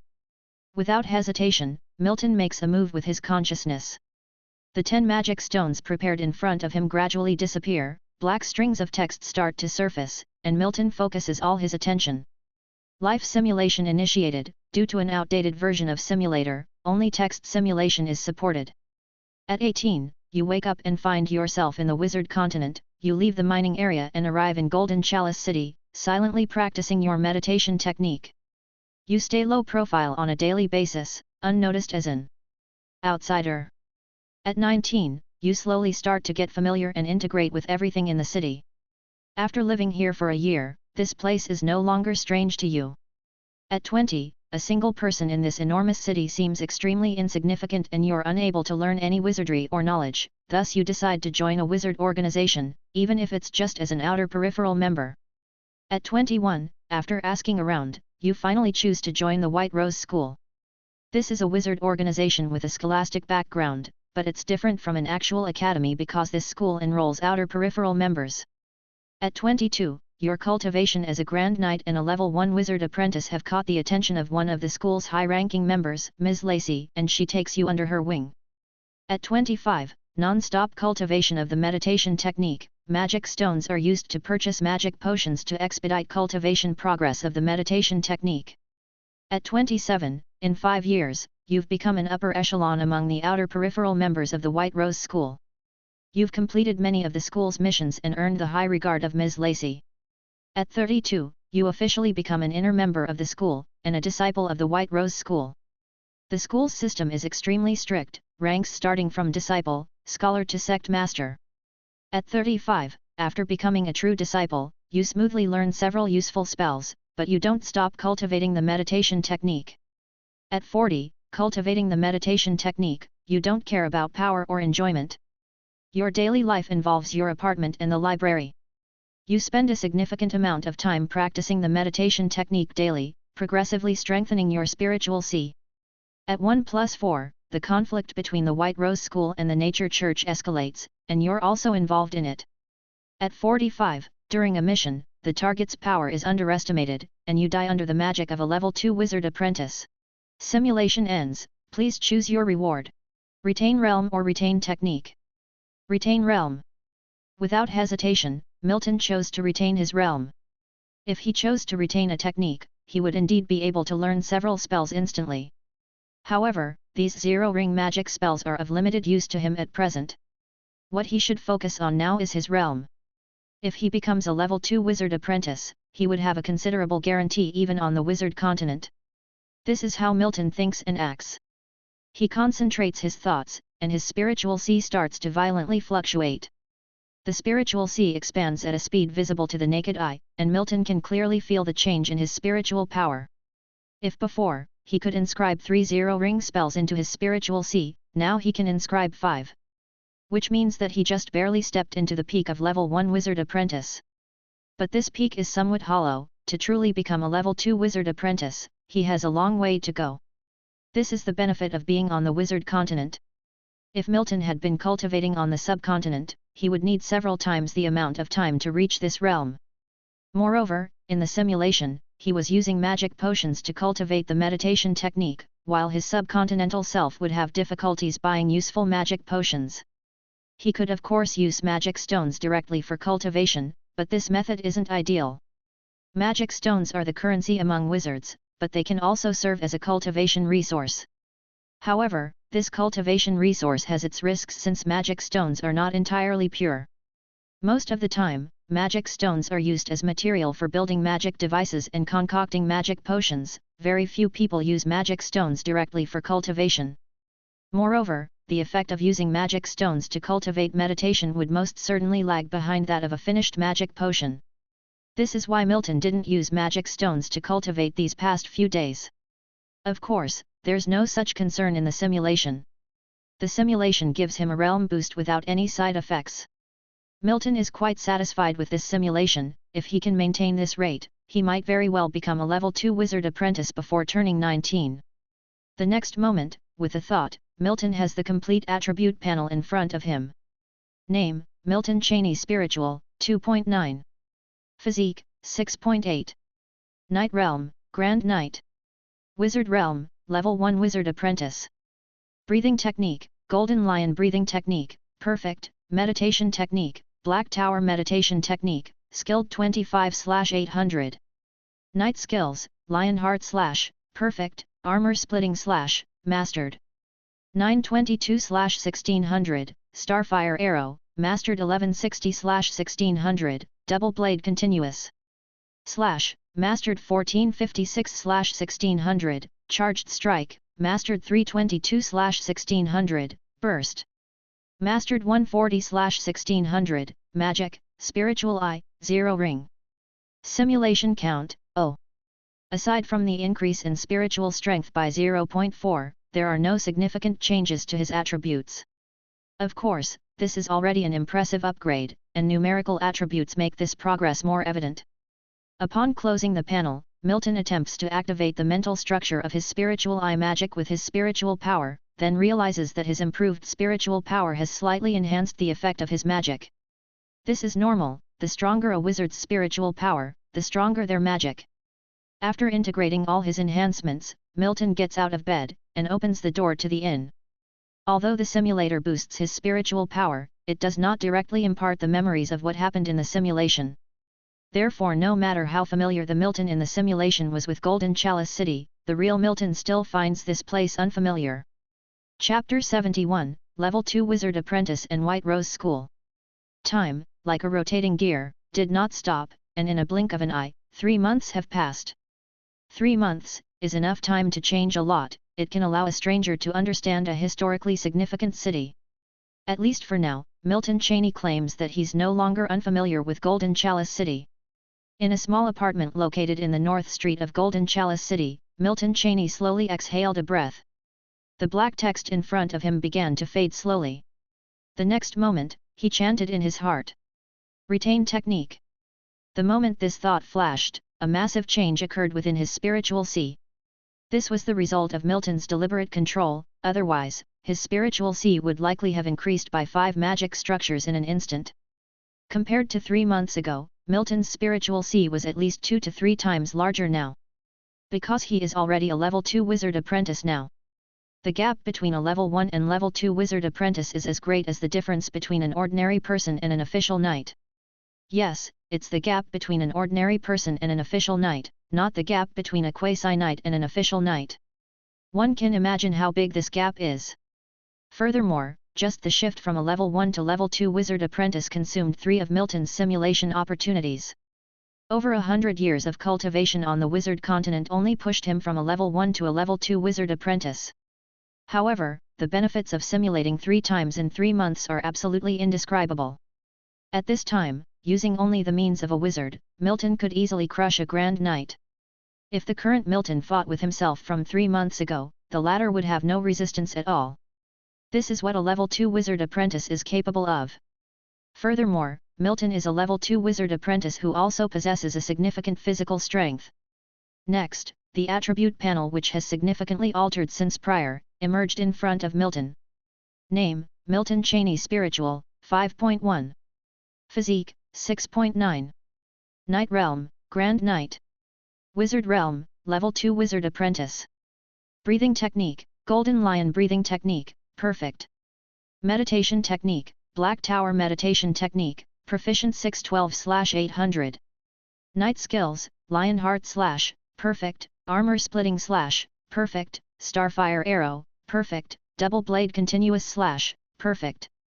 Magic, Spiritual Eye, 0 Ring, Flame Technique, 0 ring, Healing Technique, 0 ring, Spiritual Light Screen, 0 ring. Simulation Count, 0. The spiritual power jumped from 2.9 to 5.1, a rough increment of 2.2, which is truly remarkable. Because the focus of the third simulation was on magic technique cultivation, even the night skills were mostly cultivated to the highest realm by Milton. Of course, the most important thing is the 3 additional 0-ring magic techniques. Among these 3 0-ring magic techniques, the flame technique and the healing technique are both considered core magic. The flame technique is an attack type 0-ring magic, while healing technique belongs to the auxiliary category. The structure of these 2 techniques alone comprises of 18 mysterious symbols. The last one, Spiritual Light Screen, is a defensive magic, also a great technique. Now Milton, even amongst level 2 wizard apprentices, would be considered high caliber in his mastering of magic. Moreover, after he became a level 2 wizard apprentice, Milton's spiritual eye ability that he had previously mastered became even more powerful. Not only could he activate it instantly, but the coverage area was also much broader and the feedback speed to Milton was faster. If his use of the spiritual eye ability was slightly stiff when he was a level 1 wizard apprentice, then now its usage flowed as smoothly as lubricating oil. After comprehending the improvements obtained from the retained technique, Milton got up and started moving his body. Sensing the strong power within him, Milton felt as if a big stone was slowly lifting from his heart. Previously he always had a sense of inexplicable urgency, fearing that if he wasn't careful, he might fall into the abyss. Because, both being a level 1 wizard apprentice and a grand knight, is minuscule in the vast wizard continent. Carelessness might result in offending a level 2 wizard apprentice, or someone even stronger, and losing his life. The wizards here won't have a chit-chat with you, should you offend them, you might face vengeful retaliation.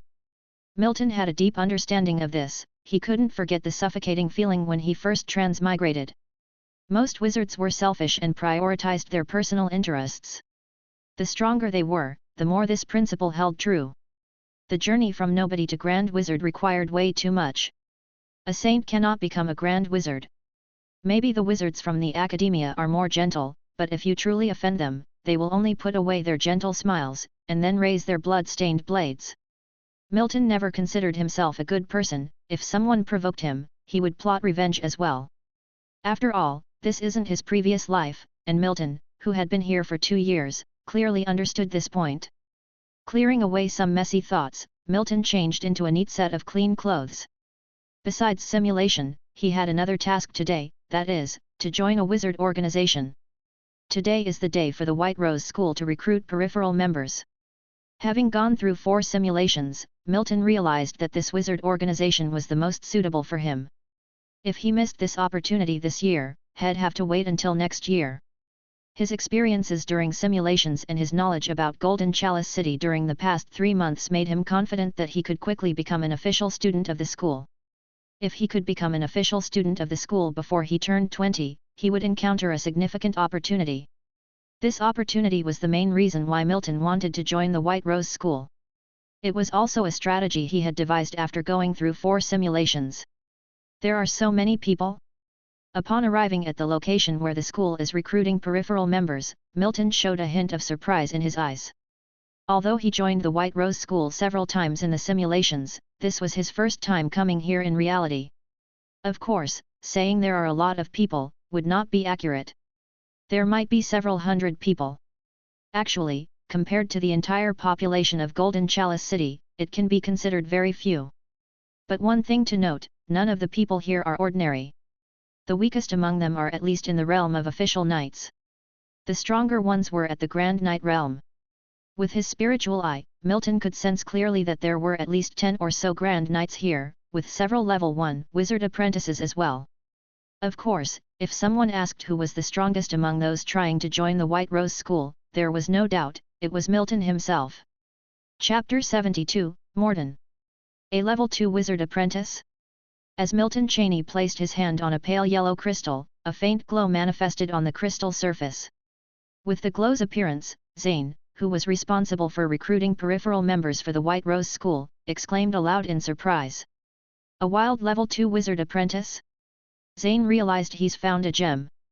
He quickly shifted his gaze to Milton's face, examining him closely. Then, he noticed something. The man before him was incredibly young. Milton himself had thought about disguising his features, but his disguising skills were inadequate. There was no chance he could deceive the insiders of the White Rose School. So, he chose to present himself in his true form.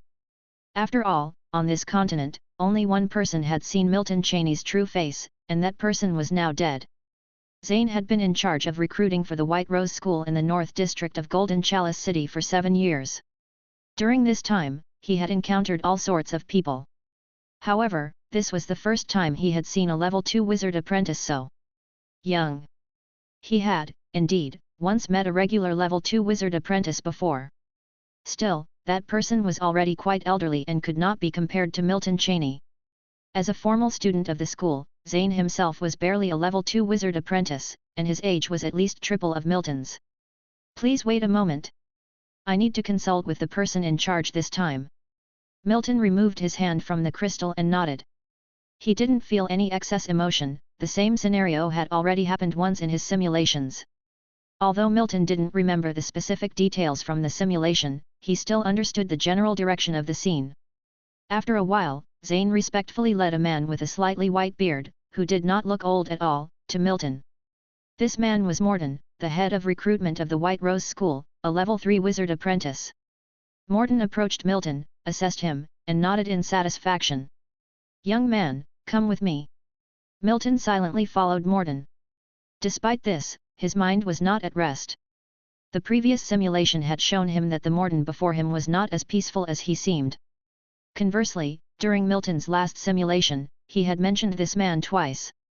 Morton was always nice to his people, but it was a different story for outsiders.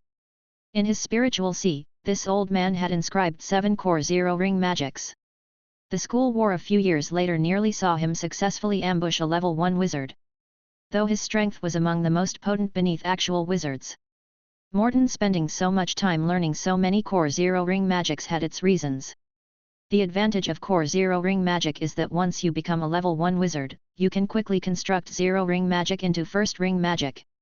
If you become a level 1 wizard without mastering core 0 ring magic, you would need to spend a significant amount of time constructing a new first ring magic. Comparatively, the time difference is vast and unimaginable. Consequently, the fact that Morton was willing to spend so much time learning so many core 0 ring magics proves his ambition to become a real wizard. Had he not died in the school war a few years later, he might have genuinely become an official wizard. "Young man, place your hand on it." The next moment, Morton's words interrupted Milton's thoughts. Milton nodded and approached the crystal sphere placed in the middle of the hall. When he placed his right hand on the crystal sphere, there was no response, as if it had stuck. After a while, the crystal sphere finally reacted but only emitted a faint glow.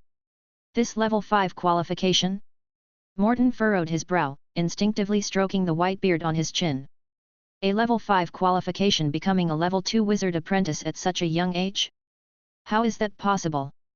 Although a wizard's talent is merely a threshold for a wizard's cultivation, if the threshold is too high, it will still block countless people outside. The level 5 qualification is like a wall, making it challenging to become a level 1 wizard apprentice. It's improbable for someone to become a level 2 wizard apprentice at such a young age. Morton himself had level 2 magic aptitude, so he knew the extent of the impact of one's aptitude. He could tell without figuring out the age from their bones that Milton was definitely not over 20.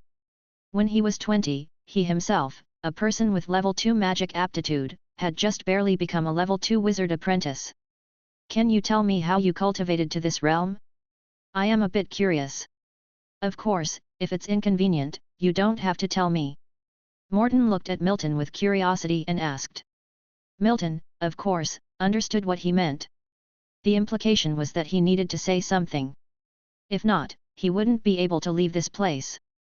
As for the part about not telling if it was inconvenient was complete nonsense. If Milton didn't have a reasonable explanation, he might not be able to walk out of this hall. Being a cautious person, Milton would undoubtedly be well prepared if he dared to come. "My mentor was a level 1 wizard." Milton had just begun to speak when Morton's face started to look serious, his ears attentive to Milton's every word. "In the end, before he died, he poured all his spiritual power into me." Once Milton finished his piece, Morton nodded somewhat emotionally. Even he felt a bit envious of the young man before him. What sort of luck did he have? To have a wizard transfer all their spiritual power into him on their deathbed. He did not doubt the truthfulness of Milton's words because he was observing Milton as he spoke. He had his own method of detecting lies. What he didn't know was that Milton was indeed lying, and that he could control his body and spirit while doing so. Along with the script that Milton prepared and rehearsed multiple times, no clues were given away. Milton had this ability because of the spiritual eye magic he had mastered. The spiritual eye allowed Milton to see inwardly. He knew exactly what subconscious changes would occur to his body when he lied. With practice, he learned to avoid these subconscious influences. There would be no changes in his body when he lied, it would be just like normal times. No one could tell he was lying then. Even a level 1 wizard couldn't tell unless they deliberately used magic to directly check Milton's memory. Young man, since you have received a transfusion of spiritual power, your spiritual sea may be somewhat loose, and it may be difficult to improve in the future. Would you like to be an apprentice with me? I have a unique approach to studying magic. Perhaps you should focus on magic in the future, not meditation. Morton opened his mouth to speak. Hearing this, Milton nodded without hesitation. The first step in his plan had been achieved. Chapter 73, Official Student and Experimental Zone. The true location of the White Rose School is deep within the Tuya Forest outside Golden Chalice City. Be it a wizard academy or a school, most of them are located deep in the wilderness, forest, or mountains. The reason is simple: the cultivation and research of wizards need a quiet atmosphere. If the academy is built in the urban area, the impact would be too great. This place is full of wizard formations laid out by the strong wizards within the school, and outsiders simply can't get here. The White Rose School is no exception. When Milton Cheney first came here, he was awed by its mystery and age, and it is full of the scent of magic and the accumulation of history. There are many ancient buildings within the school, such as towers, bell towers, libraries and laboratories. Most of these buildings were constructed by wizards through magic, thus these buildings have peculiar shapes and designs. For instance, the student apartments where Milton now lives is actually a slanting tower. And inside there are many winding passages. That's right, Milton is now a formal student of the school, not an outer peripheral member. Milton himself did not expect things to go so smooth. He originally thought he would need a year to gain the trust of Morton before considering the matter of becoming a student. But what he didn't expect was that after promising to become Morton's apprentice, Morton naturally arranged a student's identity for him. Even Milton himself didn't bring up this matter. Morton did not care about Milton's origin and background as an outsider. He trustingly gave Milton the status of a student and then took Milton to the White Rose School. To know that the outer peripheral members of the school can't come here, only the real students within the school can come. However, it's easy to come but hard to leave. Just after joining the school, there is a 1-year probation period. He cannot leave the school during this time. Of course, staying here is not bad.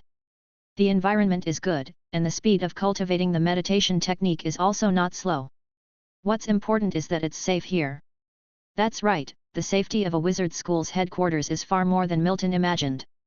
After all, no one would dare to provoke a wizard school openly. How is the reading of the books I gave you these past few days? In a laboratory in the experimental zone, Morton put down the inscription pen in his hand and asked casually. Milton, who was standing behind Morton, opened his mouth. Mentor, I am currently still at the first book, Basic Structure of Magic. The books you gave me are profound, and I need more time to fully grasp their content. After hearing this, Morton nodded unconsciously. Taking Milton as his apprentice was merely impulsive, and it didn't mean that he had truly accepted Milton. If he wants to truly accept Milton, he needs to see whether his experiments can benefit from Milton's aid in the future. In fact, Milton concealed some facts. He had basically read through all the books given to him by Morton. No doubt, these immense informational books, if Milton did not join a wizard school, he probably would never have come across them in his lifetime. Of course, to fully understand and integrate the content of the books, even Milton would need some time. You should focus on Basic Structure of Magic, Basic Theory of Magic, and Method of Inscribing Magic. These 3 books, if you grasp all of them, I will start teaching you some simple experiments, Morton said. Milton nodded upon hearing this. Structure, Theory, Inscription, these 3 books are the thickest among the books that Morton gave him, and they contain the most knowledge. Just like what Morton said, Milton's current focus is indeed on these 3 books. By the way, your spiritual sea should allow for the inscription of 6 sets of 0 ring magic. How many do you have inscribed now? I've inscribed 4 so far. 4. Morton nodded, and didn't ask which spells Cheney had inscribed. This involves a wizard's secret, so even though Morton is stronger, he would not ask about it. The next 2 spells don't inscribe randomly. If you can officially participate in experiments, I will teach you too. Seeing Milton's hesitation, Morton laughed and said, "Rest assured, in all of the school, including the sect master, deputy sect master 2 wizard lords, none of them have as many 0 ring magic spells as AO." Morton spoke with supreme confidence. So, Milton nodded solemnly. The hesitation just now was of course pretended by him. After all, anyone suddenly being told "don't worry about your spells, I will arrange for you," would naturally have all kinds of emotions. If Milton seemed too calm, it wouldn't be very natural. Milton knows that Morton is the magic kaleidoscope of the school, and in terms of research on magic, there's probably no one in the school who could outdo him.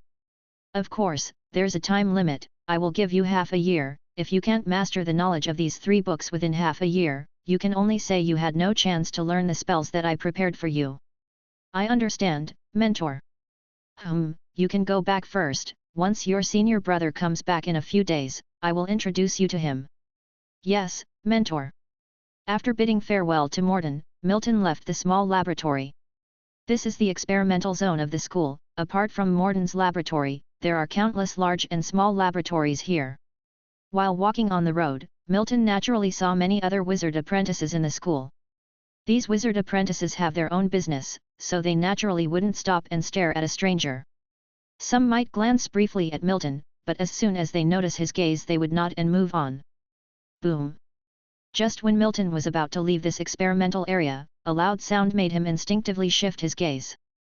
Teacher Tyro's potion experiment failed again. This is the 3rd time this month. What can we do? Let's clean up the laboratory. Milton, who was standing around the corner, heard 2 voices, and as soon as he turned around, his body was bumped lightly. Soft jade in his arms, a light blue-haired girl bumped into Milton. I'm sorry, I was walking too fast." The girl quickly extricated herself from his arm and apologized. "It's okay, what was that loud noise just now?" Milton shook his head to indicate it was fine and asked curiously. "Oh, that was Teacher Tyro doing a potion experiment. If it fails, there's an explosion. He's failed several times this month." The blue-haired girl looked up at Milton, and noticing his handsome appearance she said. The tone was somewhat awkward. Her teacher had been complained about several times this month because the sudden explosions severely affected other people's experiments. The experimental environment needs to be quiet. Sudden loud noises are hard to put up with. Chapter 74, Parsing Technique and Life Mark. Time passed swiftly, and it had been 2 months since Milton Cheney's birthday had quietly passed, and he was now 19 years old. In the student apartments of the wizard school, Milton rubbed his brows lightly. 2 months of time had made him familiar with this ancient wizard school. His mentor, Mr. Morton, and his senior brother, Hershey, were both amiable towards him. There were no unnecessary provocations during these 2 months. All in all, after joining the White Rose School, Milton managed to find some footing on the wizard continent. However, he wondered when he would be able to return to the subcontinent where he had lived for more than a year after his time travel. Perhaps when he becomes a level 1 wizard. Or maybe a level 2 wizard. For now, Milton didn't know. Milton could sympathize with those simulated sons, understanding why after he had sent them to the wizard continent, they would never return. Maybe they were simply indifferent to the matter. Milton's sentiments came and went quickly. At this moment, he was not in the best of moods. The reason was simple. He found that since becoming a level 2 wizard apprentice, his meditation speed had slowed down again. It was just like back when he transitioned from an official knight to a grand knight. After 2 simulations, Milton chose to retain his realm, but the progress was incredibly slight. Forget about becoming a level 3 wizard apprentice, he hadn't even reached the peak of a level 2 wizard apprentice.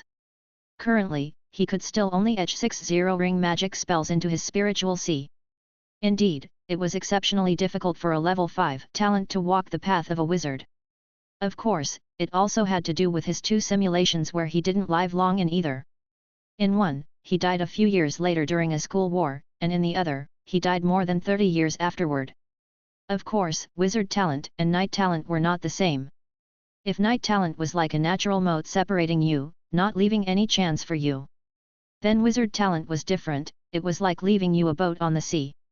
A level 1 wizard talent naturally sailed on a massive ship in the sea, while a level 5 wizard talent only had a tiny, decrepit boat. The small boat could be destroyed by the waves at any moment. With only this small boat, crossing the boundless sea was undoubtedly extremely difficult, but it wasn't like there was no chance at all.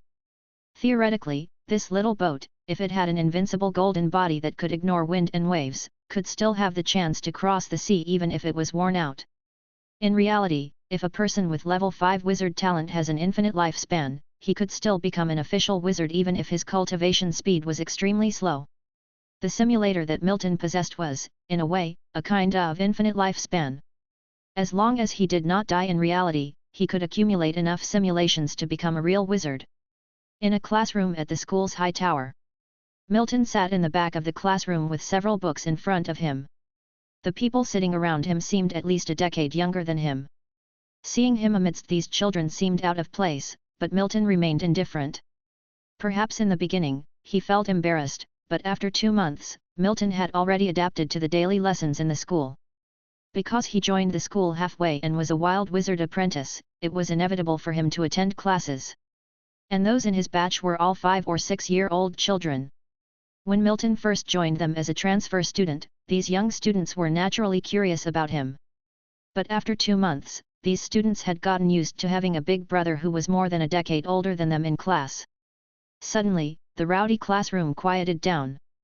The reason was simply that the scholar in charge of teaching had walked into the classroom.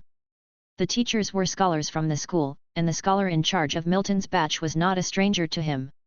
It was Ms. Lacey who had once appeared in his simulations.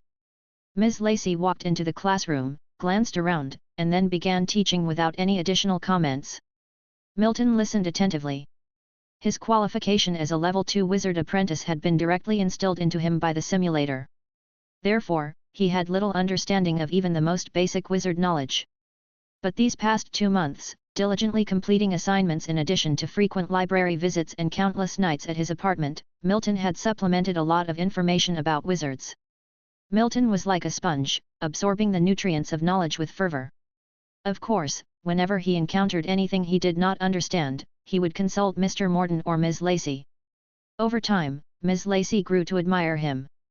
Class ended after 2 hours, and Milton packed up the books in front of him and left the classroom. In the White Rose School, students only had 1 class per day.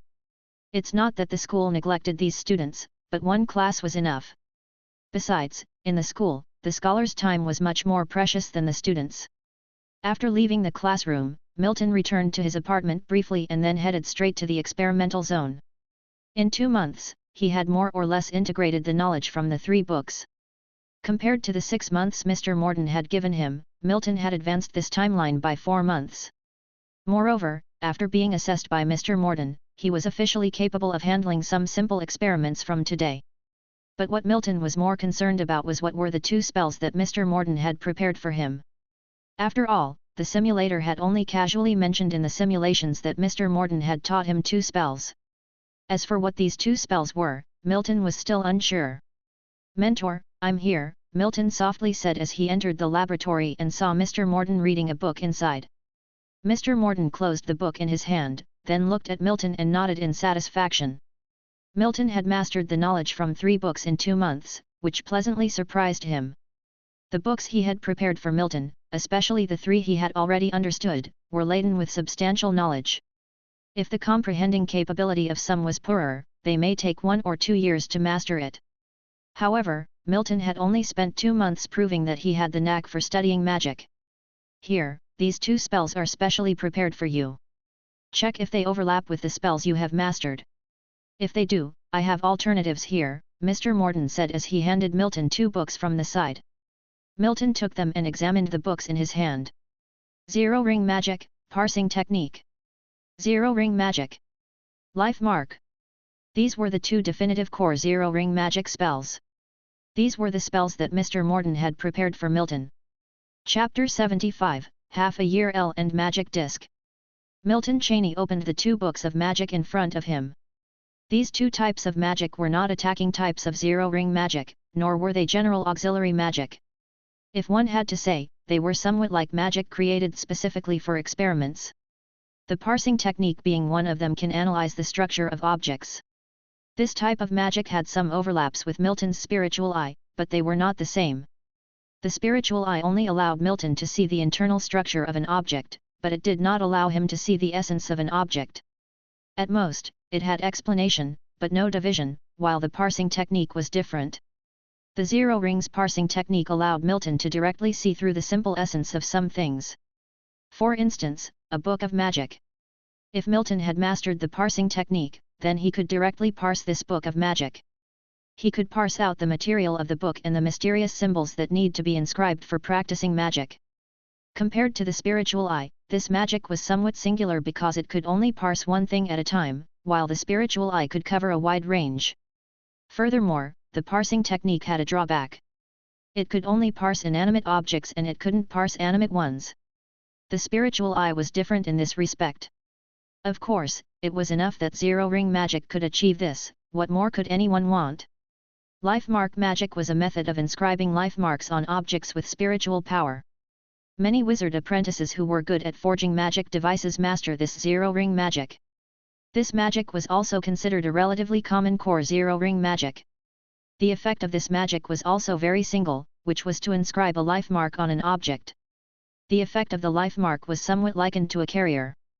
For instance, once a life mark had been inscribed on an ordinary object, the inscription of magic could be commenced. Then, the object would turn into a magic device. This magic was a necessary zero-ring magic for the creation of magic puppets and magic devices. The combination of parsing technique and life mark. These 2 pieces of magic could tell that Milton's mentor, Morton, seemed to intend to guide him towards the path of a magic device forger. It takes quite a bit of time to inscribe these 2 zero-ring magics into your spiritual sea.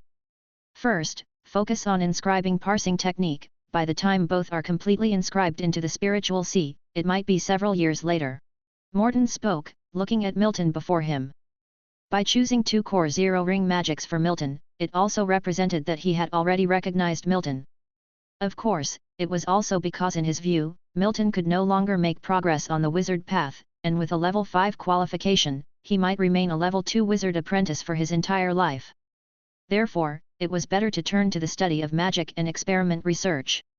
Yes, mentor. Detecting the importance in Morton's tone, Milton nodded in agreement.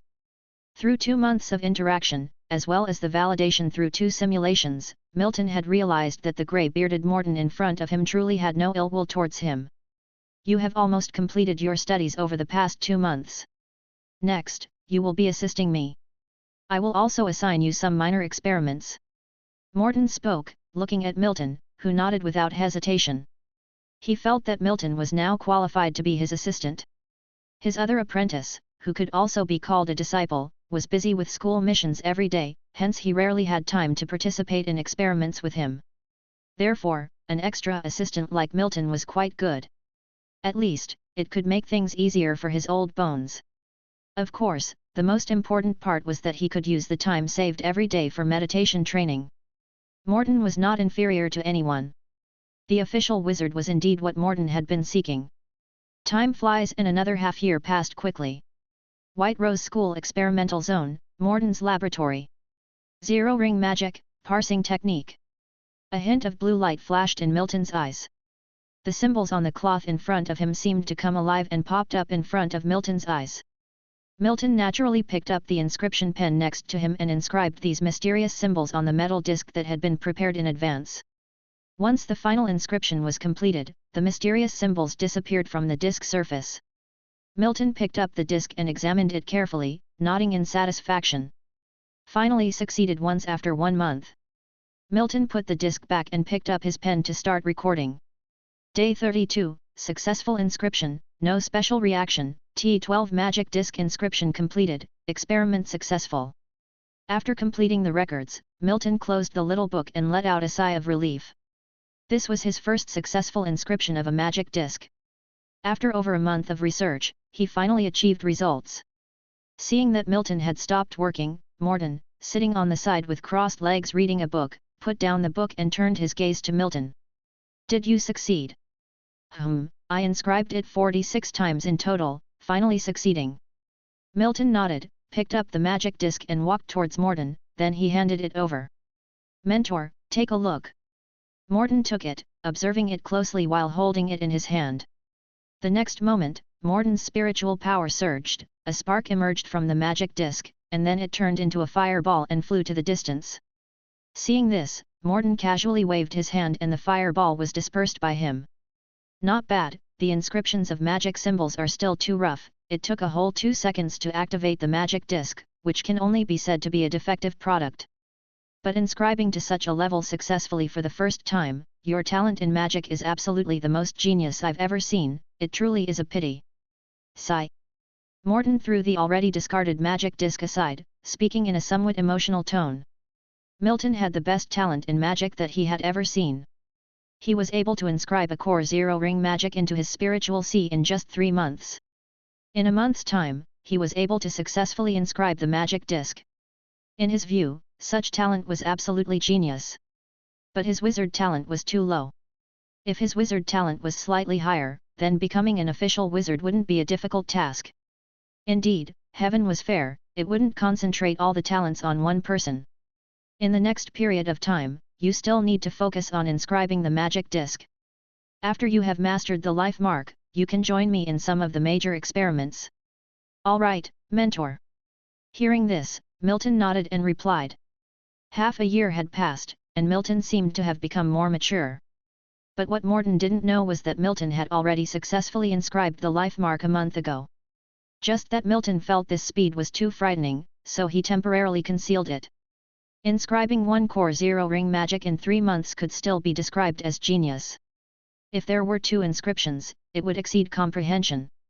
Exceeding comprehension was normal, after all, the simulator was something that exceeded comprehension.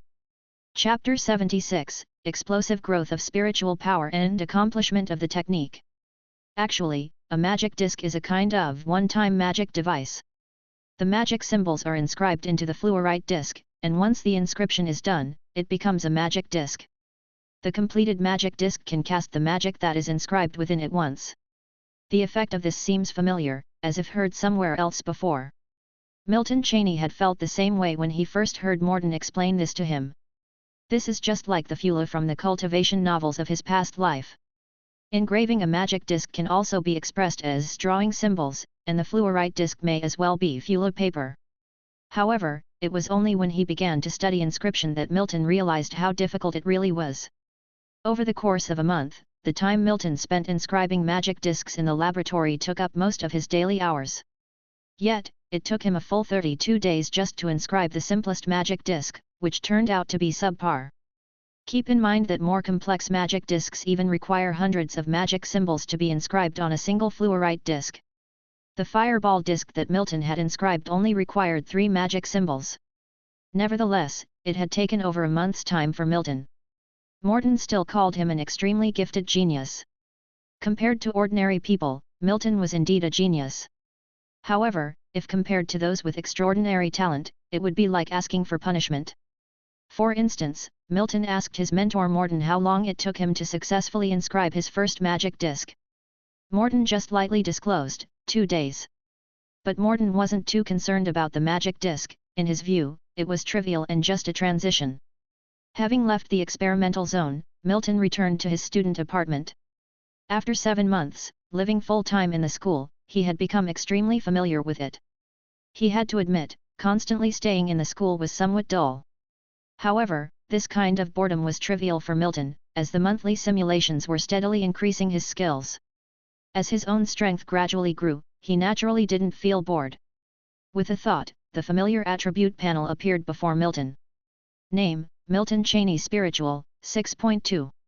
Physique, 6.9. Knight Realm, Grand Knight. Wizard Realm, Level 2 Wizard Apprentice. Breathing Technique, Golden Lion Breathing Technique, Perfect. Meditation Technique, Black Tower Meditation Technique, Expert 240/1600. Knight Skills, Lionheart slash, perfect, armor splitting slash, perfect, starfire arrow, perfect, double blade continuous slash, perfect. Magic, spiritual eye, 0 ring, flame technique, 0 ring, healing. Technique, 0 ring, spiritual light screen, 0 ring, parsing technique, 0 ring, life mark, 0 ring. Simulation count, 1. In half a year's time, he had gone through 5 simulations. 4 times, he retained his realm, and once, he retained his technique. These 5 simulations have brought no small improvement to Milton. His spiritual power had increased from 5.1 to 6.2, a raise of 1.1. It might not seem like much, but it's far from insignificant. At this moment, Milton Cheney was on the verge of reaching the peak of the Level 2 Wizard Apprentice. With just one more simulation, he was confident that he could further expand his spiritual sea, reaching the threshold that would allow him to challenge the Level 3 Wizard Apprentice. A Level 2 Wizard Apprentice can inscribe up to 8 0-ring magic in their spiritual sea, and Milton Cheney's spiritual sea already had a capacity for 8. However, it was just barely enough to inscribe 8 0-ring magic. That is to say, if he were to make just one more step, he could reach the peak of a Level 2 Wizard Apprentice and glimpse the prospect of a Level 3 Wizard Apprentice. Among wizards, the gap between the Level 2 and Level 3 Wizard Apprentice is the largest. It's even greater than the leap from being a complete novice to a Level 2 Wizard Apprentice. Keep in mind, Level 3 Wizard Apprentices are referred to as junior wizards. Even in the whole wizard continent, Level 3 Wizard Apprentices are not weak entities. In a typical wizard academy or school, the number of Level 3 Wizard Apprentices is not particularly high. From what Milton was aware of in the White Rose School, there were less than 10 Level 3 Wizard Apprentices. Milton was confident that he could reach that realm before he turned 20. He was still 5 months away from his 20th birthday, plus he had the remaining 1 simulation. A total of 6 simulations. Plotting 6 simulations together for the practice of the meditation technique, he would accumulate at least several hundred years' worth of training. With several hundred years of time, Milton didn't believe that he could not advance from a Level 2 Wizard Apprentice to a Level 3. Of course, the half-year's 5 simulations had provided more than just tremendous growth in Milton's spiritual power. It also came with a solid grounding in magic techniques. The 2 core 0-ring magic techniques given by his mentor, Morton, had already been inscribed into Milton's spiritual sea. Now, 10 0-ring magic techniques have been inscribed into his spiritual sea. Among them was the spiritual eye, a technique with boundless potential. The other 5 were all core level 0-ring magic techniques. This was quite remarkable.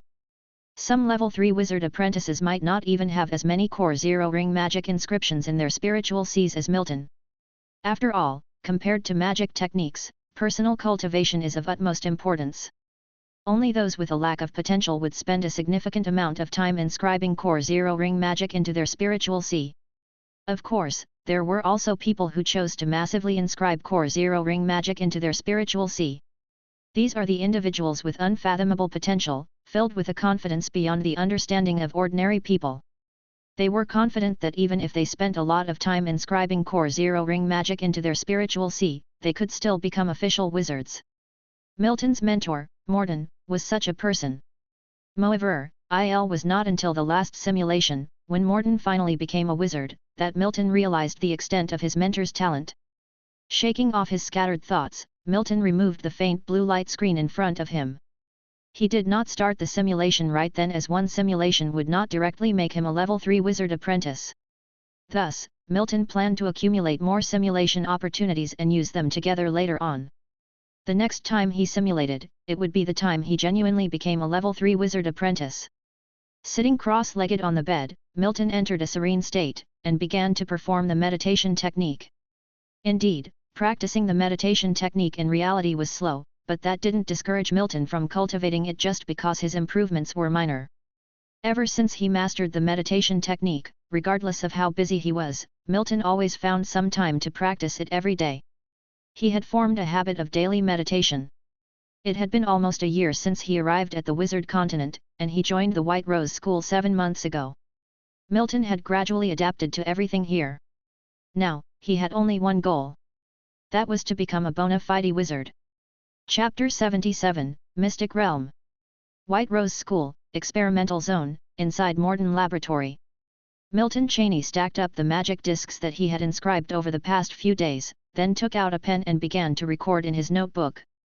Day 3, engraving successful, no special response, TLL magic disc inscription completed, experiment successful.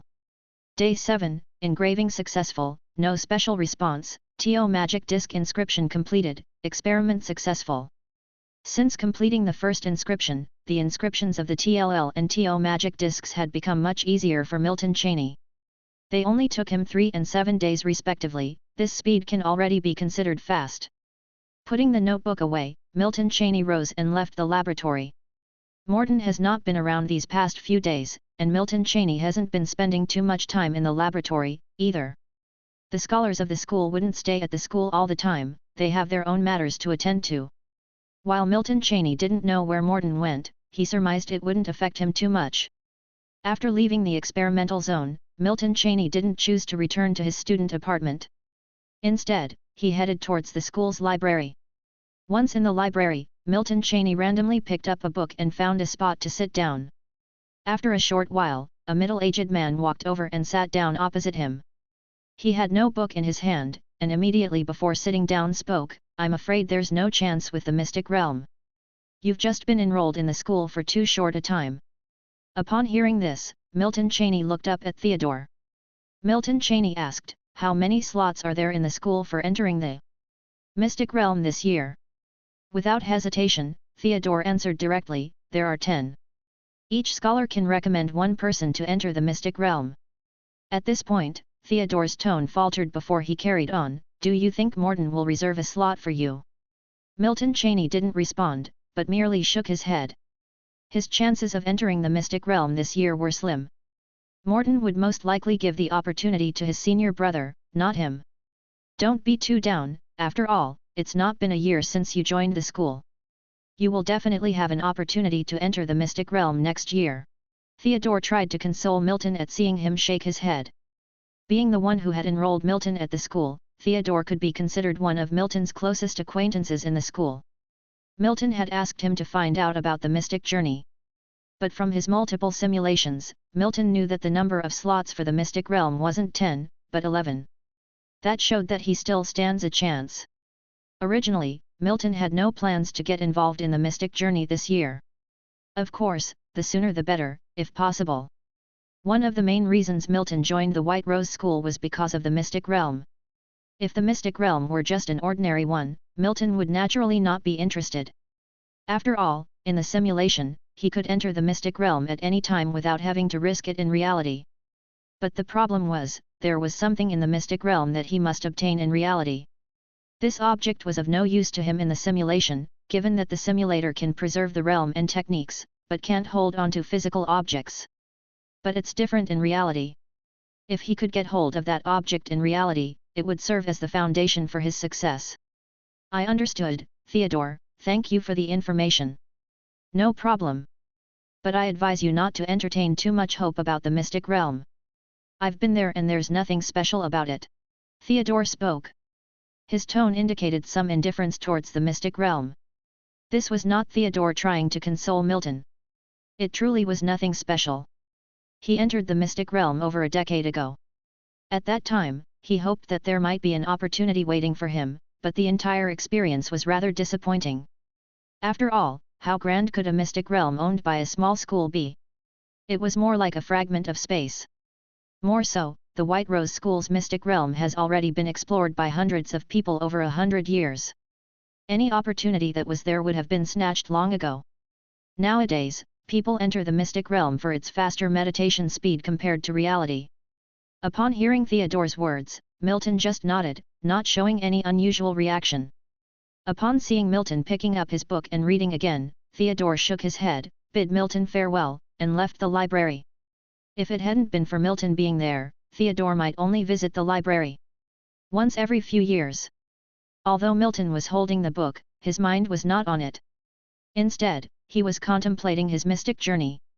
Although there was one more slot for entry into the mystic realm than usual this time, from what he gathered in simulation, Milton knew that the extra slot has already been taken. If he truly intended to enter the mystic realm this year, he would have to rely on Morton anyway. However, his senior brother has already entered the mystic realm once and knows the advantages it brings. Most likely, he won't give up the opportunity. Moreover, Milton has been with the school for less than a year. To be precise, he is still within the evaluation period. To get to visit the mystic realm this year is slim at best. Alas! Milton let out a sigh and cleared the messy thoughts in his mind. If the chances are slim, let it be. There's still a lot of time. If not this year, the next year would still be possible. Milton was more worried that his actions in reality might cause some butterfly effect, causing the foundation of his success to slip out of his hands. After all, it's a text simulation, and only tells him roughly what would happen. He definitely can't account for every minor detail. And these minor differences could potentially turn into the effects of a butterfly flapping its wings. I wish the simulator could upgrade again, letting me conduct a true body simulation. If there's any drawback to text simulations, this might be it. A simple series of text descriptions can't allow Milton to judge accurately in terms of details. Sometimes, it's an incorrect judgment of these minute details that could lead to significant consequences. When he was on the subcontinent, this drawback wasn't as evident. However, upon arriving at the wizard continent, these minor details could be fatal. That's because there are just too many powerful beings on the wizard continent. A false step could lead one into an abyss. Of course, this was just an exclamation. Text simulations are already extraordinary as it is. At least up to now, Milton is very satisfied. He can attempt to fix any details by trial and error in his many simulations, as that's not something he is lacking in. His 100-year lifespan as a level 2 wizard apprentice compares to a monthly simulation already made him feel like it was plentiful. In just 1 year, he had progressed from a level 5 wizard talent to a level 2 wizard apprentice, and was soon to be a level 3 wizard apprentice. What was there for him to be dissatisfied with? Putting his thoughts aside, Milton closed the book in front of him and put it back onto the library's shelf. Being too greedy could choke even a snake. Milton, having fully calmed his thoughts, realized that all he needed to do was to hang in there. Only once he has truly become a level 3 wizard apprentice could he establish a firm foothold. Chapter 78. What's the matter with you? You seem distracted. Morton frowned at his disciple standing behind him and spoke with a tone of displeasure. I'm sorry, Mentor. Milton Cheney quickly apologized.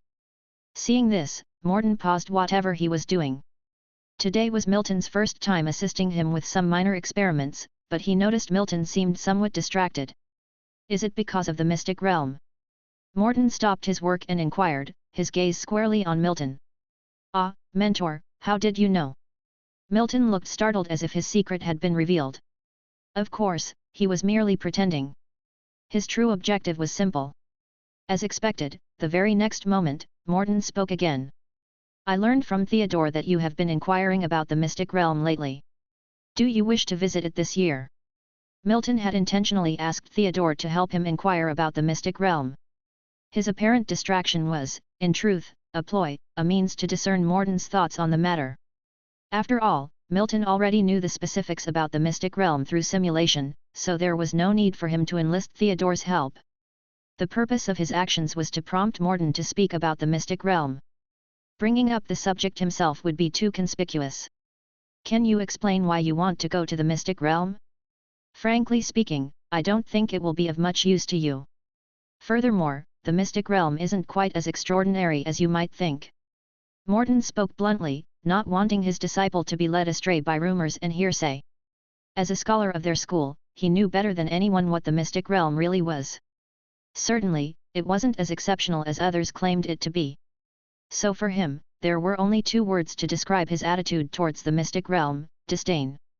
I'm sorry, Mentor, I was distracted earlier. Mentor, I refuse to remain just a level 2 wizard apprentice. I heard that the mystic realm can speed up the cultivation process of meditation, and I want to give it a try. Milton voiced his desire firmly, his words echoing with the desire and dissatisfaction within him. He was, of course, pretending, even those words were false. He wanted to enter the mystic realm not for the slightly better meditation speed it offered. At this point, Milton wasn't speaking a word of truth. However, seeing the resolve in Milton, Morton was persuaded to believe his disciple's words. Everybody harbors a desire to become stronger. No one, upon becoming a wizard apprentice, would pass on the chance to journey further on the path of the wizard. Everybody wants to become more powerful. This desire to grow stronger is endless. As you grow stronger, you want to become even more powerful, and when you become more powerful, the desire to strengthen yourself further still never leaves you. Morton believed his disciple was no exception. Although his disciple was elevated to a level 2 wizard apprentice by another wizard, his desire to progress further was natural. Clearly, he now pinned his hopes on the school's mystic realm. However, a level 5 qualification is simply too low. If Milton possessed a level 4 qualification, Morton wouldn't have him abandon his exploration of the wizard path. But with a level 5 qualification, the possibility of progressing beyond a level 2 wizard apprentice is incredibly slim. Unless he has the assistance of a wizard, and not just a mundane level 1 wizard. He would need the help of a level 2 wizard. A task that only a level 2 wizard was capable of. What good would a common mystic realm do? But Morton realized that his disciple appeared to be trapped in some kind of fixation. If he didn't allow his disciple to try it out for himself, he might remain distracted indefinitely. Milton's obstinate attitude left Morton feeling helpless. Of course, what Morton didn't realize was that all his worries were unnecessary. Even Milton's vigorous "I want to try" was nothing more than a lie. Your aspiration to grow stronger is commendable, but I must tell you, the effects of the mystic realm will not be as great as you imagine. Morton spoke. As he relayed his concerns, Morton gazed at Milton. His tone was serious, devoid of any trace of humor. Upon hearing these words, Milton sighed inwardly, believing that his chance had gone. Just as he was preparing to nod in agreement, Morton began to speak again. "I will allow you to try this once. But I hope you dedicate yourself wholly to our experiments after your journey to the mystic realm." Milton was taken aback, a spark of joy igniting in his heart. Did he actually succeed? Milton had initially planned for another attempt. He, however, had not expected Morton to actually allow him a try in such a short time span. In truth, Morton's decision came after considerable deliberation. Milton seemed to be utterly brainwashed about the mystic realm. His heart was consumed with the thought of significant progress through visiting the mystic realm. But he was not considering the logical fact that if the mystic realm was truly as miraculous as it was claimed, there would certainly be more than just 10 level 3 wizard apprentices in the school, even after hundreds of years. Morton decided to let his disciple bump into the southern wall with this trip. He was well aware that Milton would not make any progress during this mystic journey. "Thank you, mentor. I will not fail your expectations. But what about senior brother?"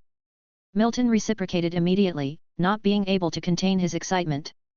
This genuine-looking emotional response was, at least, perceived as such by Morton.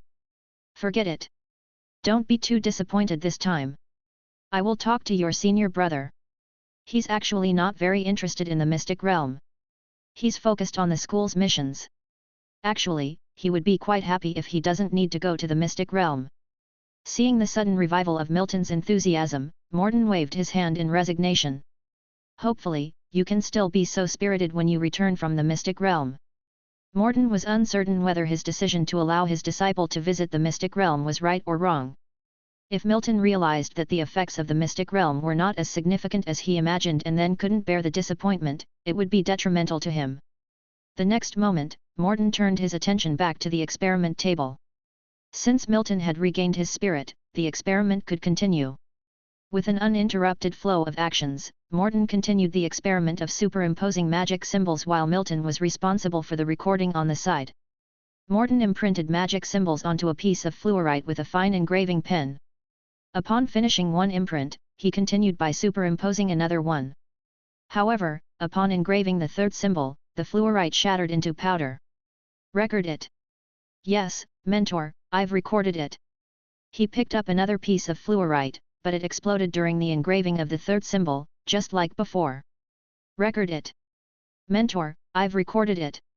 Time passed. It felt as if time in the laboratory passed somewhat faster than outside. Morton picked up the 40-second piece of fluorite, his movements showing no signs of stopping.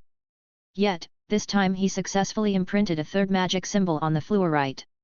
The 3 magic symbols were superimposed on the fluorite, shining brightly. "Record it." "Yes, mentor, I've recorded it."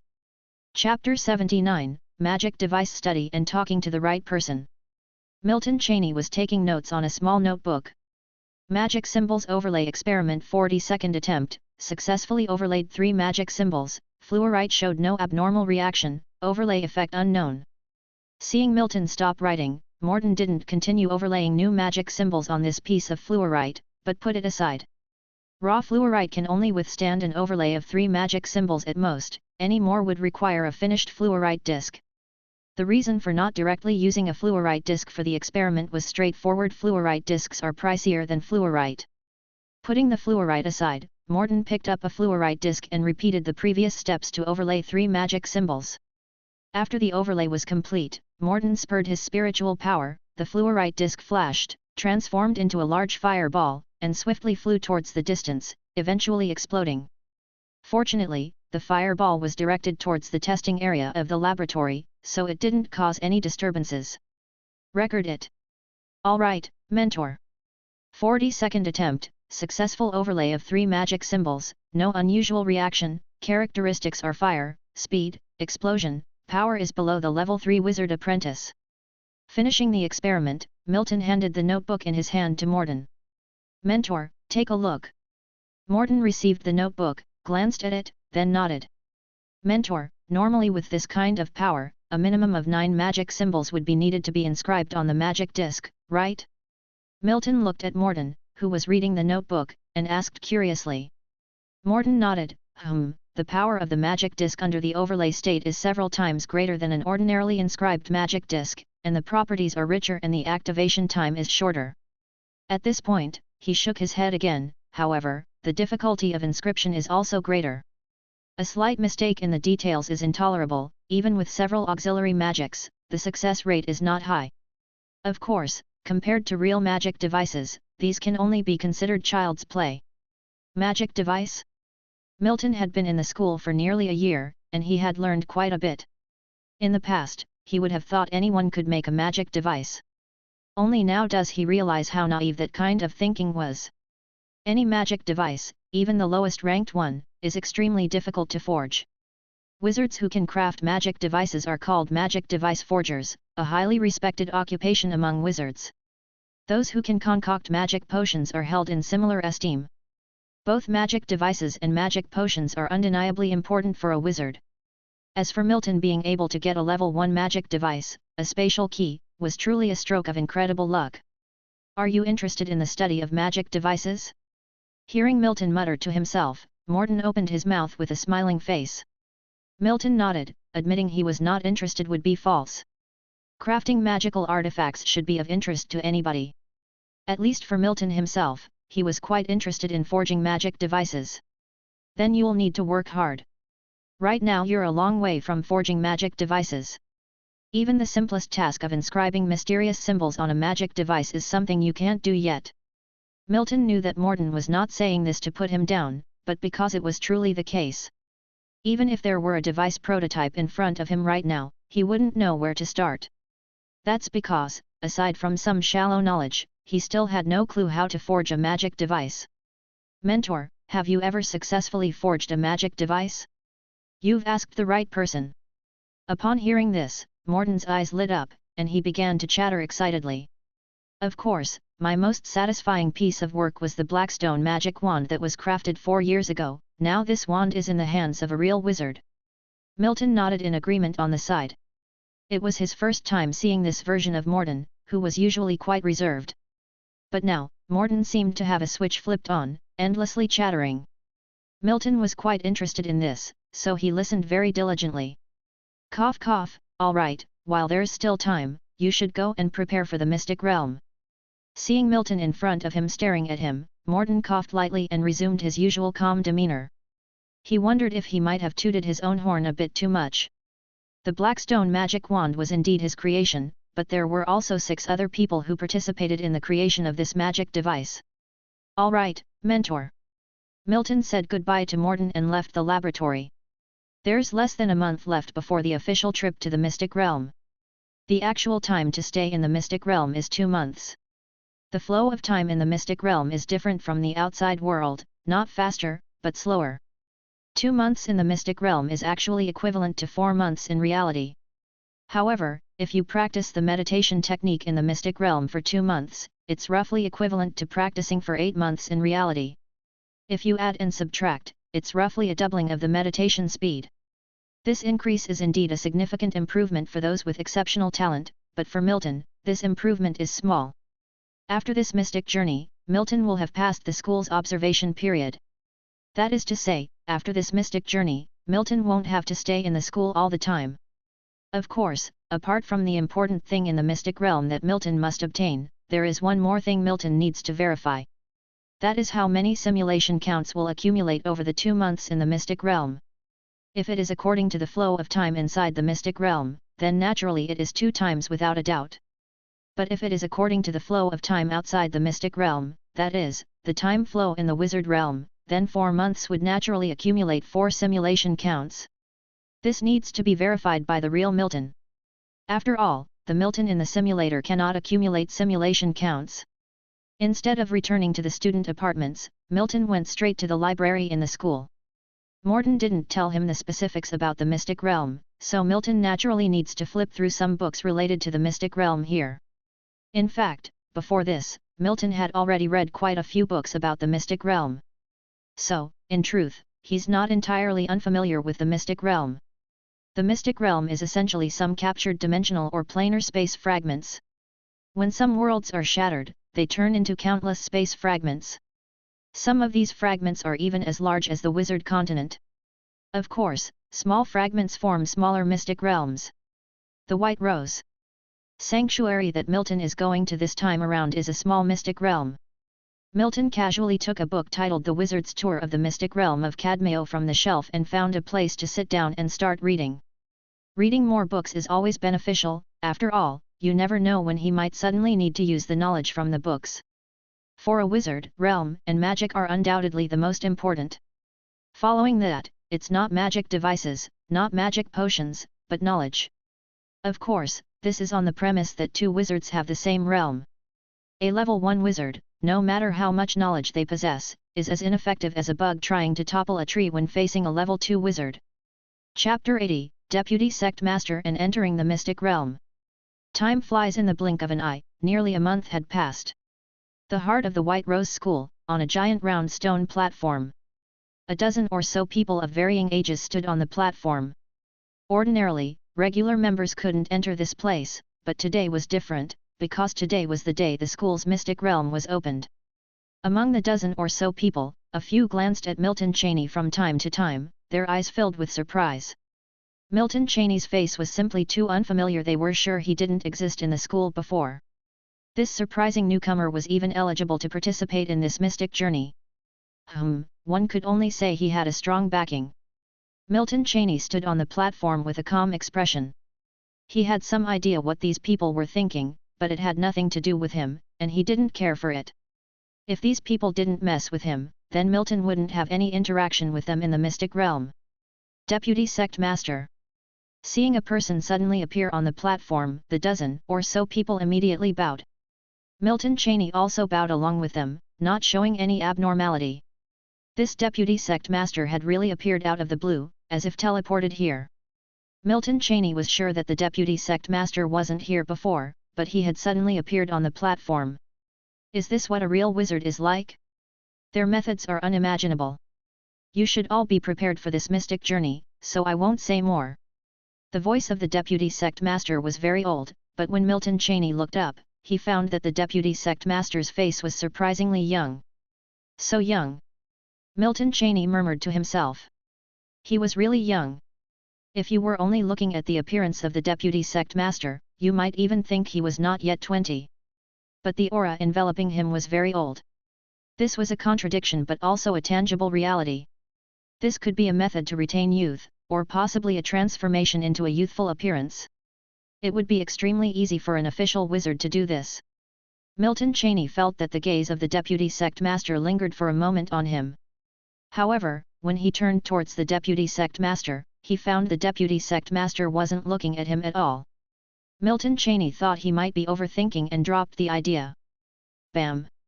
In the next moment, a magic wand suddenly appeared in the Deputy Sect Master's hand. The wand was held by the Deputy Sect Master, and then it was slammed down on the stone platform, making a loud noise. An ethereal circular door abruptly appeared above the platform. Even Milton Cheney was deeply shaken by this technique. He recognized the sudden appearance of the magic wand in the deputy sect master's hand. Isn't this the effect of a spatial magic device? Go in, little guys. The deputy sect master spoke. The crowd looked at each other, then they stepped into the mystic realm one after the other, Milton Cheney naturally included. Watching Milton Cheney, the last one to enter the mystic realm, disappear, a playful smile flashed in deputy sect master Neo's eyes. Spiritual eye, an interesting young man. If Milton Cheney heard Neo's murmur, his expression would surely change. Because he never thought that a wizard could see through his spiritual sea with just one look. Of course, if Milton Cheney were a real wizard and used his spiritual eye to look at Neo, his face would also change, because in the middle of the many magic structures in Neo's spiritual sea, there was a magic structure resembling an eyeball. Cheney would not be unfamiliar with this magic structure. It was precisely the structure of spiritual eye magic. However, the structure inside Neo's spiritual sea was far more complicated than his. Gray, white. These two colors made up the White Rose Sanctuary. Upon arriving, Milton Cheney thought he had entered a two-dimensional world, as no other colors were present. There was no sun, no wind. Like a dead silence, there was no trace of life here at all. Silence seemed to be the main theme of this sanctuary. Milton Cheney squinted slightly. Accustomed to the colorful outside world, being suddenly thrust into this sanctuary took him some time to adjust. Milton Cheney moved around a bit and found that there was no discomfort. It was just like the outside world. He looked around and found that he was the only one in this area. As he moved his feet, Milton Cheney discovered something different from reality. When he first stood still, Milton Cheney did not notice anything wrong, but when he actually moved, he found that walking in the mystic realm felt somewhat heavy compared to the outside world. The influence was extremely weak. You wouldn't feel it unless you were really attentive. It was like walking with a person on your back. The influence of gravity? Milton Cheney wondered. He didn't know whether this was due to gravity. After all, the scientific theories of his previous life weren't always applicable in this world. Milton Cheney stopped and knelt on the ground, grabbing a handful of sand. White fine sand slipped through Milton Cheney's fingers in a straight line. So it wasn't that Milton Cheney didn't feel the wind, there was truly not a breath of wind here. This place was like a frozen space. Without the sun, without the wind, even the sky was like a coat of ink. This would result in one thing: here, you couldn't feel the passage of time. It would be fine in the short term, but once the time was prolonged, it would be extraordinarily difficult to determine how long had passed. Unless from the moment you enter, you constantly count the time in your heart without a pause. Even then, there could be errors. But this didn't bother Milton Cheney. He could still make a rough estimation of the time. At least, Milton Cheney could assure that the error between the time he estimated and the actual passage of time wouldn't exceed 2 hours. After the white sand ran through his fingers, Milton Cheney stood up and headed towards the center of the sanctuary. In the White Rose Sanctuary, the only way to determine direction was by looking at the sky. Because the sky was frozen, it remained the same. After hundreds of years, it had been thoroughly studied. Milton Cheney had also memorized the map of the sanctuary, so determining the direction was easy for him.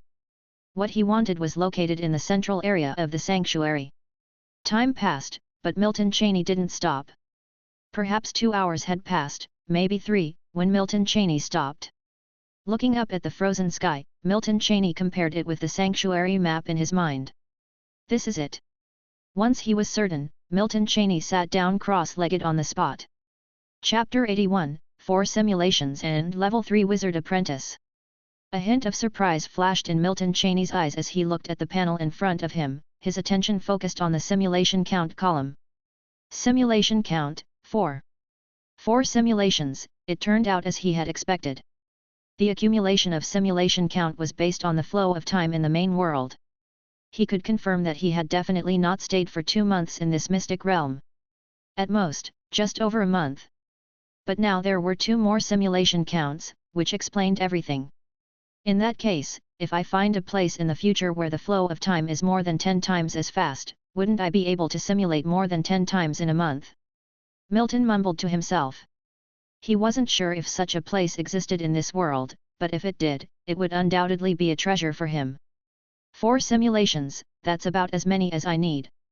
Milton looked at the simulation count column and made a decision. The next moment, the pale blue screen in front of Milton disappeared, replaced by a string of black text. Begin life simulation. Yes. Without any hesitation, the 4 accumulated simulations gave Milton considerable confidence. And now is a good opportunity to start simulation. The primary goal of these 4 simulations must be to become a level 3 wizard apprentice. The next moment, a string of black text began to emerge, and Milton became highly focused.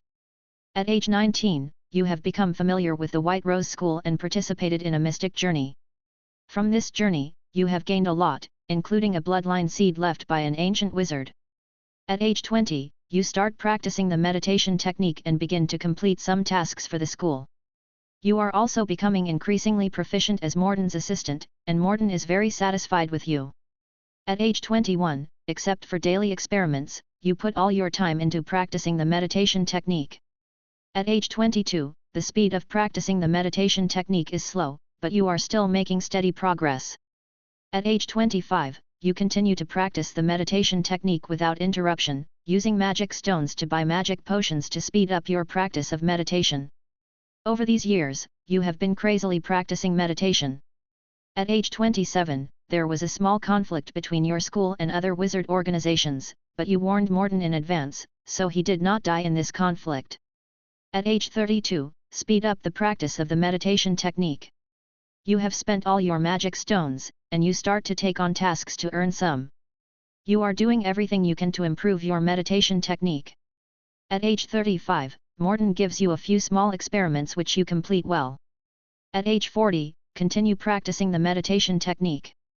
At age 43, to complete a long-term mission, you come to a remote place. Here, no one disturbs your practice of the meditation technique. At age 70, you are recalled by the school. At age 74, a great battle of your school breaks out. You could not hold on and finally died by the hand of an opposing wizard. Simulation ends, please choose your reward. Retain realm or retain technique. Retain realm. Continue simulation. Without any hesitation, Milton immediately chose to retain the realm. The improvement this time was not small, and Milton could feel that his spiritual sea had expanded again. Not taking time to savor this change, he chose to start the next simulation. He now had 3 simulation opportunities left. He didn't believe that 3 simulations wouldn't be able to elevate his realm to a level 3 wizard apprentice. Simulation ends, please choose your reward. Retain realm or retain technique. Retain realm. Milton's face became a bit heavy. He admitted that he had underestimated the level 3 wizard apprentice, or perhaps he had overestimated his own talent. No wonder it was known as a junior wizard, and no wonder there were only 10 level 3 wizard apprentices in the school in nearly 100 years. Now he was sure that his spiritual sea had reached the limit that a level 2 wizard apprentice could expand to. 3 out of the 4 simulations had been used. It could even be said that by the second simulation, he had already reached the limit of a level 2 wizard apprentice. But in the third simulation that followed, even 90 years did not make him a level 3 wizard apprentice. The scenery in front of Milton changed, and what appeared before him was his spiritual sea at this moment. The spiritual sea was now twice as large as before, looking like a small lake. 6 magic structures and a spatial key floated in the center of the spiritual sea. With a thought, he returned to reality. Phew! Milton exhaled a long breath. He felt a slight sweat in his palms. There was only the last simulation left. If this simulation still failed to make him a level 3 wizard apprentice, he would have to wait until after he left the mystic realm. Being a level 3 wizard apprentice here makes it easier to explain if you get discovered. It would be impossible to justify in the academy if you became a level 3 wizard apprentice. At 19, you've become familiar with the White Rose School and participated in a mystic journey, making a considerable gain by obtaining a bloodline seed left behind by an ancient wizard. At 20, practicing meditation technique. At 30, continuing to practice the meditation technique, aided by the magic potion, you feel quite close to becoming a level 3 wizard apprentice, just one step away. At 35, you've run out of magic stones, and not wanting to get distracted by tasks, you express your thoughts to Morden, who is taken aback. Inspecting your physique, he is astonished. He can't believe the level your talent has reached. You do not explain much, simply attributing it to the fortune you gained from the mystic journey. Morton lends you copious amounts of magic stones, asking you to diligently practice the meditation technique, and reports this matter to the deputy sect master. At 36, the deputy sect master highly values you and arranges some resources to assist you in practicing the meditation technique. He hopes you can become the 11th scholar in the school. At 40, with ample cultivation resources and support from the school, you successfully become a bona fide level 3 wizard apprentice this year and the 11th scholar of the school, known as the Raven Scholar. At 41, your status within the school skyrockets, and Morton praises your progress. At 50, Morton successfully breaks through to become a level 1 wizard and becomes the second deputy sect master of the school. At 55, as a scholar, you become busier. Apart from practicing meditation techniques daily, you also study magic, research magic devices, sometimes attend classes, and complete some school missions. At 74, you preemptively detect ominous signs that other wizard organizations are planning something, preventing a potential school battle. At 90, your time is filled with practicing meditation, studying magic, and researching magic devices. At 100, you have taken 2 disciples with excellent talents. At 117, your school engages in a war with other organizations. As a scholar of your school, you are inevitably involved and die at the hands of an enemy wizard. Simulation ends, please choose your reward. Retain realm or retain technique. Retain realm. A touch of joy shines in Milton's eyes. Finally, in previous simulations, he didn't dare disclose his experiences to Morton, he had cultivated solely, fearing an early death. In the last simulation, he took a gamble, and didn't expect that the school's support would be so strong. The next moment, tumultuous waves formed in Milton's spiritual sea, which was originally akin to a small lake. It expanded several times over, successfully transforming into a large lake. The difference is too huge. Milton was shocked, the improvement this time was greater than the sum of the previous 10 simulations. No wonder it's a small wizard. Milton instinctively opened his attribute panel to see the extent of his spiritual power's growth. Name, Milton Cheney Spiritual, 8.1. Physique, 6.8. Night Realm, Grand Knight. Wizard Realm, Level 3 Wizard Apprentice. Breathing Technique, Golden Lion Breathing Technique, Perfect.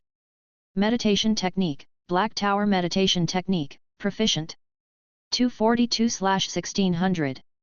Night Skills, L Magic, J. Simulation Count, O. 8.1 Spiritual Power, that's exaggerated. You should know that Milton's previous spiritual power was just 6.2, and it has increased by nearly 2 points now. This value should not be calculated additively. 2 points is several times higher than the spiritual power of a level 2 wizard apprentice. Milton feels like the world looks a bit different in his eyes now. Zero Ring Magic, Firework Spell. Milton activated a magic structure from his spiritual sea, and a firework spell instantly appeared in his hand. Milton tossed out the firework. Boom! A loud explosion echoed as the fireball made contact with the white sand, followed by flames scattering everywhere. Milton's eyebrows twitched. Is this still a firework spell? It's more like a flame explosion technique. This zero-ring magic spell was at least twice or thrice as powerful as when he was a level 2 wizard apprentice. Milton feels that its power has been enhanced at least 5-fold. It's not even on the same level as a level 2 wizard apprentice. Milton sighed internally and cleared his mind. Chapter 82, White Raven Bloodline Seed. The effect of Milton Cheney's spiritual eye now was significantly better than when he was a level 2 wizard apprentice. Milton could maintain the use of his spiritual eye for several days without experiencing fatigue.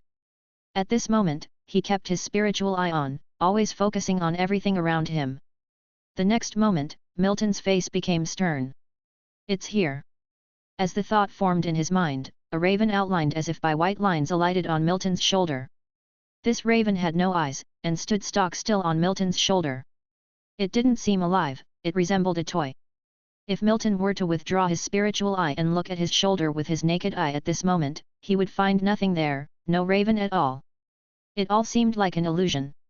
However, an experience in a past simulation made Milton realize the raven was of great use to him. This raven wasn't a traditional raven but a bloodline seed left behind by an ancient wizard. The raven was how this bloodline seed appeared when revealed.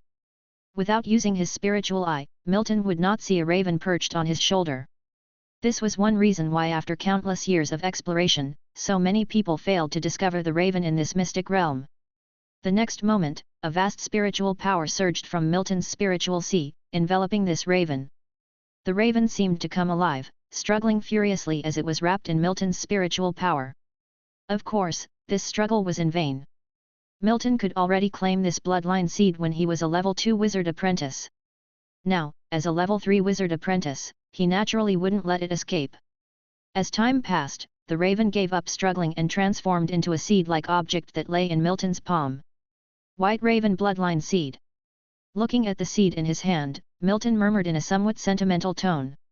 Getting it so easily gave Milton an unreal feeling. Milton understood what this bloodline seed represented. It suggested that once he reached the limit as a level 3 wizard apprentice, he could immediately use this bloodline seed in his hand to become a bloodline wizard. A level 1 bloodline wizard, who, in its true sense, was parallel to a level 1 wizard. Unlike the traditional spiritual wizards, bloodline wizards were quite different. The bloodline wizard was a wizard path that originated in ancient times. Though there are still people on this path today, their numbers have dwindled greatly. However, it didn't diminish the preciousness of this bloodline seed. If others learned that the bloodline seed was in Milton's hands, Milton was confident that all the wizards of the wizard continent would come after him. After all, compared to the vast wizard continent, the wizards were scarce. A bloodline seed represented a wizard, and who could resist such a temptation? At least Milton couldn't. After the first simulation, he immediately decided to join the White Rose School, all for this bloodline seed. A bloodline seed left by a level 3 bloodline grand wizard, with the potential to become a level 2 bloodline wizard once fused. How scorching! Milton murmured in his heart, tightly holding the bloodline seed in his palm. The seed had no heat. But to Milton, it felt incredibly burning. Indeed, this bloodline seed was left by a level 3 bloodline grand wizard, and there would be no problem reaching the limit of a level 2 bloodline wizard after fusion. Milton didn't know if he could become a level 3 wizard, but he knew this item must remain a secret from everyone. Even his mentor Morton was no exception, because it was too precious. The allure of level 2 wizards would surely drive everyone mad, even inciting wars across the entire continent. Attempting to grasp the concept of a level 2 wizard, even the ruler of the Violet Wizard continent is only a level 2 wizard. Unlike spiritual wizards, bloodline wizards can inherit, and it doesn't depend on one's ability, but it depends on the individual's body and bloodline compatibility. The White Raven bloodline, a universal bloodline, can be compatible with anyone. Therefore, within the bloodline wizards, this bloodline is extremely valuable, with many vying for it. Next moment, spiritual power surged in Milton Cheney's spiritual sea. The bloodline seed in his hand disappeared and materialized within the spatial key in his spiritual sea. Milton Cheney composed his somewhat excited emotions, his expression gradually regaining calmness. Several simulations had shown that unless he deliberately revealed the existence of the bloodline seed, no one would be able to discover it as long as he kept it within the spatial key. Even wizards wouldn't find it. Now what he needs to do is to continuously meditate and reach the limits of a level 3 wizard apprentice. Forcibly merging the bloodline seed before reaching the limits of a level 3 wizard apprentice will have no effect. Milton Cheney had already tried this in the simulation, so naturally he wouldn't forcibly merge the bloodline seed now. To merge the bloodline seed and become a level 1 bloodline wizard, one must reach the limit of a level 3 wizard apprentice. This is one of the magical aspects on the bloodline wizard path. No matter how good or bad the qualifications are, countless wizard apprentices will be stuck in the realm of level 3 wizard apprentices. At this time, the extra path that allows you to become a wizard, would you refuse it? There should be no one who can refuse to become a true wizard. And the magical thing is, bloodline wizards do not exclusively practice bloodline magic. The bloodline wizard path can be cultivated alongside the spiritual wizard path, and many people will use the wizard's realm to foster the spiritual wizard path after becoming a bloodline wizard. Eventually, both paths will become a level 1 wizard. Then, with bloodline magic in the left hand and spiritual magic in the right hand, one has to admit, the inventor of this path is indeed an extraordinary genius. This bloodline seed could save Milton Cheney from dozens of simulation attempts. Hence, Milton Cheney's clearly stated this is the foundation for becoming a wizard. After gathering his chaotic thoughts, Milton Cheney sat cross-legged on the ground and began practicing the meditation technique. The most important task of entering the mystic realm this time is already completed. After this, Milton Cheney won't come here again. Milton Cheney, of course, wouldn't waste the month he had left, even if it was a mosquito, it was also meat. The cultivation of spiritual power is destined to be accumulated over time. Even for someone like Milton Cheney, who has extremely low talent, this is the case. No matter how low his talent is, hasn't he become a level 3 wizard apprentice after over a year?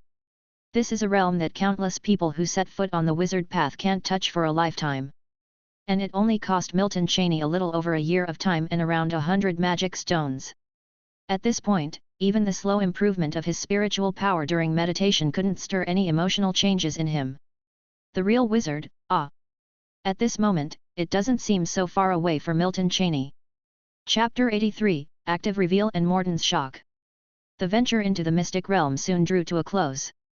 Without any unprovoked provocation, Milton Cheney calmly practiced the meditation technique for another month in the mystic realm before being teleported out.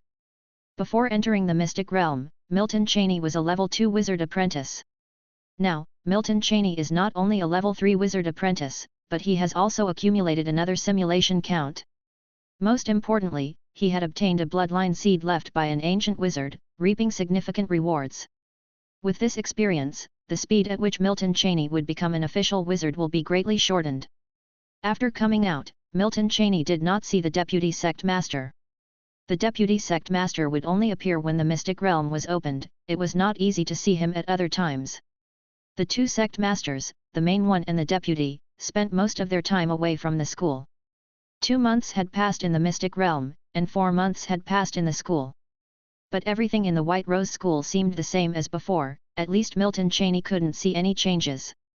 4 months had passed, and the probation period for Milton Cheney was over, so now he doesn't need to hang about in the school all the time. He could undertake some missions and venture outside the school. In the experimental zone, within Morden's laboratory. So how was this mystic journey? Did you achieve anything? Seeing Milton Cheney walk into the laboratory, Morden stopped his work, a somewhat amused look on his face. He noticed that Milton Cheney's expression didn't show any disappointment or despair. Did he gain something after all? Yet in the next moment, Morden's amused expression faded into shock, completely dumbstruck.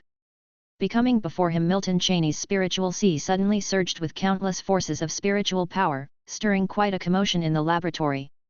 Milton Cheney had indeed considered covering up his level 3 wizard apprentice realm, resorting to trickery and deception. But the immediate simulation before exiting the mystic realm made him give up on this plan. Milton Cheney, having undergone the simulation, knew clearly that there was no way to hide his realm. Showing it voluntarily could be beneficial. Weighing the pros and cons, Milton Cheney eventually decided it was best to reveal his level 3 wizard apprentice realm. Compared to Milton Cheney's calm demeanor, Morden was far from calm, especially now. As the one who had recruited Milton Cheney into the school, Morden knew better than anyone that Milton Cheney had been a level 2 wizard apprentice with poor potential. But now, he had to question whether he was hallucinating. The spiritual power manifested by Milton Cheney clearly corresponded to the intensity a level 3 wizard apprentice could attain. "You're a level 3 wizard apprentice?" Morden's facial expressions were complex and his tone uncertain. Milton Cheney nodded slightly. Since he had decided to reveal his realm, there was no point in hesitating.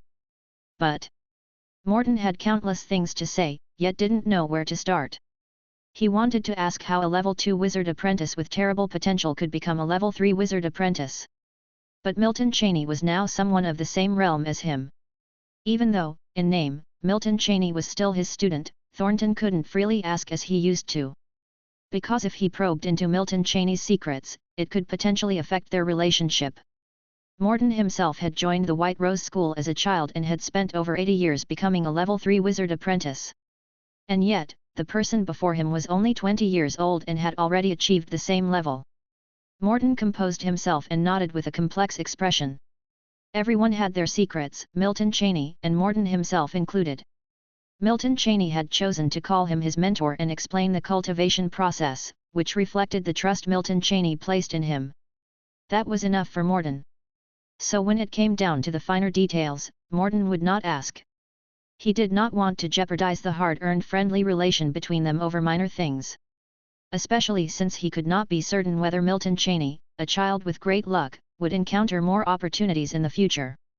Even if Milton Cheney successfully broke through to become a level 1 wizard, Morton wouldn't be too surprised.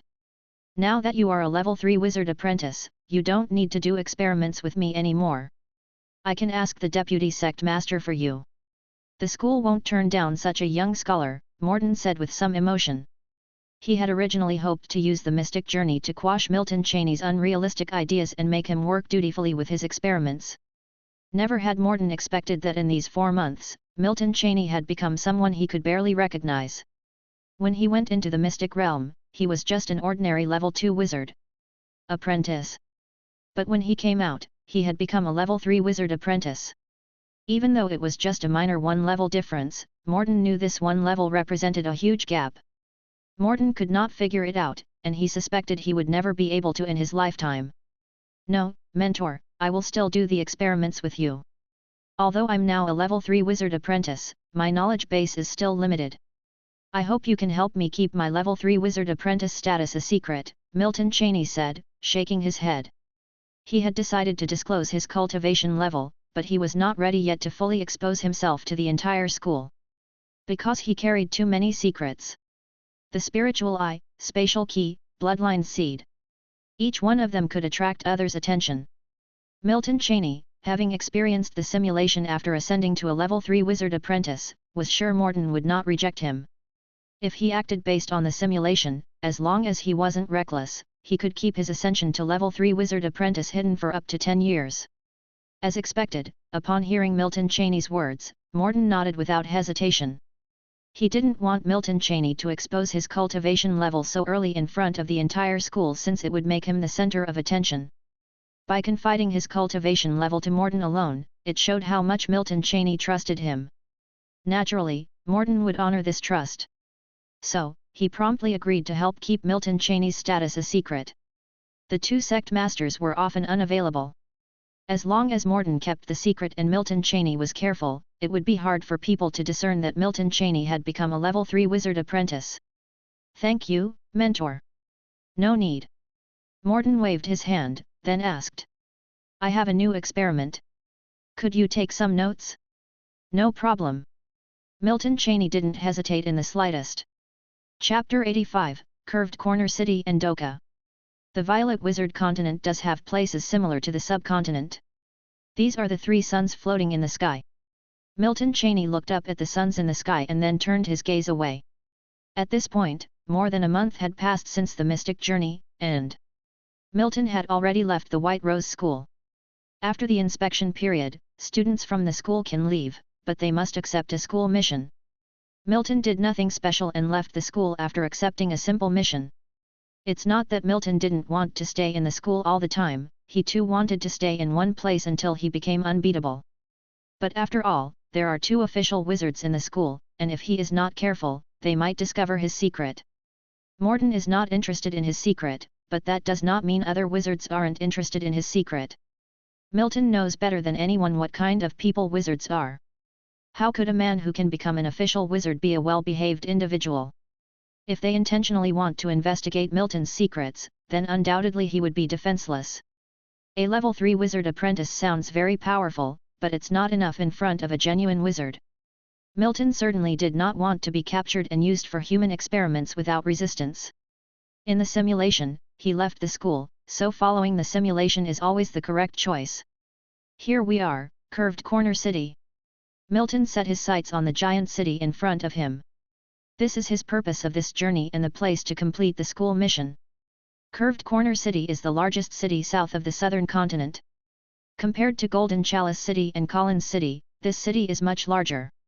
And there is no wizard organization controlling this city, it doesn't belong to any wizard organization. Although it does not belong to any wizard organization, most wizard organizations in the southern continent have people stationed here. But here, the city lord is the ultimate power. Milton has collected information before coming, so he has some understanding of this enormous city in the southern continent. Although it is a city, it is more like a small country. The city lord of the Curved Corner City, Barry Vinos, is the ruler of this small country. As a city lord who has controlled this giant city for hundreds of years, Barry's wizard's level is certainly not to be underestimated. Moreover, there are 2 level 1 wizards in this massive city that only appear on the surface. Milton easily entered the city, and the guards in charge of city registration did not pay attention to him. Curved Corner City welcomes everyone. As long as you don't cause trouble, no one cares about your identity. Let's start the school mission first. After entering the city, Milton scanned the surroundings and then mumbled to himself. Of course, he didn't come here for fun, but to complete the school mission he picked up. According to the small map of Curved Corner City in his memory, Milton started to walk. Along the way, Milton instinctively opened the spiritual eye and scanned the surroundings. Within a few hours, Milton had found 4 level 2 wizard apprentices in the city. As for level 3 wizard apprentices and official wizards, none were found. Even if there were official wizards, Milton guesses that with his current spiritual eye, he wouldn't be able to see them. As time passed, Milton quickly arrived at his destination. In front of him appeared quite a sizable shop, and on the shop's sign were the elegantly carved words White Rose. This shop has an excellent location. Standing in front of the shop, Milton surveyed the surrounding area. There were many people around, and in just a while, Milton saw several people go into the shop. This place is where he will carry out his mission in Curved Corner City. If nothing unexpected happens, Milton will stay here for 2 years. This mission was specially arranged for him by Morton upon hearing that he was leaving the school. The mission is simple: to take over a magic disc shop in Curved Corner City. 2 years' time, the reward is 60 magic stones, and the requirement is a level 2 wizard apprentice. Milton obviously meets the requirements. But this kind of mission has always been the most popular in the school. Short cycle, the mission reward is relatively rich, and most importantly, it's safe. If it was Milton himself, without revealing his level 3 wizard apprentice realm, he wouldn't be able to get such a good mission. Milton walked into the store, observing the internal environment of the store. There were many people busy in the store, so naturally no one noticed Milton's entrance. All wizard apprentices. The spiritual eye has always been open, and Milton notices that those who come here to buy goods are all wizard apprentices. Most of them are level 1 wizard apprentices, and there is also a level 2 wizard apprentice. Even the maids responsible for introducing the goods in the shop are official knights. "Hello, is the person in charge of your shop here?" Milton stopped a maid and gently asked. Seeing that the person who stopped her was a handsome young man, the maid did not show contempt but immediately nodded and said, "Yes sir, he is. Would you like me to take you to him?" This maid has been working here for several years and understands that no one who comes here she could offend. So she is very respectful, slightly bowing when she speaks. And this extraordinary man standing in front of her is not ordinary, so she naturally would not neglect him. "Sure, could you lead me to your manager?" Milton nodded and spoke, indicating the maid to lead the way. "Of course, sir." Usually, many people would come to look for their manager, so she is quite experienced at leading the way. Arriving at the back, a wooden door entered Milton's view. The room behind this wooden door led to the shop, and there was no sign hung on the door, it was just a simple wooden door. The maid stopped, lightly knocked on the wooden door twice, creating a crisp sound. The next moment, Milton Cheney distinctly felt the surge of spiritual power within the door, and then the wooden door opened on its own. Milton Cheney's expression didn't change as he followed behind the maid into the small room. The room wasn't particularly large. Hild couldn't exactly he classified as small, either. The overall structure of the room was a bit similar to the laboratories in the experimental zone of the school. Obviously, it was designed to resemble a laboratory. "Lord Shopkeeper, this gentleman is here to see you." Seeing the maid who came in, Doka's expression showed no anomalies. However, when he shifted his gaze onto Milton Cheney's face, he detected a hint of confusion in his eyes. It seemed like he was contemplating who this young man was and whether he had seen him before. "Winona, you can go out for now." Doka spoke out in his charming voice. Milton Cheney naturally noticed Doka, who was seated in the room upon his entry. His first impression was simple, handsome. Doka was the most handsome man he had ever seen on the wizard continent. The maid bowed slightly in acknowledgement and closed the wooden door behind her as she left. "Who are you? I don't think I've seen you before." Doka asked as he stared at Milton Cheney, a hint of confusion in his voice. As a level 2 wizard apprentice, his memory wasn't easily fooled. He may not remember every face had seen, but he kept fading impressions of most. He was certain that he had never seen the young man standing before him. He was clueless about the young man's intents of seeking him out. I am from the White Rose School. I am here on a mission, my mentor is Morden. Milton Cheney spoke with a smile. Upon hearing Milton's words, Doka suddenly understood. He calculated carefully, it had indeed been 3 years since he came here. My mistake, I'd totally forgotten that I've been here for 3 years already. Doka spoke somewhat wistfully. Time passed too swiftly. 3 years felt like a mere moment. Milton saw Doka's reminiscent expression, reached into his pocket and pulled out a token representing his identity as a student of the White Rose School. A surge of spiritual power burst forth, falling onto the token. The token began to emit a faint luminescence, revealing 2 characters: Vernon. Milton handed the token to Doka, who was sitting opposite him. Doka took it and studied the token closely. He, too, released some spiritual power into the token, but the token remained unchanged. Doka nodded approvingly. No problem, it was indeed the identity token of the White Rose School. The identity tokens of the White Rose School were all encoded with the individual's spiritual power, so anyone else would be unable to activate them. This naturally substantiated Milton's identity. But he was still a bit puzzled. It had only been 3 years since he left the school, yet they already had a young level 2 wizard apprentice, whom he had no recollection of. Milton noticed Doka's confusion. I joined the White Rose School only a year ago. I have just recently completed the probation period. Upon hearing this, realization dawned on Doka. No wonder he hadn't seen Milton at the school before. Milton had joined midway. Since you're here, I should return to the school too. I must say, this is a really good mission. How long is your mission duration? 2 years. 2 years, huh? That's pretty great. Doka hadn't seen anyone from the school in 3 years, so when he saw Milton, he couldn't help but chat him up. Let me tell you about Curved Corner City. Especially the East District, there's a red coral bar there. The liquor is very rich and smooth. It is a great place, you know what I mean.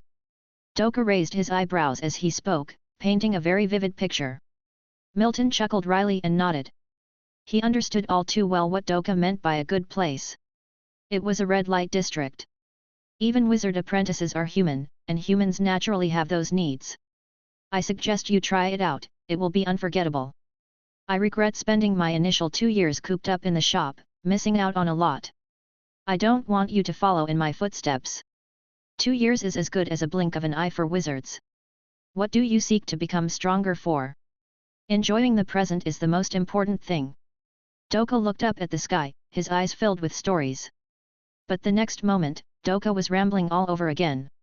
He was just talking about the East District a moment ago, then suddenly started discussing the West District. One moment he was on the topic of the bar, the next he started talking about the library. It seemed he really was bottled up for too long now. Milton decided to be a good listener. He occasionally nodded in agreement. Does the red coral bar's wine really taste that smooth? I'll have to check it out when I get the chance. Watching Doka rambling on, Milton Cheney's mind wandered. Oops, I've been morally corrupted. How could I think like that? Wine and lust are mere ephemeral pleasures, the wizard's path is the pursuit of a lifetime. Yes, that is how it should be. Chapter 86, How is it possible? Shopkeeper, this is the new procurement list for the upcoming month, please take a look. Put it aside for now, I'll take a look later. The maid, Winona, placed the procurement list on the side, and then left the room. Milton Cheney rubbed his forehead, then sat up and stretched his body. The shop had been managed very well by Doka over the past 3 years, so taking over the shop was quite easy for Milton. Doka was gone, so now all the shop's affairs were solely Milton's responsibility. The first few days of taking over were quite busy. But for Milton, it wasn't anything significant. After all, during his time in the subcontinent, he had some experience managing industries within his family. Milton was also pleased with the environment here, so he recently resumed experimenting with the engraving of magic discs. His success rate for engraving ordinary magic discs is now quite high. Milton had been locked away in this laboratory room for days, barely leaving. However, most of the shopkeepers on this street already knew that the White Rose shop had a new manager. There were also visitors, but Milton had rejected the majority of them. Milton's priority upon first arriving here was, of course, to familiarize himself with his surroundings and duties. Thankfully, after the hectic first couple of days, things became somewhat more relaxed. Milton was now able to allocate a large chunk of each day to experiment with magic discs and practice his meditation technique. Milton picked up the procurement list that Winona had left, studying the contents on the list with high focus. After a moment, he nodded his head in approval. Everything seemed fine, the record was detailed, and all of the expenditures seemed reasonable and within normal range. Placing the procurement list back on the side, Milton collected the fluorite disc and finished magic disc in front of him, then prepared to get up and leave the room. As the shopkeeper, he needed to spend most of his time in the shop each day. If he wanted to go out for a stroll, naturally no one would stop him, since he was the shopkeeper, after all. Just as he was about to get up, Milton seemed to hear something. Suddenly, Milton's spiritual power surged, and the wooden door was pulled open using the force of his spiritual power. "Winona, what's the matter?"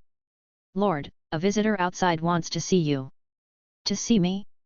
Milton was not surprised, there had been plenty of people wanting to see him these past few days. However, unlike Doka, Milton had almost always turned these visitors away. But why did this situation feel oddly familiar? "Yes, he is waiting inside the shop now." Winona nodded as she explained, awaiting Milton's response. As soon as Milton declined, she would immediately convey the message. "Let's go see him, I'm free now." Milton spoke softly, then took a step forward, signaling for Winona to lead the way. As it so happens, he was quite free at the moment, and his experiment with the magic discs had drawn to a close with no significant breakthroughs in sight. Meeting this guest wouldn't cost him much time, so Milton chose not to refuse this audience. Walking into the commercial area of the shop, most of the patrons' gazes shifted to Milton. They were all well aware that this young man was the new shopkeeper assigned by the White Rose School. Their eyes were tilled mostly with curiosity, they couldn't help but wonder now such a young man had become the new shopkeeper. So, they were naturally very polite and friendly, greeting Milton as he passed. Tit for tat, Milton would also smile in response to those who greeted him. Winona led Milton to a middle-aged man, then slightly bowed and excused herself. Milton's attention then shifted to the man before him. "Hello there, I think it's our first meeting. My name is Lemley Airy." Before Milton could initiate the greeting, Lemley began. Looking at the offered hand, Milton reached out for a soft shake. "Vernon Wesley, what can I do for you? We could talk in the back room." Milton spoke quietly. Milton didn't quite understand Lemley's intentions, but he didn't detect any malice from him. Just a moment ago, Milton had turned on his spiritual eye to observe Lemley, who was revealed to be a level 2 wizard apprentice. To be honest, Lemley was a bit astonished when he first saw Milton. He knew that the White Rose had sent a new shopkeeper, but he hadn't expected him to be so young. However, he did not let this surprise show on his face. However, the next instant, his pupils contracted abruptly, only to return quickly back to normalcy. Milton, who was standing before him, appeared to be oblivious to Lemley's momentary oddity. "There's no need for that, we can just talk here. I would like to make a transaction with your shop. I intend to purchase a large quantity of magic discs. The first batch is expected to be 500 finished magic discs." On hearing this, Milton's eyes flashed brightly. It seems that a big business opportunity had presented itself. Milton asked, "Are there any specific requirements?" 400 of level 1, 100 of level 2, any kind." Milton frowned slightly, pondering over it. This was undoubtedly a huge deal, nearly equivalent to the shop's few months' sales volume. "I'm sorry, I'm really tempted, but the current stock of magic discs in the shop isn't sufficient to support such a big transaction." Milton spoke with an undeniable hint of regret. It was not about raising the price, but was due to the shop's current situation. The magic disc shop Milton had taken over wasn't the largest shop the White Rose School had in Curved Corner City. The shop wasn't even particularly valued. This shop was a small-scale one, and it wasn't capable of supplying such a large quantity all at once. Although Milton Cheney was somewhat tantalized by the commission from this deal, he was forced to decline reluctantly. The reason why taking over the shop task was so popular within the school was because of its rich benefits. Who would say no to more magic stones? Especially since, for Milton Cheney, magic stones also represented simulation counts, he naturally preferred having as many as possible. With that in mind, Milton Cheney spoke again, "Mr. Lemley, there are more than a dozen magic disc shops in Curved Corner City to my knowledge, why did you choose us?" This was indeed puzzling for Milton Cheney. "We didn't choose you, we purchase batches of magic discs from every shop." That sentence had a wide range of implications. The easiest explanation was that a powerful force was backing Lemley. Milton Cheney just nodded, not asking further. "We can provide 300 finished magic discs, including 207 at level 1 Wizard Apprentice level, and 30 discs at level 2 Wizard Apprentice level." Milton Cheney quoted a number, which was indeed the shop's maximum supply capability. He didn't ask Lemley what he planned to do with these magic discs, after all, it didn't really concern him. The two then discussed further details and finally settled on a number. R. Eluvo 160 magic discs at level 1 Wizard Apprentice level, and 40 magic discs at level 2 Wizard Apprentice level. Lemley decisively paid the deposit. Milton Cheney took the small wooden box handed over by Lemley and opened it. Inside, 30 magic stones emitting a purple glow were neatly arranged. Watching Lemley's departing figure, Milton Cheney's eyes deepened significantly. Lemley's bodily changes had been clearly observed by Milton Cheney's spiritual eye. His heartbeat had sped up, as if he had witnessed something unbelievable.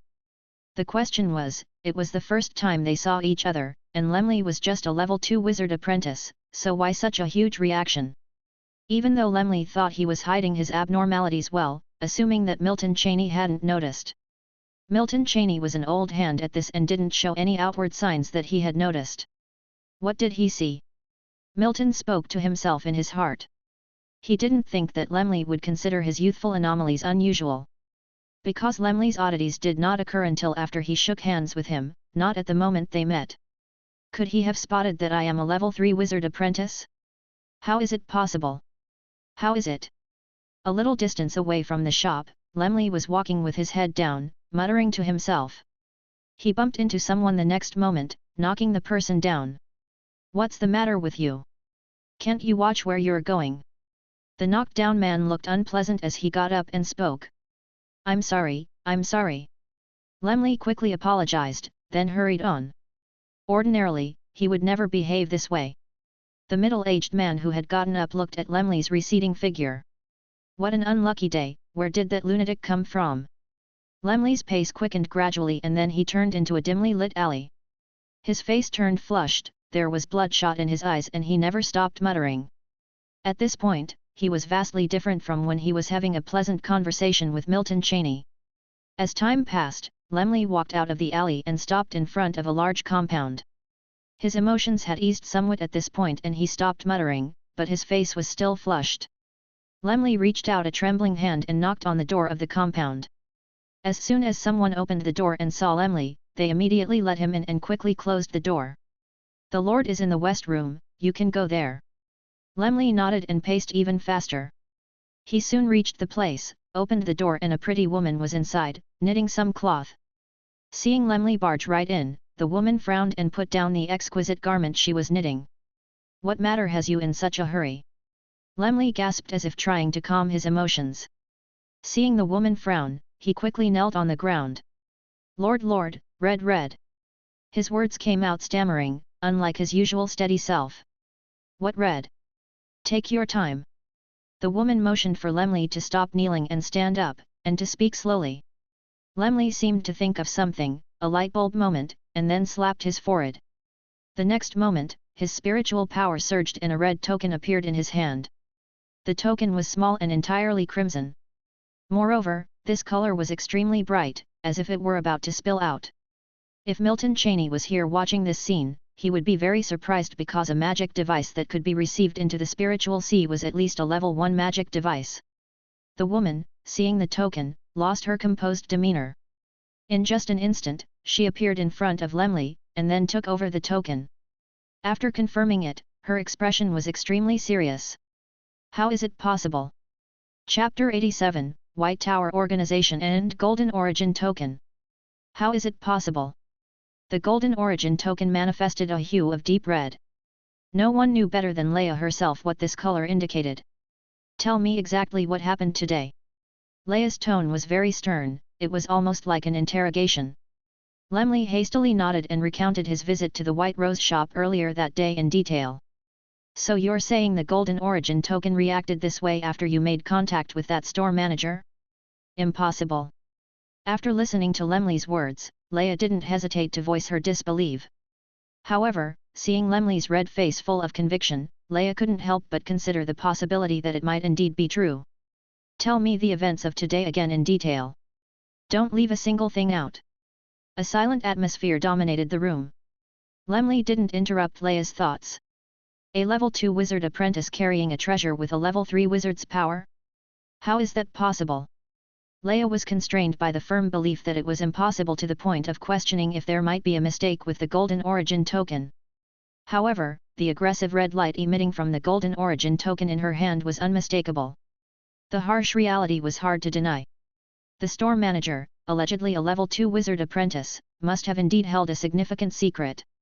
This secret might even have been big enough to change the power structure on the continent. Could she really have stumbled upon such earth-shattering information? This felt unreal. It was a red golden origin token, a color that had not appeared for 1,000 years, and whose existence had been up to this point, the stuff of legends. Now the golden token was in her hands, but everything still felt incredibly surreal. Are you sure he didn't notice anything unusual about you? Leia, having regained her composure, inquired. Lemley just nodded in response. I'm positive he detected nothing unusual about me. Our interaction was completely congenial. Upon hearing this, Leia nodded. A serious look painted her face. Regardless, bring him to me within 3 days. Putting a pause here, Leia spoke again. Never mind. I will handle this personally. Do not disclose this information to anyone. I will report this to higher management. Simulation ends, please choose your reward. Retain realm or retain technique. Retain realm. Milton Cheney made his decision, and instantly, his spiritual sea expanded a bit more. However, Milton didn't show any signs of joy. His face was instead fixated in deep thought.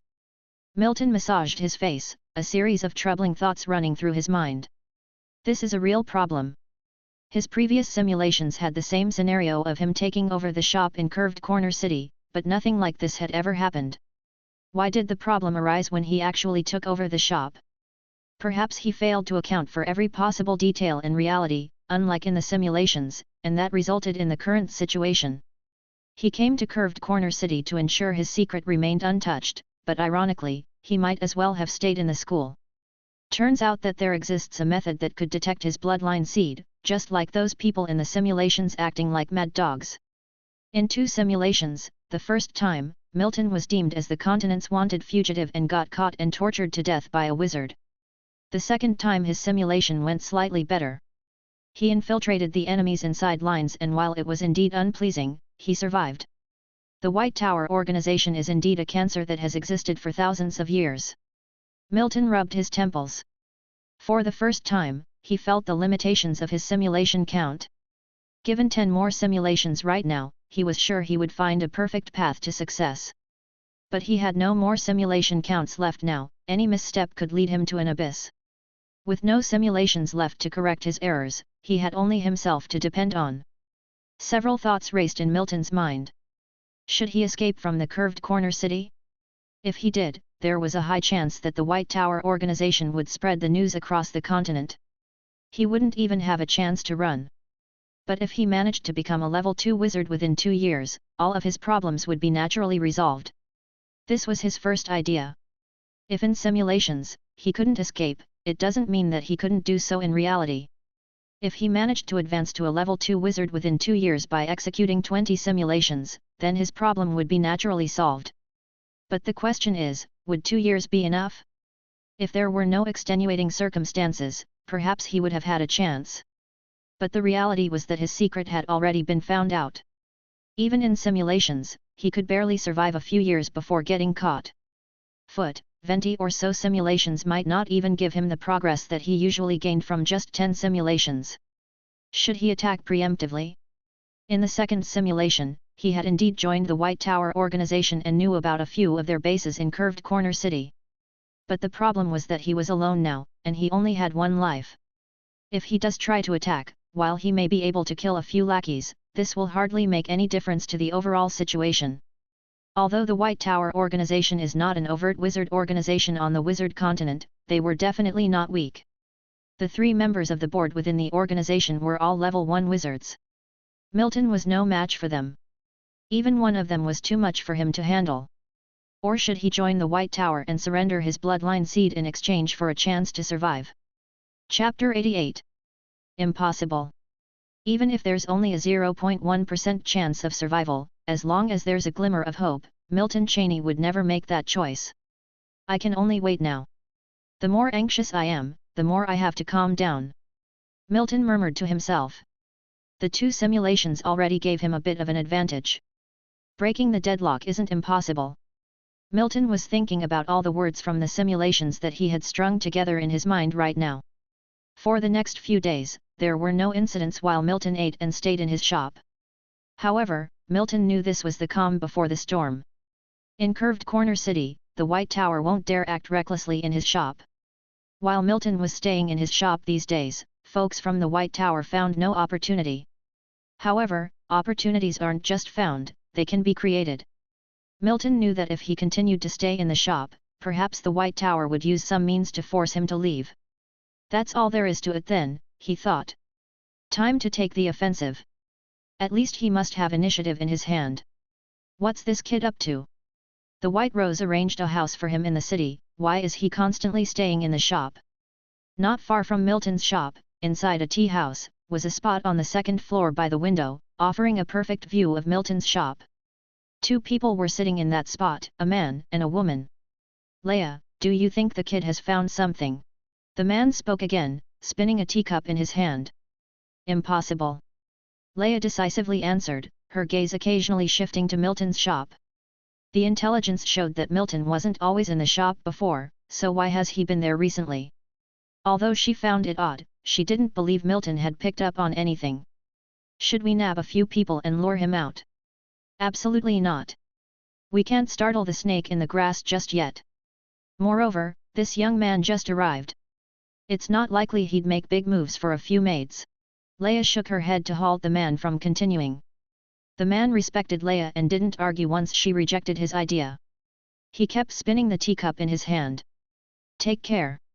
Milton smiled faintly and escorted the middle-aged man, who was standing before him, out of the shop. The middle-aged man was somewhat surprised, apparently puzzled why the shop owner would personally escort him out. He only bought a few magic discs. He didn't think he was that big of a customer. Nevertheless, being given such respect bv the shoe owner, he didn't voice his doubts. Watching the figure of the middle-aged man leave, Milton turned back to the shop. The moment he turned, Milton's spiritual eye swept across the tea house not far away. Leia, Nafin, 2 level 3 wizard apprentices. Milton murmured to himself. The White Tower's plan against him had already begun. The 2 people sitting on the 2nd floor of the tea house in the distance were no strangers to him. He'd killed one and seriously wounded the other in his first simulation. Time passed, and nightfall was approaching. Shopkeeper, we'll be leaving first. A few maids in the shop looked at Milton, who was sitting inside, and announced their departure. Sure, be careful. Milton waved, and only rose from his seat when the shop was empty. As night was gradually descending, there wasn't much time left until the curfew in Curved Corner City. Milton came out of his shop, with hardly anyone on the streets. The moment Milton stepped out of his shop, his spiritual eye noticed 2 shadows also moving in the distance. Upon seeing Milton disappear into a small alley, the 2 figures halted abruptly and exchanged glances. The next moment, they quickened their pace. Anyone here would probably be greatly alarmed. Because although these 2 were moving quickly, their steps were utterly silent, as if they were gliding. Curved Corner City was utterly dark at night, and well-lit scenes simply didn't exist. After Leia and Nafin entered the alley, they stopped once again. Darkness was, of course, nothing to them. As level 3 wizard apprentices, they could see in the dark as if it were day. The reason for their pause was simple. Milton had disappeared. Yes, he had vanished. They had lost track of him. It only took a few seconds, and Milton, who had been in front of them, had vanished without a trace. Even Leia had started to feel that something was off at this point. This alley was very long. Even if she wanted to cross it, it would take tens of seconds. Yet, how could a level 2 wizard apprentice suddenly disappear? Despite this, she still signaled Nafin to follow her through the alley. The moment they took a step, boom! A massive spiritual blast enveloped the two. Their minds felt as if they had been struck and they froze on the spot. They never imagined trailing a level 2 wizard apprentice could lead to any unexpected events. They were completely unprepared and walked right into the trap. This was definitely fatal. Naturally, Milton wouldn't waste such a great opportunity. The next moment, Milton's silhouette suddenly emerged from the darkness. He truly emerged abruptly, without any signs. Milton immediately placed his hands on their heads. Without any resistance, they had their spiritual seas shattered by him. Chapter 89. A flame burst from Milton Cheney's hand, enveloping Leia and Nafin. An aroma similar to roasting meat emanated from their bodies. The next moment, Cheney placed the two into the spatial key. In no more than 2 seconds, the two level 3 wizard apprentices had been reduced to corpses. Their final resting place was Cheney's spatial key. Despite the decisiveness of Cheney's actions, they were actually the result of countless simulations in his mind. Pure simulations, not the simulator. The price Cheney had paid for this was enormous. A flicker of pain flashed in Cheney's eyes. 2 apprentice-level magic discs had been shattered by the 2 level 3 wizard apprentices. Mental Stance Wizard Disc and Concealment Wizard Disc. Morton only gave him 3 apprentice-level magic discs, 2 of which he used this time. The 2 magic discs, combined with Cheney's mastery of zero-ring magic, intimidation technique. Added to Cheney's scheme, the 2 level 3 wizard apprentices died in an unexplained manner. Even when they died, the thought in their minds was still about capturing Cheney. White Tower Organization, peeking into my bloodline seed, I'll first take a bit of interest from you. Cheney muttered to himself. Without lingering for too long in that place, he directly left the alleyway. No one could imagine that in such a short span of time, 2 level 3 wizard apprentices had lost their lives in this small alleyway. Returning to the house prepared for him by the White Rose School, Cheney took out the 2 corpses from the spatial key. The 2 corpses were burnt to a crisp and were unrecognizable at this time. Cheney released his spiritual power, pulling out 2 delicate tokens from the broken spiritual seas of the 2 corpses. Golden Origin tokens. Cheney's expression became somewhat complicated. He joined the White Tower Organization in his second simulation, so he was not unfamiliar with this token. The reason why the White Tower Organization is a cancer, a large part of it is because of the Golden Origin token. It has to be said that the person who researched this thing was definitely a genius, even saying he was an eccentric could not be too much. This thing caused a great commotion across the entire continent 1,000 years ago. 1,000 years ago, the White Tower Organization profited enormously from the Golden Origin token. Countless people across the continent died at their hands. But when some bigwigs learned the specific use of this thing, they lost interest in it. Because once you draw this token into your spiritual sea, then you'll become a dog. A loyal dog to the White Tower Organization. And this token has one extremely serious side effect. That is, each time the token is instigated, it consumes 10 years of life. Unless the token is passively activated, otherwise you'll lose a decade of life each time you instigate the token on your own initiative. Moreover, there might be a chance that after instigating it, you'll find out nothing has changed, the token remains the same. Then you'll have lost 10 years of life in vain. It's like gambling, as long as you energize it once and get a treasure, you'll want to energize it a second time. The inevitable result is undoubtedly that your lifespan will be exhausted, and then you'll die of old age. But how easy is it for the token to be passively activated? Unless there's a chance it's passively activated by a treasure of a level 3 wizard. And it's still not certain. Cheney was just that unlucky. He happened to have a treasure of a level 3 wizard. And just happened to have Lemley's Golden Origin token be passively activated. You should know Lemley had the Golden Origin token for over 30 years and only instigated it once on his own initiative. Of course, there are those who are not interested in the Golden Origin token, and naturally, there are those who are interested. After all, what wouldn't a wizard do to become stronger? In the end, the White Tower's various actions still caused the dissatisfaction of numerous wizard organizations across the continent. The higher you stand, the harder you fall. At its peak, the White Tower organization had dozens of level 1 wizards, there was even the presence of level 2 wizards. But now, forget about level 2 wizards, there were only 3 level 1 wizards remaining and barely hanging on. Could it be that all these wizard organizations united for the sake of upholding justice? Impossible when you think about it. Wizards are a group of people who wouldn't get up early if there weren't any benefits. Benefits are the most important. Their ultimate goal was still for that legendary golden main token. But who got that golden main token and whether it exists, Cheney wasn't sure. The next moment, the 2 golden origin tokens in Cheney's hand vanished, stored by Cheney into the spatial key. Although he didn't need them, they could be sold for a hefty price on the black market in the future. At least getting his money back was no problem. Now, there are still 2 people who know his secret, one is Lemley, and the other, Cheney isn't unfamiliar with. The time left for Cheney wasn't much. Once the news reached level 1 wizards in the White Tower, his danger would greatly increase. Chapter 90, Abandoning the Mission and Leaving the School. I've been discovered. Sitting in the chair inside the shop's laboratory, Milton Cheney fiddled with the 3 golden origin tokens in his hand and sighed softly inside his heart. He had moved quickly, but his actions had still been detected, and one person had escaped. He could not divide his attention to deal with the remaining 2. Ultimately, Leia, Nafin, and Lemley all met their demise at his hands. However, Tobias, the level 3 wizard apprentice, had noticed something strange and managed to escape. Tobias had warned Leia and Nafin to be cautious after learning about the abnormality of the golden origin tokens. A level 2 wizard apprentice possessing a level 3 wizard's level treasure, it didn't sound right no matter how he thought about it. Who could be sure if Milton Cheney was really a level 2 wizard apprentice?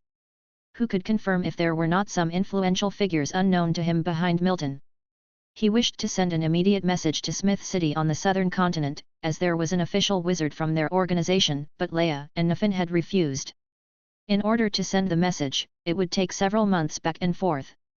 Who could be sure that nothing unexpected would happen in such a lengthy period of time?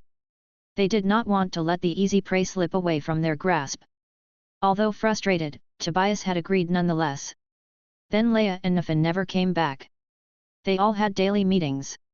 Realizing that something was amiss, Tobias did not hesitate and ran away. And the place Tobias left Curved Corner City for was Smith City. I remember the nearest level 1 wizard from the White Tower to here is in Smith City. However, with a wizard's speed, it would only take less than 2 weeks to get here from receiving the message. Milton thought in his heart. His plan had a minor mishap, now it was inevitable for that level 1 wizard to get the news. To confront a level 1 wizard head-on was undoubtedly unwise. Damn it, why couldn't I just smoothly kill you all? Milton put the 3 golden origin tokens into his spatial key, planning his next move in his heart. Staying in Curved Corner City was out of the question. It was as good as courting death. Even if he stayed in the shop, a level 1 wizard had too many ways to flush him out. Against a level 3 wizard apprentice, Milton might be able to lay low in Curved Corner City. Still, he could not hide from an official wizard. Besides, he had already killed 3 members of the White Tower. It didn't have many members to begin with.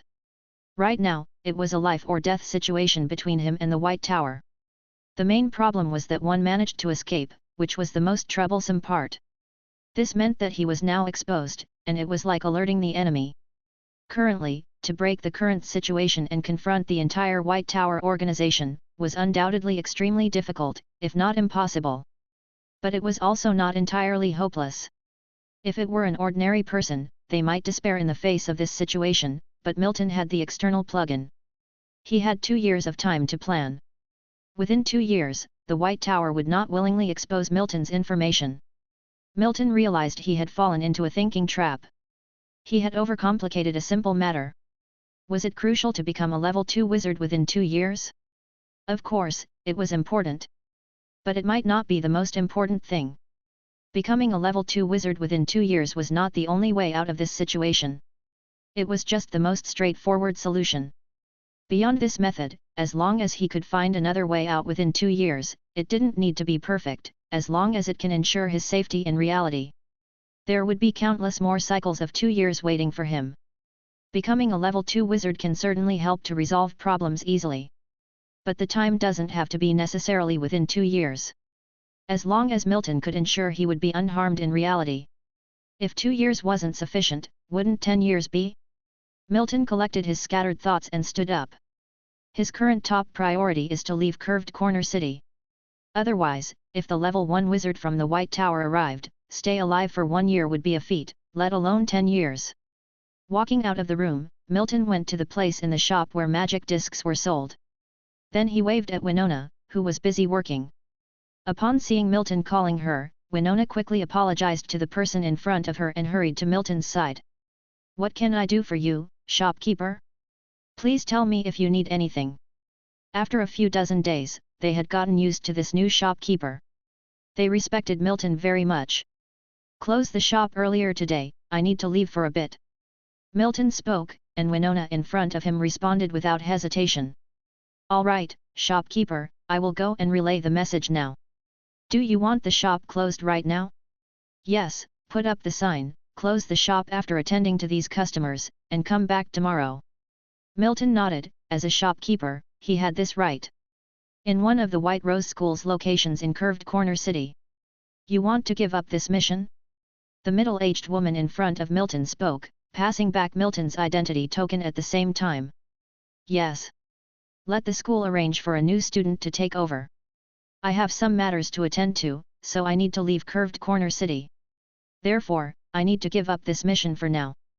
Milton nodded and answered. The middle-aged woman shook her head inwardly. She didn't know what matter could cause Milton to give up such a good mission from the school. However, it was ultimately unrelated to her. Although she was also a student of the school, she was only a level 1 wizard apprentice. The person in front of her was much younger but was already a level 2 wizard apprentice. Therefore, she naturally wouldn't say anything. So she said, "All right, a new student will take over in about 10 days. 10 days is too long. I'm in a hurry. Would 5 days be possible?" After thinking for a moment, the middle-aged woman nodded. "Then I'll send your message as soon as possible on my end. I will explain your situation to the school." Milton Cheney nodded to indicate he understood. Surely someone would take the mission as soon as it was reported back to the school. Actually, 10 days was enough time, but Milton wanted it faster just to be safe. After handling the task matter, Milton left the base. Day by day passed, and 6 days had gone by in the blink of an eye. Milton was in the laboratory of his shop when there was a knock on the wooden door. He used his spiritual power to open the door. A beautiful young woman followed behind Winona into the room. Just like Milton had done before, the young woman looked around the room and then nodded her head. She seemed quite satisfied. After Winona left, the woman turned her gaze to Milton. "Hello, I'm Victoria Connolly, the person from the school who came to take over this task. This is my identification token." Milton nodded and signaled for Victoria to sit down. He examined the token before handing it back, finding no issues. Long story short, Milton began explaining some matters about the shop to Victoria. Victoria didn't say anything, she just nodded her head from time to time to show she understood. Once Milton finished speaking, Victoria softly said, "I understand. Good, then I'll leave the shop to you. I need to report back to the school." Milton then bid Victoria farewell and left the shop. He had already informed the rest of the shop about the change in management over the last few days. So it would be a bit easier for Victoria to take over. Watching Milton leave, Victoria looked a bit puzzled. She felt like Milton was in a hurry, but also very nonchalant. This contradictory feeling was the source of her confusion. However, she eventually shook it off. After all, this was her first meeting with him. Whatever might be bothering Milton had nothing to do with her. After leaving the shop, Milton headed straight for the city gate. He needed to return to the school first and then take on a new task before he could leave the school again. Otherwise, he would be considered a traitor, which is not something Milton wanted. He had enough time. Currently, Tobias probably hadn't arrived at Smith City yet, so he still had almost a month left. A few days later, Milton returned to the White Rose School.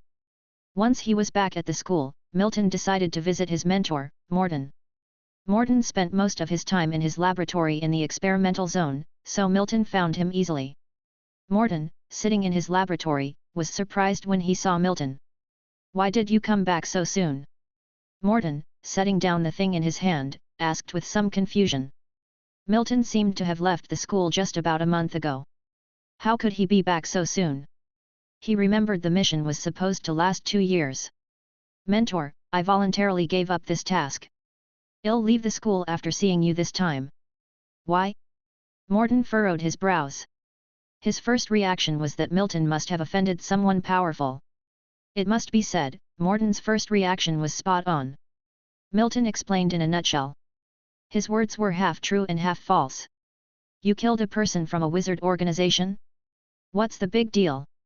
Morton waved his hand nonchalantly. "What about it? So what if he was a level 3 wizard apprentice?" What surprised him was that Milton managed to kill a level 3 wizard apprentice, not that a level 3 wizard apprentice was killed. "Mentor, it's not as simple as you think. I've decided to leave the school for now to lay low, otherwise, the White Rose School might be implicated." Milton spoke earnestly, not joking at all in his tone. Hearing this, Morton's expression turned serious too. "Implicate the school? Which organization have you ticked off?" "I'm not sure about that for now, Mentor, but I know that wizard organization is definitely not simple." Milton chatted with Morton a bit more. Just as Milton was about to leave to pick up a new mission, Morton stopped him. "Wait a moment, take these with you." Morton turned over 4 or 5 magic discs in his laboratory and handed them over to Milton. As Milton hesitated, Morton stuffed those magic discs into his arms. "These are all masterpieces I've inscribed over the past few years. You're getting a deal." "Mentor, I..." Before Milton got a chance to say anything, Morton interrupted him. His somewhat wrinkled hand patted Milton's shoulder. "Don't overthink it. Even though I don't know what wizard organization you've aggrieved, given your worry, it must be no small deal. I won't ask any more questions. I have just one request: survive." Morton's gaze was earnest, looking straight into Milton's eyes as he spoke. Milton nodded, then leaned over and whispered something into Morton's ear. Morton looked surprised when he heard Milton's words. Then he nodded to show he understood. After bidding Morton farewell, Milton went to the mission zone, picked up a new mission, and then left the school. Stepping out of the school gate, Milton looked back one last time. In over a year's time, Milton truly felt that the White Rose School was a great place. Undoubtedly, he was lucky. But after this departure, he didn't know when he would be able to return. Chapter 91, 6 Years' Time and Wave. After leaving the White Rose School, Milton Cheney headed west. Now, more than 20 days later, Milton has completely transformed his appearance. Even his closest companions would not recognize him if they stood in front of him without any special means. And his present location is already in a seaside city on the border of the southern continent. Milton will only stay here for a day or two. If Morton knew all about Milton and then learned of his current route, he would certainly guess what Milton was thinking. Milton wants to leave here, but not just the southern continent, he wants to leave the Violet Wizard continent altogether. After purchasing some supplies in the city, Milton returned to the inn and stored the supplies in his spatial key. His idea is simple: use a simulation to explore a path, and then leave the Violet continent. He can't stay on the Violet continent any longer. The wizards of the White Tower are more familiar with this place. He must go to a place unfamiliar to the White Tower. But leaving the continent is not an easy thing, especially sailing between continents, which is incredibly difficult. To be safe, Milton decided to explore with a simulation first. Milton's attention was always focused on the light blue light screen in front of him, and in the next moment, he had a thought. Because the simulation count on his light blue screen has changed from 0 to 1. Simulation count, 1 open life simulation. Open. Without any hesitation, Milton immediately opened the simulation. 20 years old, you offended the White Tower organization and wanted to leave the continent, so you boarded the Wave Trading Company's ship and left the Violet Wizard continent. 21 years old, you successfully reached the Corner Sea continent, which is the largest wizard continent in the Corner Sea region. The continent is controlled by a level 3 Grand Wizard, and you first settled down in place. 22 years old, without causing any stir, you transformed and relocated to a small city on the corner islands of the Corner Sea, where you spent most of your time cultivating the meditation technique. 23 years old, word that you own a level 3 wizard treasure spreads across the violet continent, even reaching the corner sea continent. Most people sneer at it, but some are intrigued. 24 years old, you know you can't continue to stay in the city, so you left to live among an uninhabited area. 25 years old, the rumors about you owning a level 3 wizard treasure intensifies. The White Tower proves the authenticity of the rumors by unknown means, causing a frenzy on the violet continent, including the corner sea continent. Your caution level increases. 26 years old, you died, killed by a wizard. Simulation ends, please choose your reward. Retain realm or retain technique. Retain realm. Milton still chooses to retain the realm. Right now, he's not considering other things. The most important thing is to use the simulation over and over again to push himself to the limit of a level 3 wizard apprentice. Because only in that way can he integrate the highly coveted bloodline seed, and then become a wizard of official level. After experiencing the elevation of his spiritual sea, Milton pondered. In this simulation, he didn't even know his specific cause of death or when his whereabouts were discovered. He just knew that he died at the age of 26 at the hands of a wizard. The him in this simulation was undoubtedly very cautious, even more cautious than he can be in reality. But in the end, he still couldn't escape his fate of being killed by a wizard. As for the reason why the wizard killed him, one could guess it even if they think with their butt, it's definitely related to the bloodline seed he owns. 6 years. Milton whispered to himself. Choosing to leave the Violet Wizard continent is undoubtedly a more correct choice now. This gives him 6 years' time. Milton believes that within these 6 years, he can use the simulator to extend this time over and over again. Just like a snowball rolling, it is unknown how large the snowball will become before the White Tower organization can no longer stop it. First, find the Wave Trading Company, then leave Violet, and make other plans after leaving. Milton makes a simple plan in his mind. First of all, leaving is a must, and how to leave is very simple. He would board the Wave Trading Company's ship and leave the continent as he did in the simulation. Milton acts quickly, especially since the temporary foothold in Sea City is a coastal city on the border of the southern continent. There are many such coastal cities in the southern continent like Sea City. Milton quickly inquired about the Wave Trading Company. The Wave Trading Company is the only company in the Sea City region that provides cross-continental sailing services. So Milton is not afraid of finding the wrong one. The fastest ship to the corner sea continent is in 3 days, and the time is a bit tight. After purchasing the boat ticket from the Wave Trading Company, Milton left Sea City and went to the seaport where the ship was docked. A small boat ticket cost Milton a full 50 magic stones, which is equivalent to 5 simulation opportunities. Milton feels a bit pained. But there's no way around it, it's the set price. Only a few people could afford it at this price. If it was a wild wizard apprentice with no organization, it might take decades to save up for a ticket. When Milton arrived at the seaport, it was already a day later. The giant ship of the Wave Trading Company was moored at the harbor, and from a distance, people could be seen boarding already. Approaching the giant ship, Milton Cheney took out his ticket from his pocket and handed it to the person in charge of receiving guests.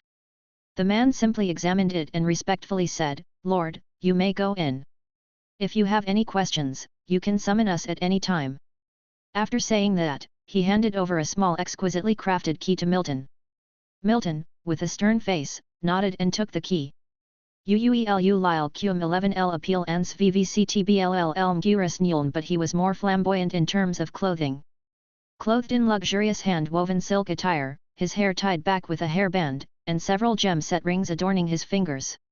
He exuded an aura of aloofness. Compared to his past self, his demeanor was entirely different. It wouldn't even be too much of a stretch to say that he seemed like two completely different people. The fact that Milton could pull this off was largely due to his acting skills. He felt that if he were to go back to his previous life, snagging an acting award would be a piece of cake. The Wave's giant ship had an enormous interior. The multi-layered reinforced decks made the ship very sturdy.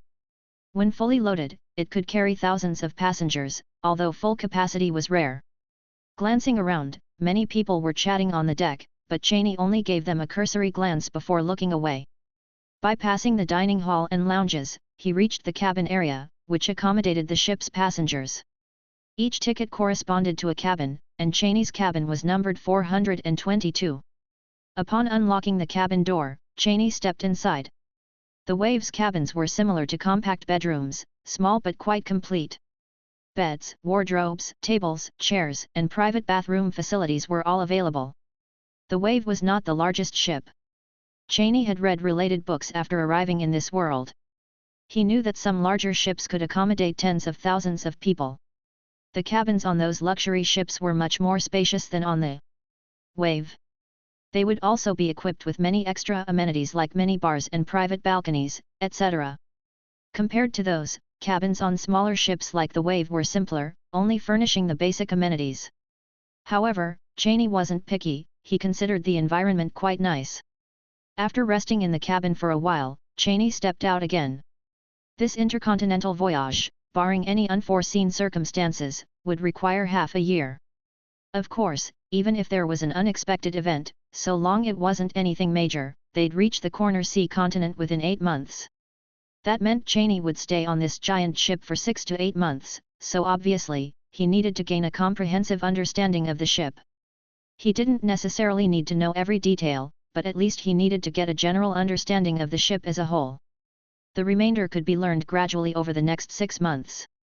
Cheney was an extremely cautious person, despite the fact that nothing unexpected occurred during the intercontinental voyage in the simulation.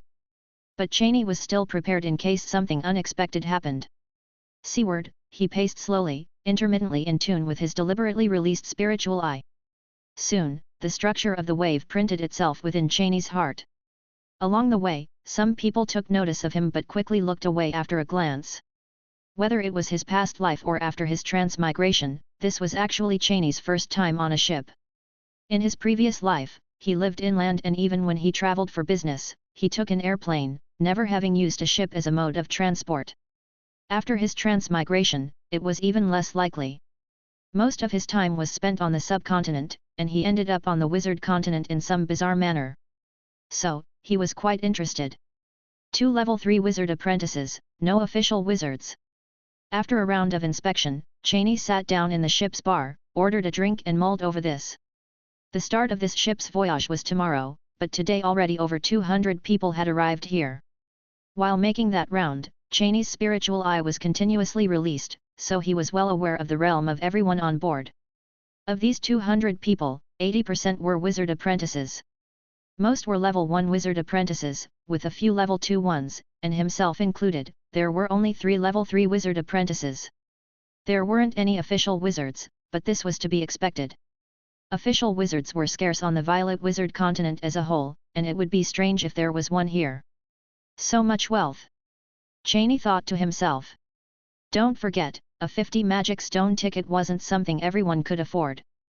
Picking up his glass, Cheney downed the drink in one gulp, placed the glass back on the table and left the bar.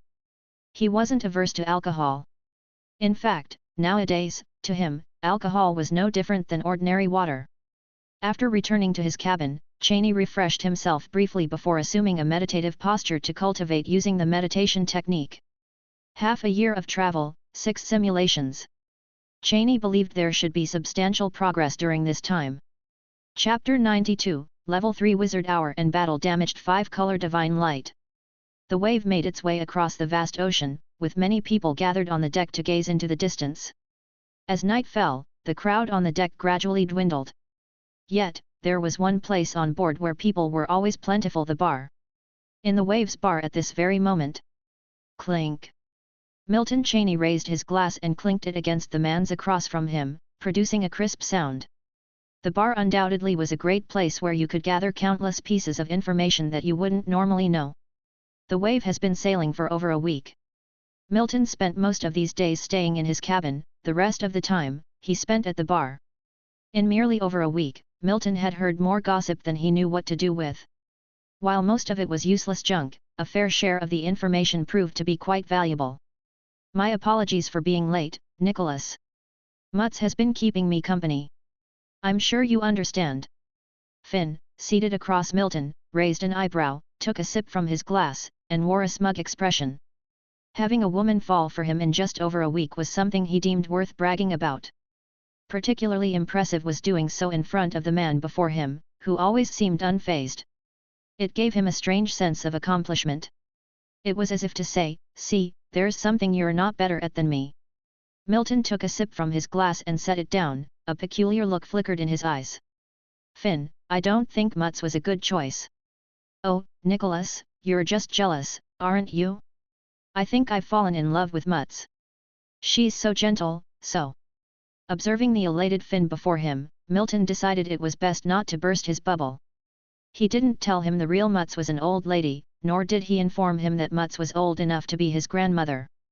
You think you played her, but her game is several levels beyond yours. Milton only hoped that poor Finn wouldn't be conned out of his money after falling for her charm.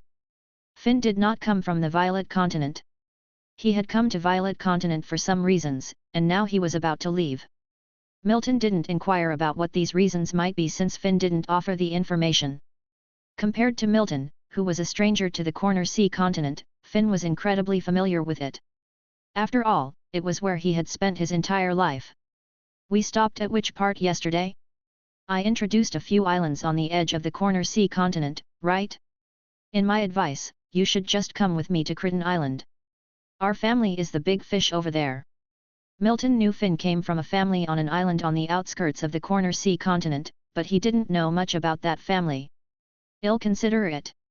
Milton replied casually as he sipped his drink. Finn understood that it was just a courtesy response and didn't insist on the matter. What else do you want to know? Information about wizard organizations in the Corner Sea continent? Or where the best place to live in the Corner Sea continent is? Finn, knowing that Milton could find this information with ease once he arrived at the Corner Sea continent, didn't mind sharing it with him. Milton, of course, wanted to know everything, but he would have plenty of time to learn in the future. As the two of them chatted and drank, it was mostly Finn doing the talking and Milton doing the listening. Milton would nod in understanding from time to time. If he had any questions, he would ask straight away. As long as the topics didn't involve personal issues, Finn was open to sharing. Of course, if some things involved too many secrets, Finn would promptly change the subject. Milton, for his part, would just laugh it off. Lord Wizard Hour's power extends across the entire Corner Sea continent. It's not an exaggeration to say that the whole continent is his territory. In the Corner Sea continent, you can pick a fight with anyone from any wizard organization, but you must never provoke the Radiant Academy. When it came to the single level 3 wizard in the Corner Sea continent, there was reverence in Finn's voice. Contrary to other continents, the Corner Sea continent is virtually under the control of Hour alone. The Radiant Academy of Wizards, which he controls, is the largest wizard organization in the Corner Sea continent, and stands as the sole kingpin. All the wizard organizations in other continents combined could not even match up to half of the Radiant Academy. Not only are the branches of the Radiant Academy spread across the whole continent, but all other wizard organizations on the Corner Sea continent are also required to pay a substantial number of magic stones to the Radiant Academy each year. So, don't the other wizarding organizations feel unhappy about this? Milton asked quietly. Hearing this question, Finn's expression became somewhat complicated. He could now see that Milton was indeed traveling to the Corner Sea continent for the first time. Milton had no idea how significant the Radiant Academy was in the Corner Sea continent. How could they not? But Lord Wizard Hour is extraordinary. When he first took over the Corner Sea continent, there were more and stronger wizard organizations on the continent than there are now. However, as for the final outcome, well, you know. Finn shrugged, wearing an expression that suggested Milton should figure it out for himself. Milton nodded. Even if Finn didn't say it outright, Milton could guess that the situation likely involved these wizard organizations allying to go against Hour, who ultimately handed them a severe defeat. Right now, Milton's understanding of wizards' abilities was admittedly only superficial. Of course, Milton knew that a level 3 wizard was powerful. That was practically a given. Everyone knew that level 3 wizards were powerful. But just how powerful? Milton didn't know. In fact, he was entirely unfamiliar. Chapter 93. Forget about Milton Cheney, a level 3 wizard apprentice. Even if you bring a level 2 wizard, he would likely be clueless about the strength of a level 3 wizard. Even the gap between wizard apprentices is already this wide, what more with genuine wizards? As for the level 3 wizards, Milton's current understanding could only remain within his imagination. It's the same for level 1 wizards. As long as Milton does not become one, his understanding of them will always be one-sided. Time passed, and the two chatted for a while until the bottom of their wine glasses became visible. The pleasant conversation came to an end. Finn drained the remaining wine in his glass in one gulp, then hastily bid goodbye to Milton, as if he had some pressing matters to attend to. Milton Chaney just sat there, gently swirling the wine glass in his hands. The numerous conversations with Finn gave Milton some understanding of the Corner Sea continent, so it wouldn't be completely unfamiliar to him. No doubt the Corner Sea continent truly deserved to be named after the Corner Sea. It is not only the largest wizard continent located in the Corner Sea but also the only level 3 wizard continent. Compared to the full and complete Violet continent, the Corner Sea continent actually wasn't a fully intact continent. Instead, it resembled an archipelago composed of countless islands. Thousands of islands, big and small, formed the entire Corner Sea continent. However, if you look down from the sky, you'll find that the Corner Sea continent is indeed astonishingly compact and can fully be considered a continent. The only difference is that this continent is crisscrossed with countless blue lines. Milton finished his wine and also rose to leave the bar. With Finn gone, there was no point in him staying alone at the bar, since he was not exactly fond of drinking alcohol. Instead of going straight back to his cabin, Milton went to the deck to enjoy the sea breeze. Not many people were on the deck after dusk, which suited Milton just fine as he preferred peace and quiet. Gazing at the boundless sea, a specific wave of emotion welled up within Milton. He was not one to be sentimental, he seldom got emotional over a scene. But once he truly relaxed, he found himself unconsciously thinking of the place he once lived after crossing over. Upon his arrival on the Violet continent, Milton had indeed tried to gather information about the Kazan subcontinent, but to no avail. Result was inevitably disappointing. He couldn't find any relevant intelligence about Monty Wizard continent, which was the nearest to the subcontinent. Milton knew that the subcontinent was probably at an unimaginable distance from here. He didn't know if he would have the opportunity to return to the subcontinent when he became a level 2 wizard. Even if he could, he was still a long way from becoming a level 2 wizard for now. If my father learns of my disappearance, he might turn the whole kingdom upside down just to find me, Milton mused. He had once planned to formally bid farewell to his family before heading off to the wizard continent, but life can sometimes be unpredictable. Even he himself didn't know when he would be able to return. Suppressing his tumultuous feelings, Milton let out a quiet sigh. The day to return will eventually come, he just hoped that by then, he would still be familiar with everyone. Once again, he looked out over the vast sea, then turned his gaze away, ready to leave the deck. "Hey!" Milton took only a few steps once he turned his back, a voice called out to him. But Milton seemed not to have heard it, he didn't halt his steps and actually quickened his pace. "Stop, Nicholas!" With a ladylike yell, a girl appeared before Milton. Milton had no choice but to stop, his expression remained unchanged, as if he was looking at a stranger. "Nicholas, how did you consider what I told you? You can name your conditions." The girl looked at Milton from head to toe as if she had found a treasure.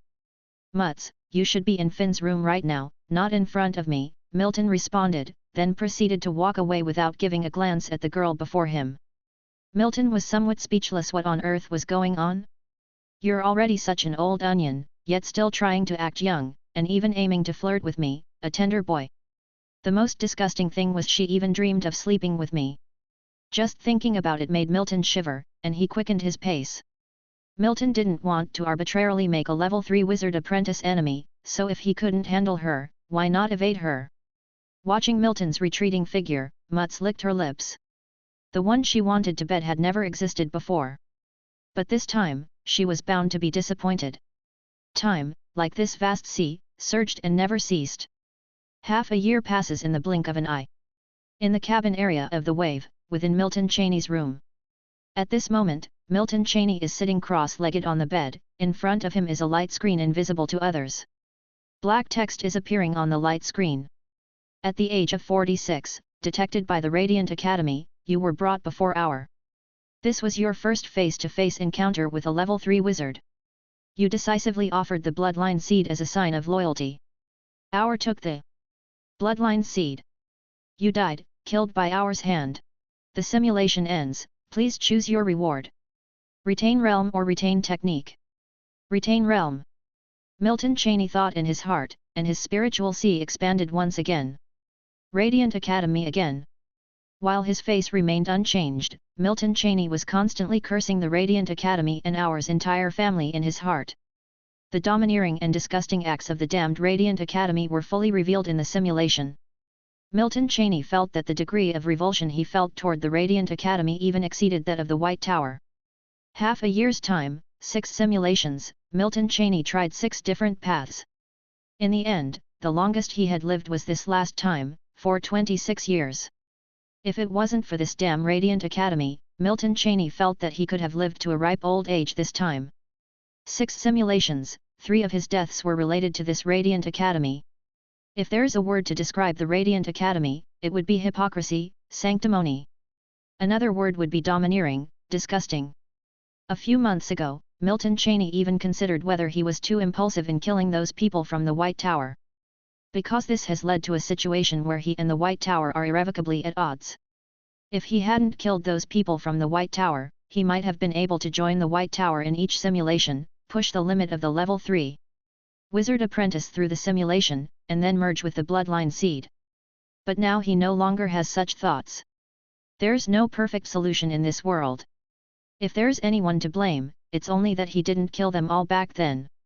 Panel. The next moment, as Milton Cheney willed in his heart, a transparent attribute panel appeared before him. Name, Milton Cheney Spiritual, 8.9. Physique, 6.8. Night Realm, Grand Knight. Wizard Realm, Level 3 Wizard Apprentice. Breathing Technique, Golden Lion Breathing Technique, Perfect. Meditation Technique, Black Tower Meditation Technique, Perfect. Night Skills, J. Magic, Spiritual Eye, 0 Ring, Flame Technique, 0 Ring, Healing Technique, 0 Ring, Spiritual Light Screen, 0 Ring, Parsing Technique, 0 Ring, Life Mark, 0 Ring, Intimidation Technique, 0 Ring. Radiant Glory, 0 Ring. Simulation Count, 0. Looking at the attribute panel in front of him, Milton Cheney nodded in satisfaction. His spiritual power had increased by 0.2 once again. Milton Cheney felt that he was not far from the limit of a level 3 Wizard Apprentice. Apart from the Perfections level meditation technique and the surge in spiritual power, the greatest gain from these 6 simulations was the 0 Ring Magic Radiant Glory. Milton Cheney even sacrificed a retain technique for this spell. This magic could not be called anything less than powerful, its potential even reaching the strength of a 3rd ring magic. The effect of this magic is somewhat similar to the divine 5-colored glow in the novel The Investiture of the Gods, which Milton Cheney had read in his previous life. Of course, it was an ultra-simplified, battle-damaged version. But it was still very strong, capable of brushing up magic and spiritual power, and at its strongest, it could even brush up the magic disc, or magic device. As long as you are strong, you can brush up anything. It's a magic that once learned, can be used for a lifetime. And even within the Radiant Academy, few people have learned this magic. In a pinch, Milton Cheney could fully rely on this magic to impersonate a member of the Radiant Academy. Looking at the 0 Ring Magic Radiant Glory in the magic column, Milton Cheney sneered in his heart. Disgust me, and I'll steal your Academy's core magic. Chapter 94, Level 1 Bloodline Wizard. Finally, I'm back. Even the smell of the sea breeze feels familiar. The wave docked in the island's seaport and the individuals on board gradually disembarked and left. Finn, walking alongside Milton Cheney, took a deep breath exaggeratedly and then spoke somewhat sentimentally. Is it that dramatic? Milton Cheney didn't sense the smell of the sea breeze that Finn mentioned.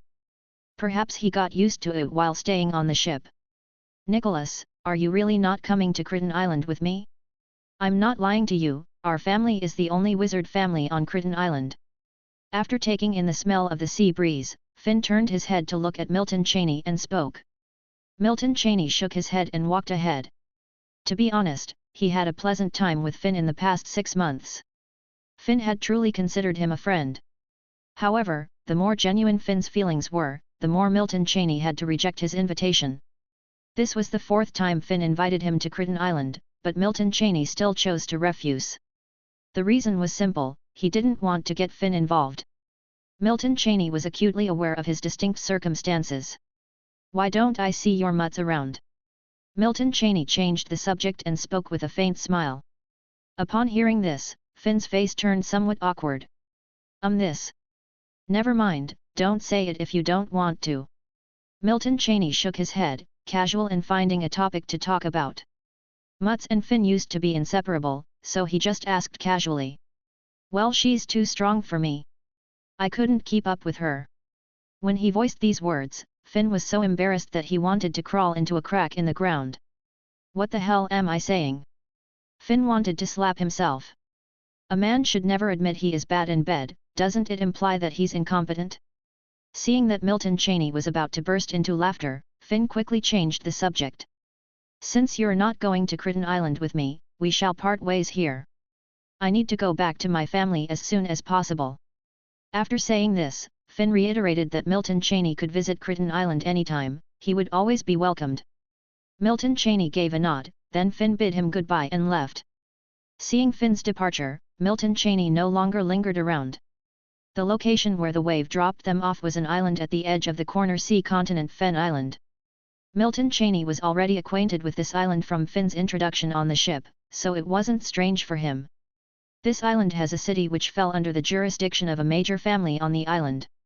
This city was Milton Cheney's first choice, as he felt that he was drawing close to becoming a level 1 bloodline wizard. 8 months and 7 simulations had pushed him to the brink of a level 3 wizard apprentice. Milton Cheney felt that this last simulation could be the key to becoming a level 1 bloodline wizard. His current identity was certainly clean and had been proven safe through several simulations. Additionally, Milton Cheney needed to purchase some items in the city, so he chose to settle down in the city initially. As time passed, Milton Cheney quickly reached the only city of Fen Island according to the memories imprinted in his mind, Fen City. Upon entering the city, Milton Cheney casually found an inn and walked in. After paying the gold coins, he returned to his apartment room in the hostel. At this point, he didn't care about anything else but the upcoming simulation. He took out 10 magic stones from the spatial key and set them up, then the familiar light blue screen was opened. Simulation count, 1. Woo! Looking at the simulation count column, Milton Cheney exhaled a turbid breath. Never had he thought that it would be so hard to reach the limit of a level 3 wizard apprentice. Simple calculations would reveal that it had been almost 9 months since he left Violet Continent. Throughout these 9 months, although Milton Cheney had spent most of his time on the wave, he hadn't missed a monthly simulation. Fortunately, if everything goes right this time, he could potentially become a real wizard. A real level 1 bloodline wizard. Milton Cheney took out a magic disc and activated it. The magic disc turned into a light shield enveloping him. This was to prevent any abnormal discoveries should he become a level 1 wizard and cause any significant movements. Start the life simulation. I hope I'm not disappointed. Start. The light blue screen disappeared and a string of black characters gradually surfaced. Age 21, you successfully arrived at the corner sea continent and chose to live in Fen City on Fen Island for a while. You bought a lot of cultivation resources on Fen Island using magic stones and went into intense cultivation of the meditation technique. Age 22, you left Fen Island, went deeper into the continent and settled on other islands to practice the meditation technique incognito. Age 23, the news of level 3 wizard's level treasure was disseminated widely, but you knew it had nothing to do with you. A year of planning has boosted your confidence that you won't be discovered, but there is still a sword threateningly hanging over your head, therefore you continue cultivating the meditation technique without any respite. Age 24, life in the underground is oppressive to you, but you have transferred this pressure into motivation for cultivating the meditation technique. Age 25, cultivating the meditation technique. Age 30, your cultivation resources were depleted, the pace of your cultivation of the meditation technique slowed down. This feeling drove you a little crazy, so you started planning some things. Age 32, you obtained information about a merchant guild's transport route. You posed as a member of the Radiant Academy and intercepted these goods, reaping a generous bounty. At the very least, you won't have to worry about cultivation resources for a while. Age 35, the continent's rumors about you are growing more intense, even the Radiant Academy has begun searching for you. Age 38, an accident exposed your identity. After killing several people from Radiant Academy, you fled desperately. Age 40, 2 years of being pursued left you mentally and physically exhausted. You decided to leave the corner sea continent and braved the journey to Lilith continent. Age 41, you arrived at Lilith continent miraculously and discovered that even here there are rumors about your level 3 wizard's treasure. Age 44, you finally settled down, and over the years rumors about you began to fade, but you were aware that the hidden dangers still posed lethal threats. Age 50, continuing the cultivation of meditation technique, you were just a hair's breadth away from reaching the limit of a level 3 wizard apprentice. Age 52, successfully reaching the limit of a level 3 wizard apprentice, you began the fusion with the bloodline seed. You did it! Seeing this, excitement stirred in Milton Cheney's heart, but he quickly suppressed it. Of course he succeeded, it wouldn't make sense if he didn't after 10 simulations.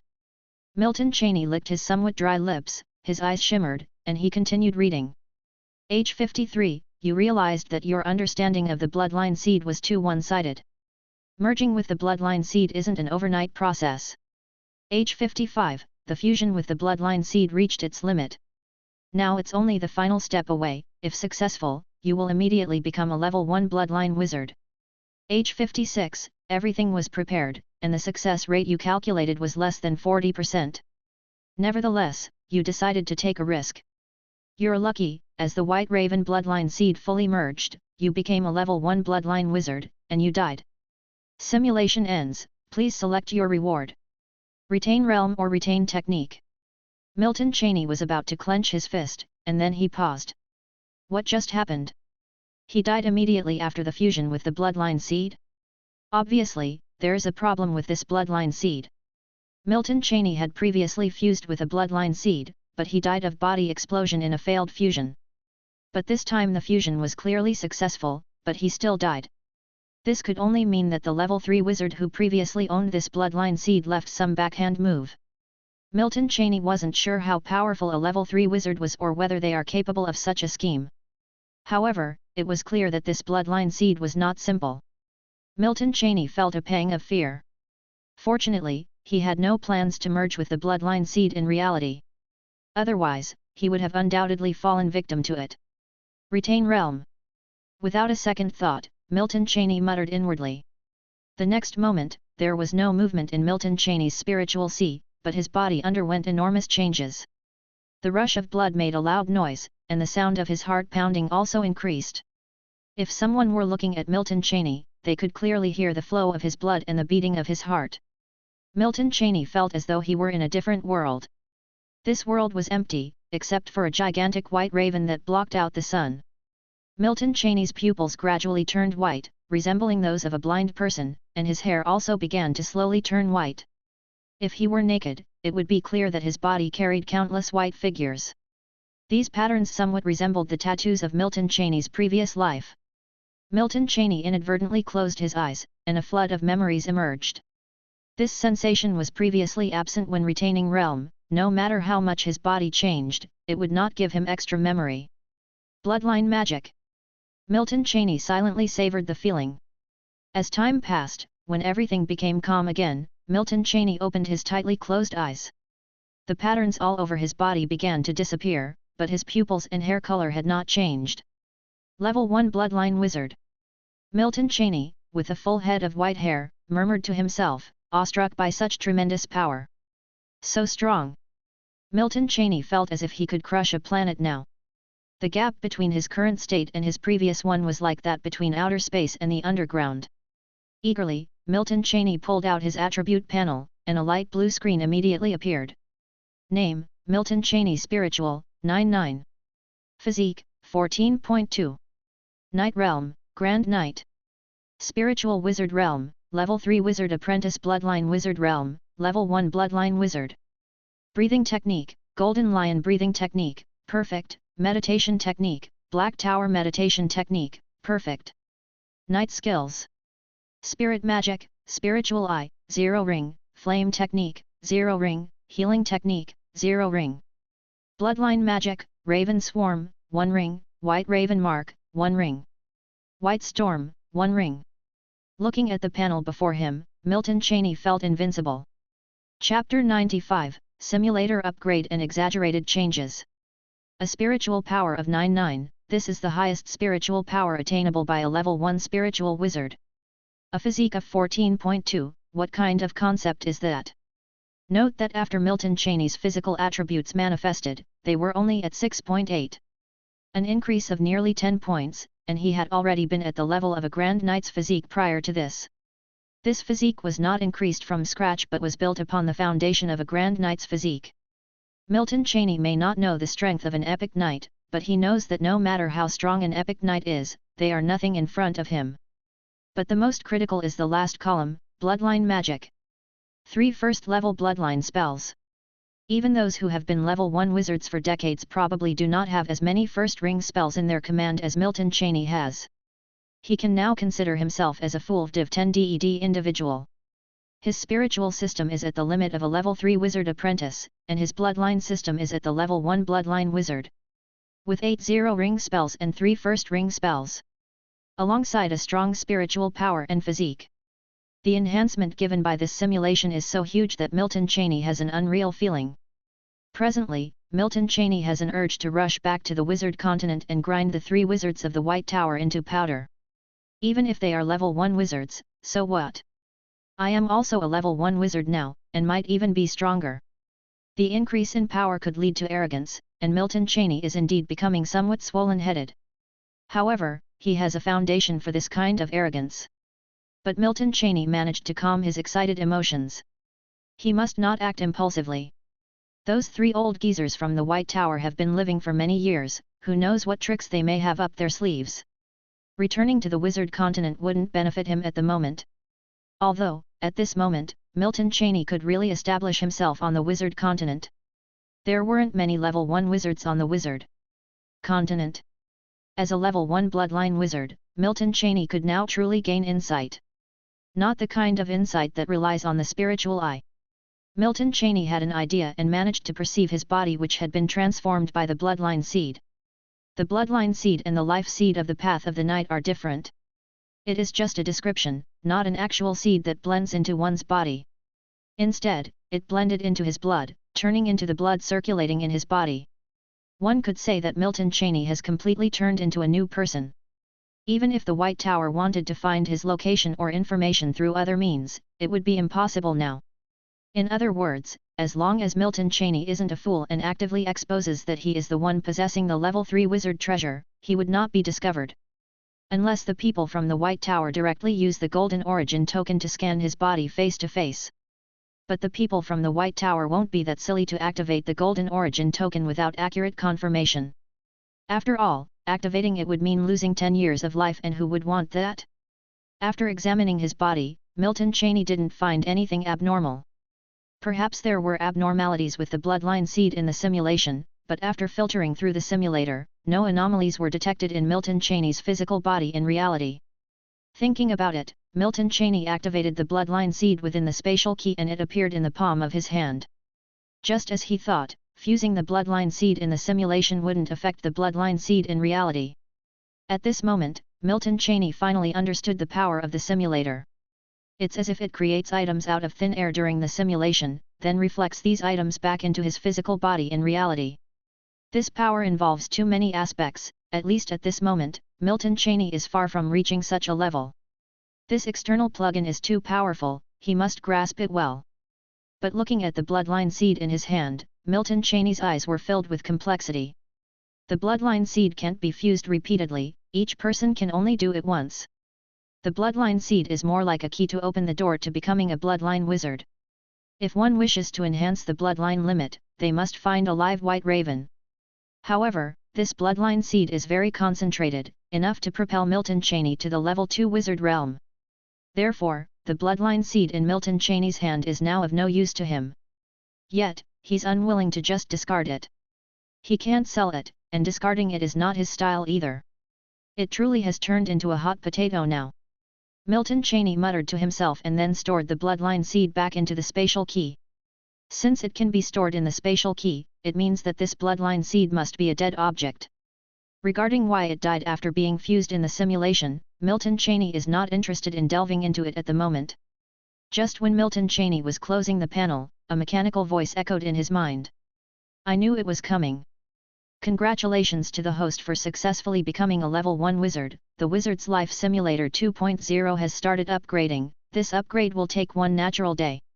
Milton Cheney was not surprised, he had been anticipating an upgrade for the simulator. When he was a level 1 wizard apprentice, the simulator was already upgraded once, it stands to reason that it should be upgraded again when he becomes a level 1 wizard. That is why Milton Cheney had anticipated this when he heard the mechanical voice in his head. However, it remains unclear what changes this upgrade would bring to the simulator. Last time, the only change was the addition of magic stone charging, causing Milton Cheney to feel disappointed. He hopes that this simulator upgrade will bring significant changes. Time passed, a day went by in the blink of an eye. This day, Milton Cheney didn't go anywhere but stayed in the hostel apartment, awaiting the changes brought by the simulator upgrade. Even though the last simulator upgrade disappointed him a little, Milton Cheney was still excited this time. After all, who wouldn't want their external plug-in to become more powerful? Cheney waited with rapt attention until a mechanical voice echoed in his mind. Wizard's Life Simulator 2.0 upgrade completed, Wizard's Life Simulator 3.0 at your service. Note 1, Wizard's Life Simulator 3.0 has added the True Body Simulation option. You can accumulate 1 True Body Simulation opportunity per year, no magic stone recharge needed. True Body Simulation can inherit the realm, techniques, and memories from the simulation. Once dead, it will return to reality. Note 2, Text Simulation requires magic stone recharge, from 10 to 100. 1 simulation count can be accumulated per month. True Body Simulation. Cheney's heart trembled. The simulator upgrade had brought about a significant change indeed. This change was astonishing. You could accumulate 1 True Body Simulation per year. This was way more overwhelming than the text simulation. Most importantly, True Body Simulation could perfectly inherit the realm, techniques, and memory from the simulation. Just this alone was enough to surprise and excite Cheney. It's important to note that the biggest drawback of text simulation previously was the inability to inherit memory from the simulation. This had led to Cheney sometimes missing out on some details in the real world. But True Body Simulation wouldn't, it could inherit memory on top of inheriting realm and techniques. The simulation ends after death, meaning that even True Body Simulation wouldn't pose a significant risk to his reality. Cheney knew too well what this meant. It was practically allowing him to reincarnate in this world, then return to reality post-death, reincarnate, and repeat. He would then have a clear understanding of the future, in a nutshell. It was somewhat similar to a type of novel Cheney had read in his previous life. A celestial emperor is besieged at a cliff, and then he reincarnates. Cough cough, that's a digression. True Body Simulation and rebirth were conveyed in the same vein but in a different way. Moreover, the Cheney in the True Body Simulation was himself. He in the True Body Simulation held all memories, including those from the simulator. Cheney fully understood what he was doing. This was extremely important. As for once a year, Cheney was already satisfied. Never mind once a year, even if it was just once, it would be immensely helpful for Cheney. Opening the panel, Cheney focused on the simulation count column. Indeed, he spotted some differences. The panel was materialized based on Cheney's understanding, so the change made sense. Text simulation count, 0. True Body Simulation count, 0. The simulation count is divided into 2 text simulation and True Body Simulation. However, both counts are currently 0. How stingy! They didn't even give a free True Body Simulation for me to experience. In a good mood, Cheney joked around in his mind. Of course, having such a thought indicated that he couldn't wait to experience True Body Simulation. As for the requirement for magic stone recharge for text simulation to be increased from 10 to 100, Cheney didn't mind much. Now as a level 1 wizard, it was effortless for him to earn magic stones. Cheney already had a plan in his mind for making money, or well, looting money. In the following days, Cheney didn't stay in the hostel apartment all the time. Instead, he stepped out of the hostel and explored the city. Fen City was the only city on Fen Island, so naturally, it was immense. It's fair to say that it was a relatively livable city. It was also bustling with people. Cheney even spotted a few level 3 wizard apprentices in the city over the days. Of course, there weren't any official wizards, as Fen City wasn't considered a big island. The city was controlled by a significant family on Fen Island, but that didn't concern Cheney much, at least not yet. After all, MS plan to make money inevitably required to deal with Nthn's clan forces. Yes, the Spur family had an official wizard, but he wasn't currently in the city. Even though he wasn't present, the Spur family's long-established prestige in Fen City still deterred many from probing. After all, the wizard from the Spur family was only absent, not dead. Of course, even this prestige was relatively insignificant for Cheney as he was an outsider. Cheney had changed from what he was before, he was now a genuine level 1 wizard. As of now, in Fen City, not a single person presented a threat to him. That's correct. No one was a threat to Cheney. In other words, he was invincible, albeit in a small vicinity. After wandering around Fen City, Cheney halted. Cheney just stood there. The people nearby were walking or standing but none of them noticed him. This place isn't bad, this will do. Cheney was expressionless, but the corners of his mouth slightly curled up into a smile. Chapter 96, Half a Year Later in White Raven Society. Time often slips away unnoticed. In the blink of an eye, half a year has passed. In a vast apartment in the North District of Fen City, Milton Cheney leisurely flips through a book. From the distance, 3 white ravens fly towards him. When they reach him, they merge into one and transform into a young man. The young man kneels on one knee and speaks with a calm expression. Society Master, the Luther family conceded. They have vacated several shops in the north of the city. Milton, maintaining a composed expression, flips the pages of his book, and nods subtly. Let Black Raven take over. Tell him to keep a low profile, avoiding unnecessary trouble. Understood, Society Master. Seeing the young man not moving, Milton closes his book and says, Speak directly, there's no need for hesitation. Society Master, our expansion has been too rapid. It has aroused discontent within the Spur family. Their activities have increased recently. If there are more activities, act directly. Without Albert in the city, the Spur family means nothing. Now is not 3 months ago, the White Raven Society does not need to hide in the shadows. Milton Cheney speaks, then signals the man to leave. The young man respectfully nods and transforms back into 3 ravens, leaving the apartment. Milton picks up his book again, slowly flipping the pages. In half a year's time, much can change. Over the past 6 months, the White Raven Society, set up by Milton Cheney, amassed wealth significantly. Now, the amount of magic stones in the spatial key within Milton's spiritual sea has broken the 1,500 mark. This is after using 600 magic stones for 6 simulations.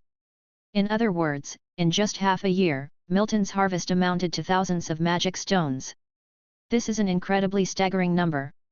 It cannot be denied that if Milton was by himself, acquiring this many magic stones would not be an easy feat.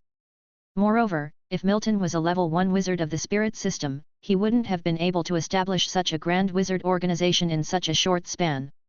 The development of wizard organizations is gradual, just like the White Rose School Milton was previously a part of. After hundreds of years of development, it had just 2 level 1 wizards, and 10 level 3 wizard apprentices. As for Milton, the White Raven Society he established now has 7 level 3 wizard apprentices, and as many as 30 level 2 wizard apprentices. Of course, this also has to do with the different development paths of the White Raven Society and the White Rose School. Milton was able to establish such a substantial wizard organization relying on the first ring bloodline magic White Raven's mark. This magic was what made Milton dare to establish a wizard organization. Many of these level 3 and level 2 wizard apprentices were forcefully recruited into the White Raven Society. After imbuing them with the White Raven's mark, they became completely loyal to him, with no signs of disloyalty. After being imbued with the White Raven's mark, they immediately mastered several simplified versions of bloodline magic, like the Raven transformation technique used by the young man earlier. Milton didn't fully consider them as cannon fodder. They were just loyal to him, but they didn't lose their personal identities. The current White Raven Society can be considered the initial foundation Milton laid. Most grand wizards have their powers. Even if they didn't, the majority of wizards would still dedicate some time to establish their organization. Very few wizards are solitary, because if you have an organization, you won't need to waste time on minor matters. You don't have to do everything yourself. Moreover, having an organization can provide you with cultivation resources. Being wizards themselves and still having to slowly earn magic stones at their own pace, that's simply unthinkable. This is why most wizards have their factions. The crux lies here. Of course, wizards from the Academy already have their organizations, naturally no need to establish their own. Strictly speaking, Milton is not from the Academy, he's somewhat like a wild wizard. So, without any hesitation or restraint, Milton pushed the White Raven Society into the spotlight.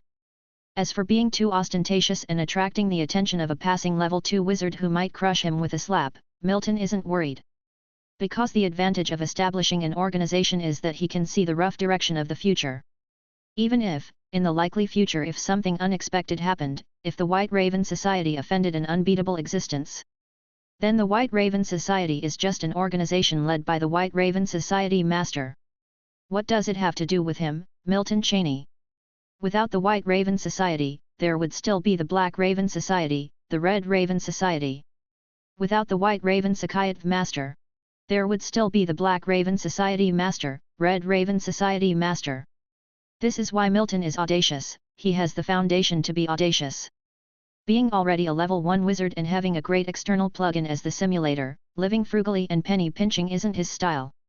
Of course, when necessary, Milton would still be conservative, as survival is of utmost importance. But now, after 6 simulations, Milton doesn't believe there's anything that can make him keep a low profile. While bloodline wizards may not have as many other capabilities as spirit system wizards. However, when it comes to survival capabilities, bloodline wizards are much stronger than spirit system wizards. Upon flipping to the last page, Milton closes the book. His pale pupils remain undisturbed. Bang! A loud noise emanates from the City Lord's Hall in Fen City. Can someone tell me from where this damn White Raven Society sprung up? Alvisper speaks loudly, his tone full of cold harshness.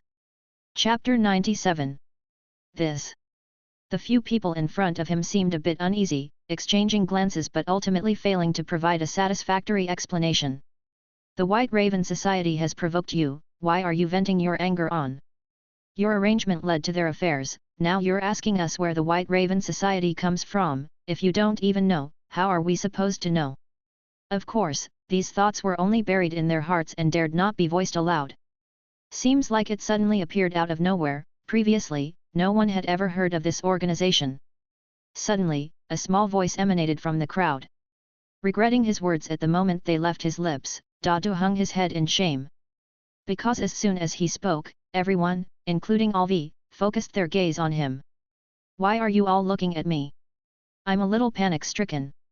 So, there truly are ones who dare to step forward. The few people in front of Alvi looked at Dadu with a hint of sympathy in their eyes.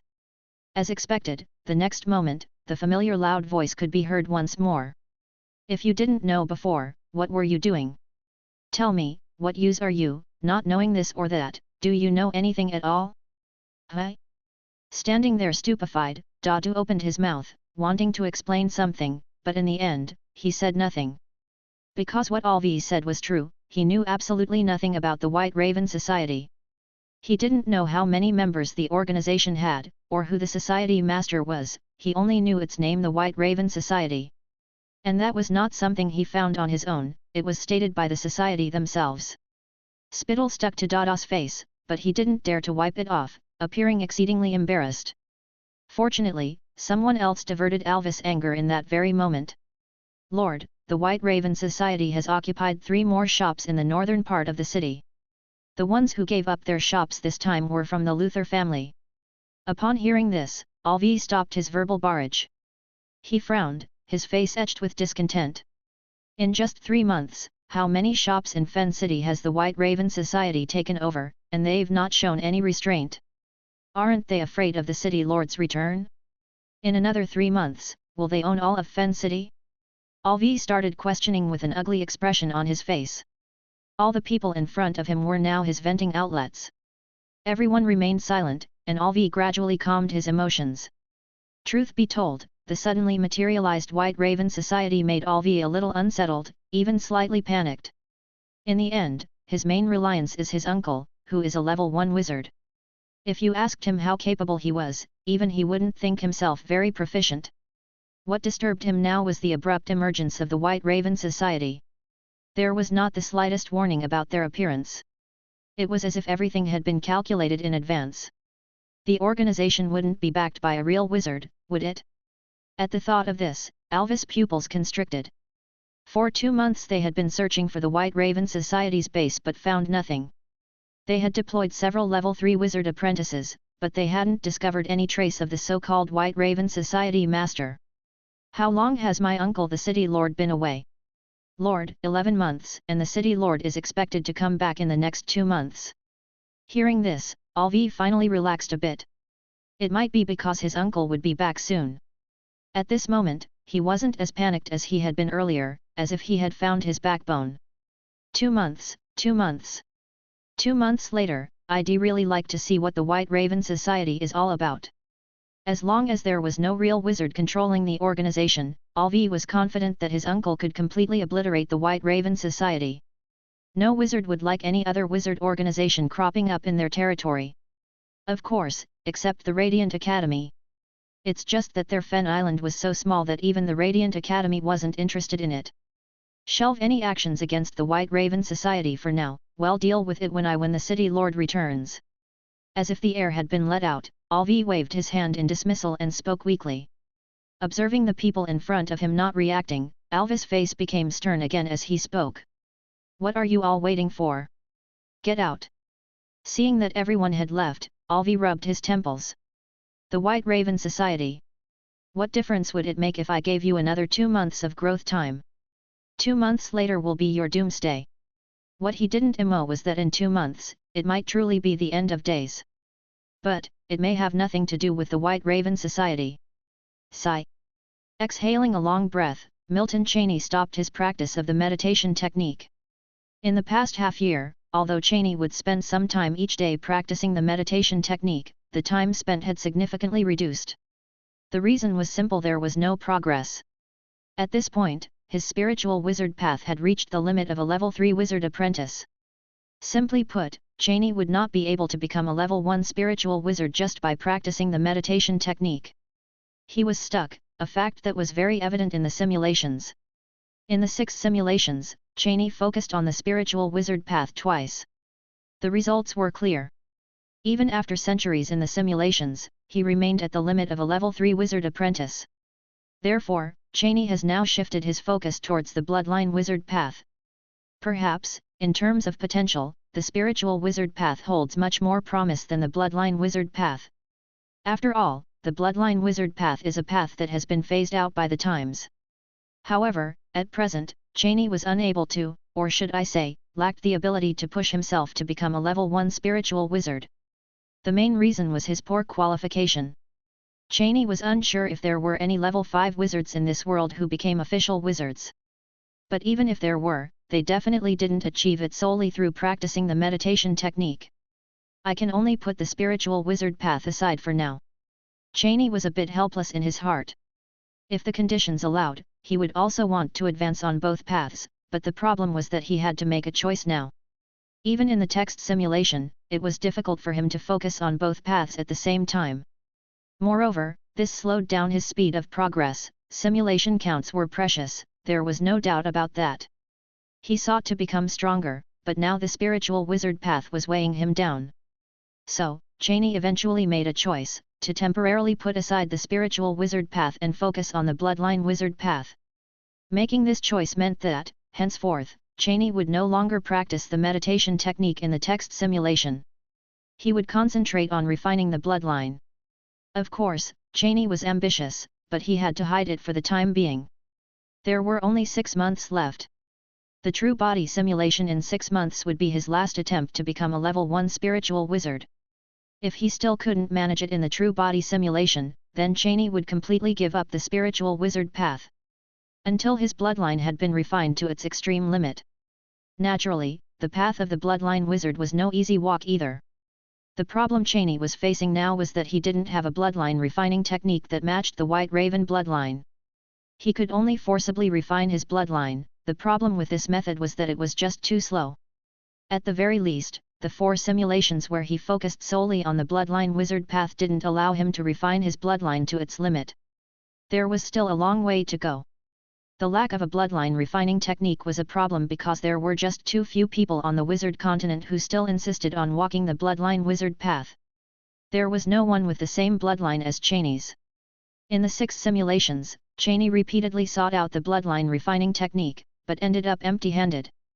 Of course, the lack of a bloodline refining technique may have been a fatal problem for others as it represented a complete deadlock in the path ahead. But for Cheney, it wasn't much of an issue. After all, the time he had exceeded just 100 years, it probably had to be calculated in terms of thousands of years. With the simulator, Cheney could make himself a level 2 blood wizard even by just accumulating run time. By that time, the only resources Cheney might have used would be just a few thousand magic stones and several dozens of simulation counts. How much time would have passed in the real world? Perhaps only 3 to 4 years. This speed, even after achieving the perfect bloodline refining technique, could never compete with it. Chapter 98, White Storm and One Punch Kill. Inside a massive apartment in the North District, Milton Cheney opened his tightly shut eyes. Just now, the white raven mark he had planted showed some unusual movement. However, since he implanted this bloodline mark himself, he could quickly notice such abnormalities. Moments later, the same feeling persisted. Albert has made his move. A thought crossed Milton's mind as 2 level 3 wizard apprentices died one after the other within only a few moments. In Fen City, no one but Albert could accomplish this. The Spur family, who had remained quiet for over a month, had made a significant move the moment they took action. The next moment, Milton's figure transformed into a raven swarm and disappeared from the spot. Albert collected the bodies in front of him. He needed to thoroughly research the technique that allowed them to transform into ravens. These 2 bodies, undoubtedly, were the best research materials. After storing the bodies, Albert turned to look at Alvi and asked, "These are the only 2? Alvi nodded somewhat awkwardly. "These are the only known leaders of the White Raven Society. I've sent people to deal with several level 2 wizard apprentices. The 2 of you were reduced to this state by just 2 level 3 wizard apprentices?" Albert's tone clearly showed his dissatisfaction. Ultimately, Fen City was his true territory, so he naturally wouldn't allow foreign wizard groups to act recklessly here. Therefore, when he returned and heard about this from Alvi, he instantly took action. He had never heard of this White Raven Society, so it was normal for him not to consider them a threat. "Uncle, I suspect there's a real wizard pulling the strings behind the White Raven Society." Alvi hadn't mentioned this before, as it was, after all, just his conjecture. Now, seeing Albert's dissatisfaction, he had no choice but to voice his suspicion. Albert didn't react upon hearing this and signaled Alvi to follow him and leave. He didn't believe that a real wizard could be attracted to this remote location. Fen Island was on the farthest edge of the corner sea continent. If he hadn't been born here, Albert guessed he would never have visited such a remote place in his lifetime. Albert was very clear about the formidable existence of a real wizard. Establishing a dominion in such a remote island? He couldn't make sense of it no matter how much he thought about it. So, he considered Alvis' words merely as an attempt to shirk responsibility. He knew his younger relative very well. However, the next moment, even if he didn't want to believe it, he had to. Suddenly, hundreds of white ravens flooded into the area. Almost instantly, Albert reacted to it. He moved quickly, a silvery white magic wand appearing in his hand. His pupils turned a shade of deep blue. First ring magic wrath of the ocean. The roar of crashing waves resonated through the air. The waves appeared out of nowhere and swept across the entire raven swarm, but the white ravens were not slowed down by the waves. They just slightly sidestepped upwards, then rushed towards Albert at an even faster speed. Albert remained calm, his magic wand lightly tapping the ground. A huge wave shifted direction, rushing towards the white raven swarm with an irresistible force. In just a moment, Albert had completely reacted to the situation. His unqualified descendant was right this time, a level 1 wizard was really behind the White Raven Society. Now, he had to believe it whether he wanted to or not, because the mature man, who had transformed from the raven swarm, was standing right in front of him. First ring bloodline magic. White Storm. This middle-aged man was naturally Milton Cheney, who had changed his appearance. Transforming from a raven swarm into a human, Milton did not feel the slightest discomfort. The moment he landed, he cast his most powerful technique.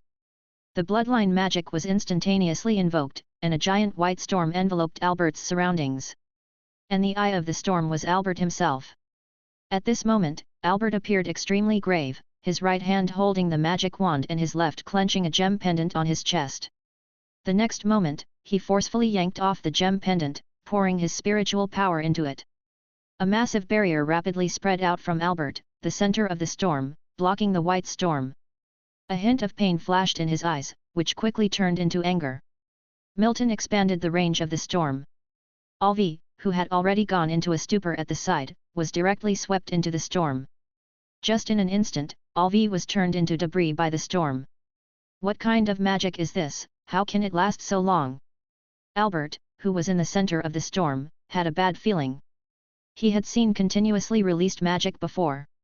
Those, however, were all supportive types of magic. This storm was clearly an offensive type of magic. How could it possibly last for such a long time? Feeling a jolt of determination, Albert crushed the gem pendant in his hand into dust. The massive barrier immediately enlarged. His magic wand lightly tapped the ground. First ring magic earth surge. Rumble. The moment Albert cast the magic, the entire area trembled as if struck by an earthquake with crazed shaking and even several spreading cracks spurting out from the ground. Milton remained calm as the white storm ceased, and his body transformed into a raven swarm charging at Albert. First ring bloodline magic raven swarm. Milton turned a life-saving magic into an offensive tool. The raven swarm was extremely quick. Albert steadied himself and swung his magic wand. Innumerable surges of spiritual power flowed from his spiritual sea, transforming into a giant hand that attempted to scatter the raven swarm. He achieved his goal, for the raven swarm scattered. However, a single pure white raven managed to penetrate the barrier and flew up to his face. The raven turned into a human form instantly once it landed in front of him, a fist flying towards his skull. How is that possible? He had clearly just seen that these ravens needed to merge together to transform into human form, so why could a single raven now do the same? He had been deceived. That was his thought in that instant. But how was it that this person in front of him could be astute at times and yet quite foolish at others? Even a zero-ring magic would be stronger than using a fist, wouldn't it? A hint of disdain flashed through Albert's eyes. His reaction was undoubtedly swift, and he naturally wanted to seize this opportunity. As a fellow level 1 wizard, Albert knew that a wizard's fist posed no threat to him. So, he simply released a zero-ring magic, lesser barrier. Then, he gathered all his spiritual power, ready to deliver a lethal blow the moment Milton Cheney's fist was blocked. But this time, he had misjudged. A fatally wrong judgment, in fact. Instinct and experience led him to believe that Milton Cheney was a level 1 wizard with a myriad of abilities, not knowing that Milton was indeed a level 1 wizard, but a level 1 bloodline wizard. That was a completely different path compared to a level 1 spiritual wizard. Spiritual wizards mainly focused on spiritual power. While for bloodline wizards, it was about physical body and bloodline. So, when the seemingly gentle punch easily shattered his lesser barrier, it was already too late. Even though Albert had desperately mobilized all his spiritual power from his spiritual sea, it was still too slow. The punch Milton delivered with his physique attribute of 15-5, although not as powerful as real first-ring magic, was definitely not something that could be easily blocked. Albert had been betrayed by his experience. Boom! In just an instant, Milton's fist had smashed Albert's skull into smithereens. Blood splattered everywhere. Even for a level 1 wizard, there was no chance of survival when their skull was blasted into smithereens. I actually managed to get him. Milton was a little surprised when Albert's skull was smashed by him. In fact, his astonishment was not unfounded as he didn't think he was actually capable of killing Albert this time. Being a level 1 wizard who had lived for hundreds of years, Albert had quite a few trump cards up his sleeve. Even in the simulation, Milton couldn't kill this old fellow in the end because the latter had too many tricks. Milton's plan this time was to fight this old man to show him that there was indeed a level 1 wizard behind the White Raven Society. With this realization, the Spur family would likely rein themselves in and his organization could develop quickly. If Milton didn't act, the White Raven Society would have to go into hiding again, and this was not what Milton wanted to see. So, he took the initiative to throw the first punch and stirred up trouble. But he didn't expect to actually succeed this time. His success this time was mainly due to Albert's underestimation and a huge misjudgment of him. Albert not preparing for Milton's fist was the biggest catalyst. Because of this, despite having many trump cards, Albert didn't have a chance to use a single one. In the next moment, Milton gathered his spiritual power and poured into Albert's shattered spiritual sea. An object larger than a ring but smaller than a bracelet appeared in Milton's hand. Spatial bracelet. With Albert's death, the spiritual force of the spatial bracelet naturally dissipated. The spatial bracelet was now masterless. Milton poured his spiritual power into the bracelet, and in just a moment, this spatial treasure appeared in his spiritual sea. Once the ownership was established, Milton drew the bracelet out from his spiritual sea. With his spiritual power pouring in, everything inside the spatial bracelet came into view. Looks like it's finally payday. Milton couldn't help but sigh as he took in all the treasures inside the spatial bracelet. Just the sight of thousands of magic stones piled inside was enough to make him ecstatic. It took him half a year to gather 1,000 magic stones, but now, with just one wizard killed, he had that many more magic stones. At a glance, Milton could see that there were at least 3,000 magic stones. Forget about managing an organization, wouldn't killing wizards directly for their magic stones be quicker? Of course, Milton wouldn't actually do this because not all wizards had spatial treasures, and furthermore, wizards were not that easy to kill. Milton's success in killing Albert this time was largely due to Albert's overconfidence.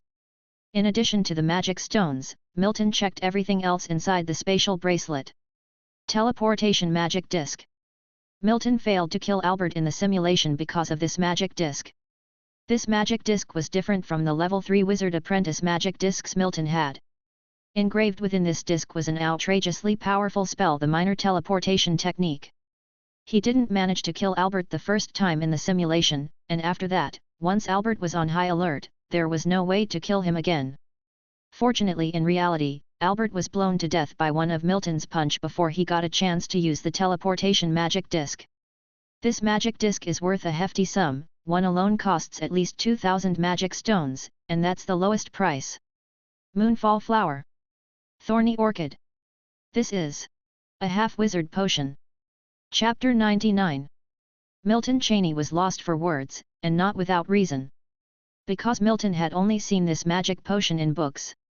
Milton closely examined the magic potion before him, only to find it identical to the half-wizard potion he had seen in books. It was so alike, essentially a perfect replica. If Milton has the opportunity, he would indeed try it in a simulation. After all, it is the half-wizard potion. The real half-wizard potion is an ancient magic potion developed by the ancient wizards. Consuming it allows one to borrow potential from the future to feed the present. If a level 3 wizard apprentice pushes his limit to consume the half-wizard potion, the probability of becoming a level 1 wizard is 50%. That is to say, half. This means that as long as you consume a half-wizard potion, you have a 50% chance of becoming a level 1 wizard. It's needless to say how invaluable such a magic potion is. Moreover, this potion is even more valuable for Milton, because he has an external plugin. He can completely consume the half-wizard potion in the simulation and become a level 1 wizard after reality, and his potential would not be affected in reality. Although his potential is already very weak.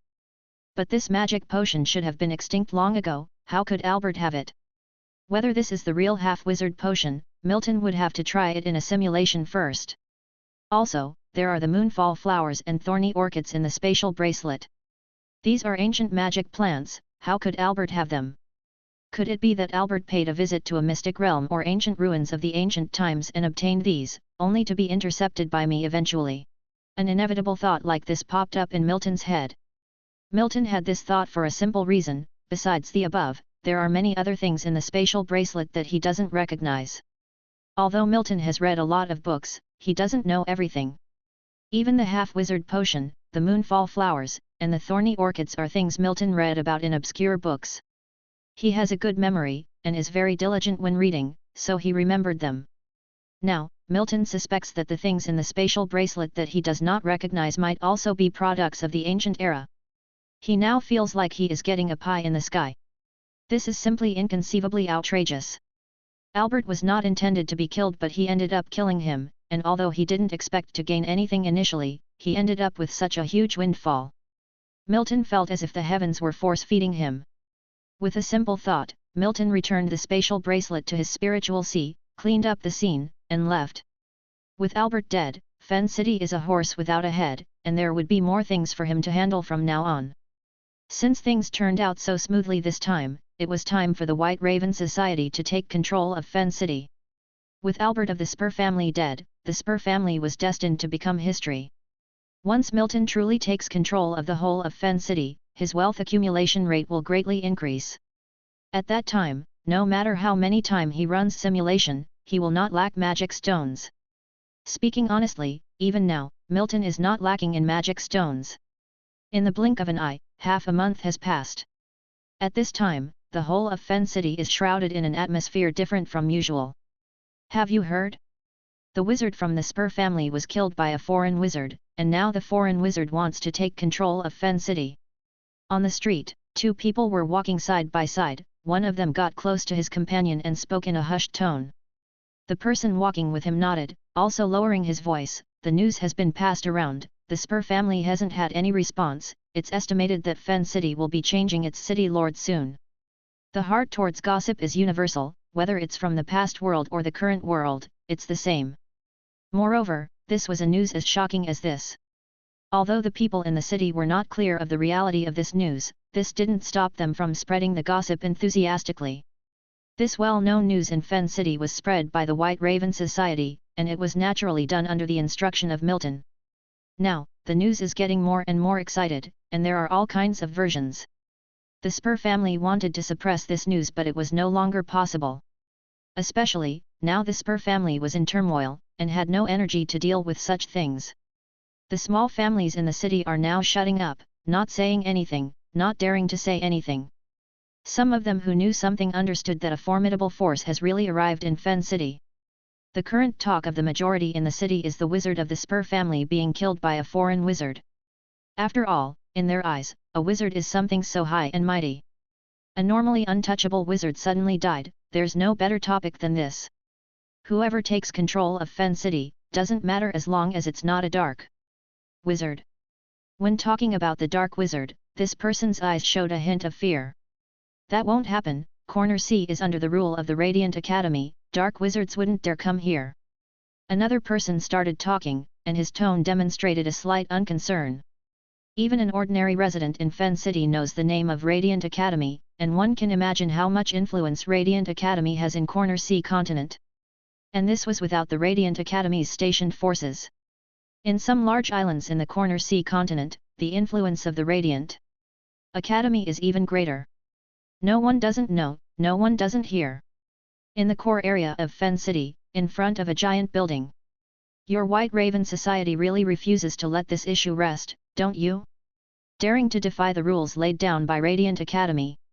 A middle-aged man was surrounded by three men dressed in white robes. Urbu's face is ugly, looking at the three people in white robes in front of him without making any rash moves. Although he is a level 3 wizard apprentice, the three people from the White Raven Society in front of him are not simple either. He had quoted Radiant Academy in the hope that these people in front of him would be a little intimidated. He plans to leave Fen City as quickly as possible, he can't stay here any longer. The city lord is dead, and behind the White Raven Society stands a real wizard. He doesn't know how things have developed to this point. A few months ago, everything was fine. How did it come to the point of the Spur family's collapse just a few months later? But his words did not get any response, it's as if these men hadn't heard the threat in his words. Suddenly, someone spoke. He thought his plan had succeeded, ready to breathe a sigh of relief. But the words from this person changed his expression. Leave some alive. Elsewhere, within a large apartment in the southern part of the city. A man clad in a black robe stood still, behind him stood two men dressed in white robes. Whether white or black, the edges of their robes bore the embroidery of a raven. In front of the man lay several bodies, their human shapes hardly identifiable, with remnants of them under his foot. Luca crushed the body part beneath his foot, then, with an unsoiled hand, he produced a handkerchief from his chest, wiping away the fresh blood on his hand. The two men dressed in white robes exchanged a glance, then one of them broke the silence. Black Raven, the society master ordered us to keep some alive, if you kill them all, how are we going to explain? His tone was measured, free of any confrontation. The man he referred to as the Black Raven, Luca, ignored him, didn't even glance back, and simply strode away. The blood-soaked handkerchief was discarded casually by him. The two white-robed men exchanged another glance and shook their heads helplessly. He killed and left, leaving us to clean up the mess. If Black Raven weren't stronger than them, they would be tempted to land a punch on his face just for the sight of it. They really couldn't fathom why the society master favored this executioner. He was a troublemaker. The two of them muttered criticisms under their breath before beginning to deal with the corpses in the room at a leisurely pace. Inside the apartment where Milton Cheney resides. Milton Cheney lifted his hand from a human skull and gently massaged his forehead. Continuing to place the white raven mark was still somewhat taxing for him. Society master, there's another batch. This time 2 people, a level 2 wizard apprentice and a level 3 wizard apprentice. Wait a minute, let's rest a while.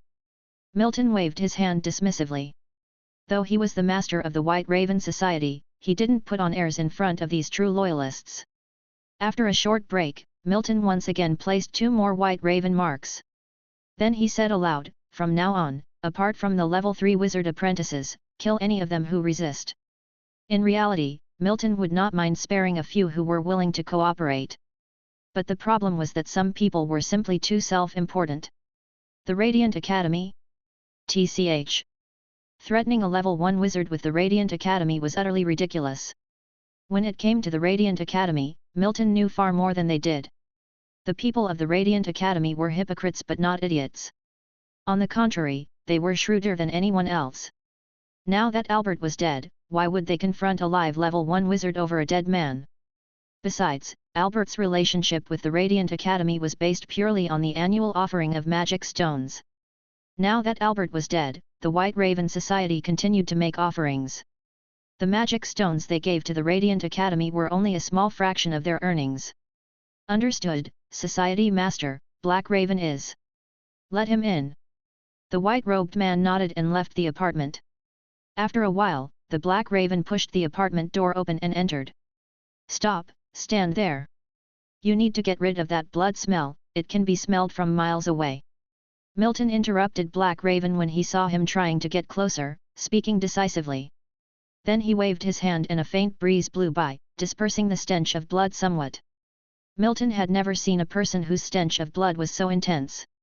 He didn't know how many people Black Raven had killed, but he suspected that it's probably more than the number of people he had slain in 10 simulations combined.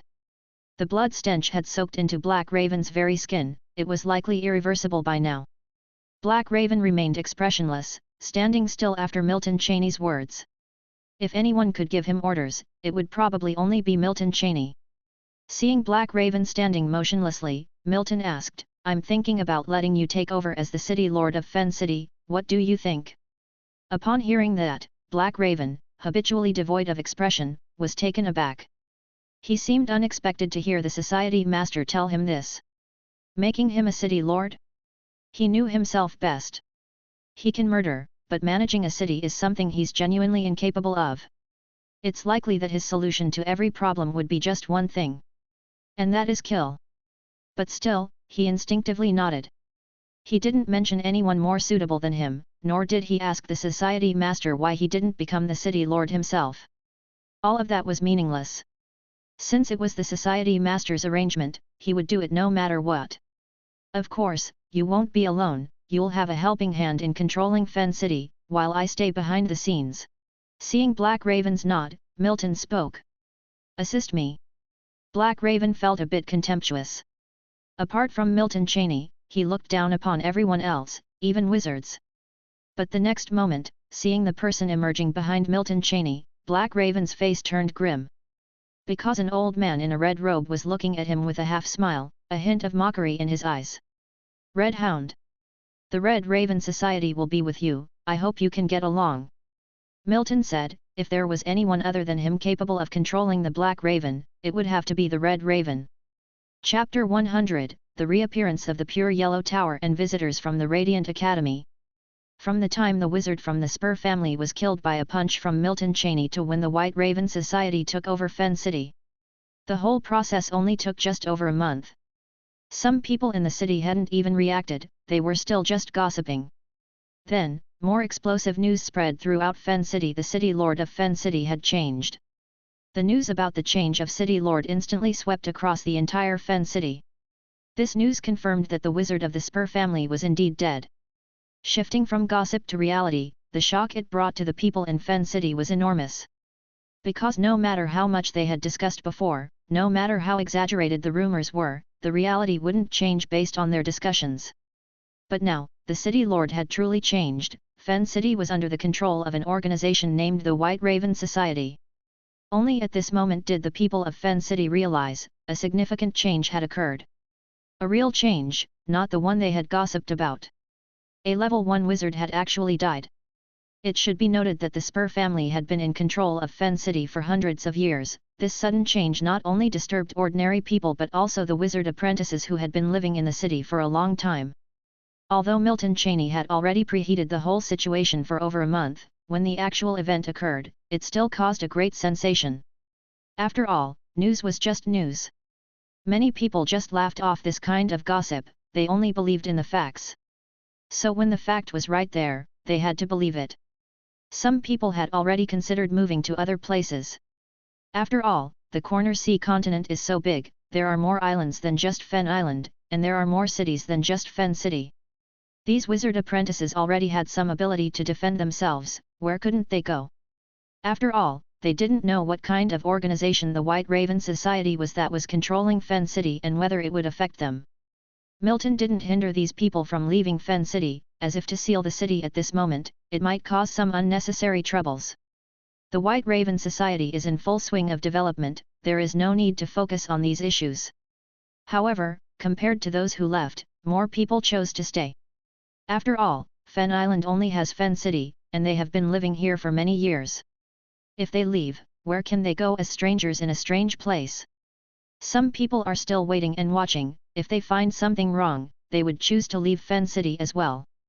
Of course, if Fen City remains the same as before, with no changes, they will choose to stay. Milton Cheney knew the power of public opinion very well. So Milton would occasionally let the White Raven Society release some news. Soon, people will feel that Fen City is the best place to live, and the White Raven Society is the kindest wizard organization. At this moment, inside the City Lord's Hall of Fen City. Looking at the departing figure of the Black Raven, the Red Raven, also known as Matthew, shook his head helplessly. Since Luca learned that the Society Master wants him to assist in being the City Lord, he comes every day just to show up, then he hands over all the tasks to Matthew. On the one hand, Luca knew he was not capable of managing a city. On the other hand, it was simple, he didn't want to see him. Is this little guy really that afraid of me? Matthew chuckled lightly, then began to randomly flip through one of the stacks of books in front of him. The White Raven Society had just taken over Fen City, and they still had many accumulated tasks waiting to be handled. Managing a city is not a simple matter, even Milton Cheney doesn't have the experience of managing a city. But even if he had experience, he wouldn't take on the role of City Lord. Milton Cheney is perfectly fine staying behind the scenes. Previously Albert only held the title of City Lord without managing the city. Milton Cheney couldn't even be bothered to hold the title. It is better to let professionals handle these issues, and Matthew is, without a doubt, the most professional figure in the White Raven Society. Matthew slowly flipped through the pages of the book in front of him, committing the information on it to memory. Before he turned a few pages, the door to his office was knocked. The light smile on Matthew's face disappeared and he returned to a calm demeanor, then he used his spiritual power to open the door. Simulation ends, please select your reward. Retain realm or retain technique. Retain realm. Without a doubt, Milton Cheney's choice was to retain the realm. The next moment, although there was no significant change on his body surface, Milton Cheney knew that he had become stronger, and was one step closer to becoming a level 2 blood wizard. After leveling up, Milton Cheney didn't stand up right away, but thought for a while. Pure Yellow Tower. Milton Cheney muttered the name of this organization to himself. He was not unfamiliar with this organization. Including this time, the name should have appeared in his simulation 3 times. In this simulation, although the advancement of Milton Cheney's bloodline wizard path could not be said as the biggest, he gained a lot in other areas. It's just too much of a pity that I only met the person from the Pure Yellow Tower at the age of 180. If it was a little earlier, maybe I would really have a chance to glimpse at the bloodline refining technique. Unexpectedly, that Lyle from the Pure Yellow Tower is also a bloodline wizard. Milton Cheney felt somewhat emotional. In this simulation, he returned to the Violet Continent and even met the owner of the Violet Continent, Level 2 wizard Lyle Odom. Because they were both bloodline wizards, in the simulation, his relationship with Lyle Odom was quite good.